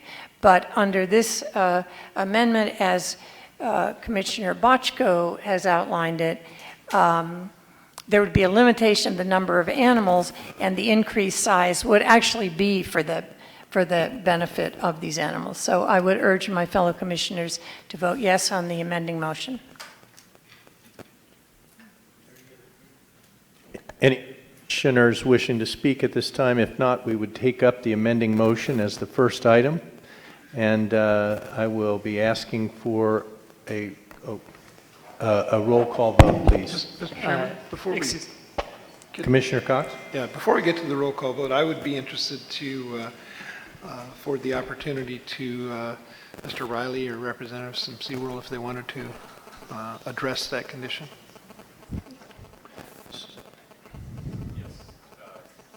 Commissioner Cox, as we stated before, we would support the condition that you suggested about the cap to 15 animals in the facility. As to a ban or limitation on breeding, we would not. The population in this facility, we have affirmed our approach to collection in that we wouldn't accept any animal collected after January 1st, 2012. To exclude the Russian whales and any whales collected after that. We've included the genetic material of those animals in that as well. but a ban on breeding would sentence these animals to a slow extinction in our care and a slow death, and we would not support that condition. Yep. Thank you. Mr. Chairman, well, we'll take the roll call. I'm going to oppose this amendment. Obviously, I'll support the main motion when it comes up. Thank you. Vanessa, you want to? Martha. Excuse me, Commissioner McClure. Yeah, I had a question in relationship to the amendment in relationship to the no breeding clause. Is that the 11 that are at SeaWorld, or is that the 24 that are under the care of SeaWorld? Well, let's get clarification from the maker of the motion. Where are these 20? I know they have 11 here. Well, it's my understanding, and I could ask SeaWorld to clarify it, but it's my understanding that they have 24. Oh, in separate parks. In separate parks. Well, my intention was the 11 that they have now. Yeah, in San Diego, because we're giving a permit to San Diego, so that was what I was including. Okay, and so my question is, if a whale passed, could they bring a whale in from one of their other parks, a replacement whale? So I'm just kind of curious. Okay. No, because the transportation would also be prohibited. Oh, okay. Thank you. Vanessa? Excuse me? Commissioner Bochco? Excuse me, just... We are voting on the amending motion at this point. Chair Kinsey, could I request one clarification regarding the motion? So is the intent to also limit the transfer of orcas away from the facility? Okay, so I do have one informational question about whether any orcas that are currently at the facility are this. Well, I have an informational question about whether any orcas that are currently at the facility are governed by a take permit. And the reason for that question is there is a provision in the MMPA that provides that an animal that is subject to a take permit, that take permit includes the right to transfer the animal. So that is one specific limitation that I just want to be sure isn't at issue. So you're saying that, is this the permit that NIMS gives for the take? Yes, so, and this would be an animal-specific permit. So I'm just So if they have asking that permit, it still can be transported even after captivity? With respect to that specific animal, yes. So, does somebody know? I think the question would either be Chris is wanting to know from SeaWorld whether any of the animals have a take permit, or whether the maker of the motion would exclude any such animal from the transfer prohibition. My suggestion would be, rather than to involve the applicant, would be to get a clarification from the maker of the motion that it would be consistent with federal law regarding take. Yes, of course. And the seconder, is that fine? Then we don't need an answer. Thank you. It's consistent with federal law regarding take. Vanessa? Commissioner Vargas. I'm just asking for a little clarity in terms of what we're voting on, if somebody would... Okay, so what we're voting on right now is an amendment to the main motion that would prohibit the transfer or the breeding of the orcas that are in the California facility, excepting those that are here under federal take provisions.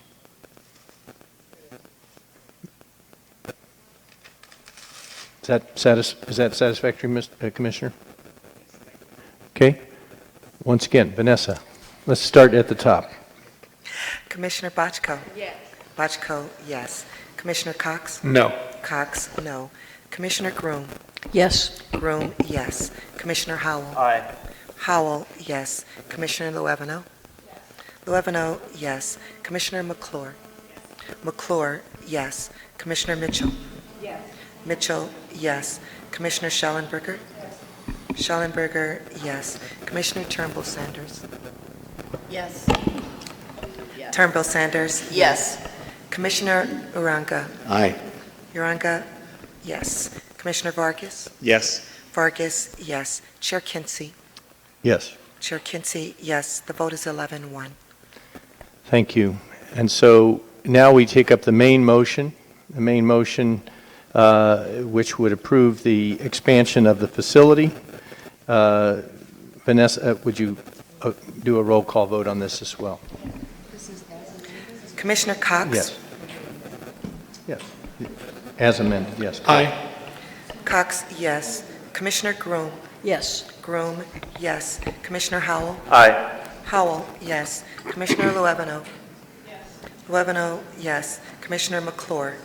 McClure, yes. Commissioner Mitchell? Yes. Mitchell, yes. Commissioner Schellenberger? Schellenberger, yes. Commissioner Turnbull Sanders? Yes. Turnbull Sanders, yes. Commissioner Uranka? Aye.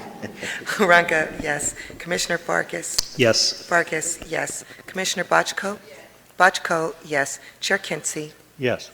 Kinsey, yes. The vote is unanimous. Thank you. So that we do approve the project consistent with the amendments as noted, and that completes this item. I want to thank the public for your participation, the applicant, and this also.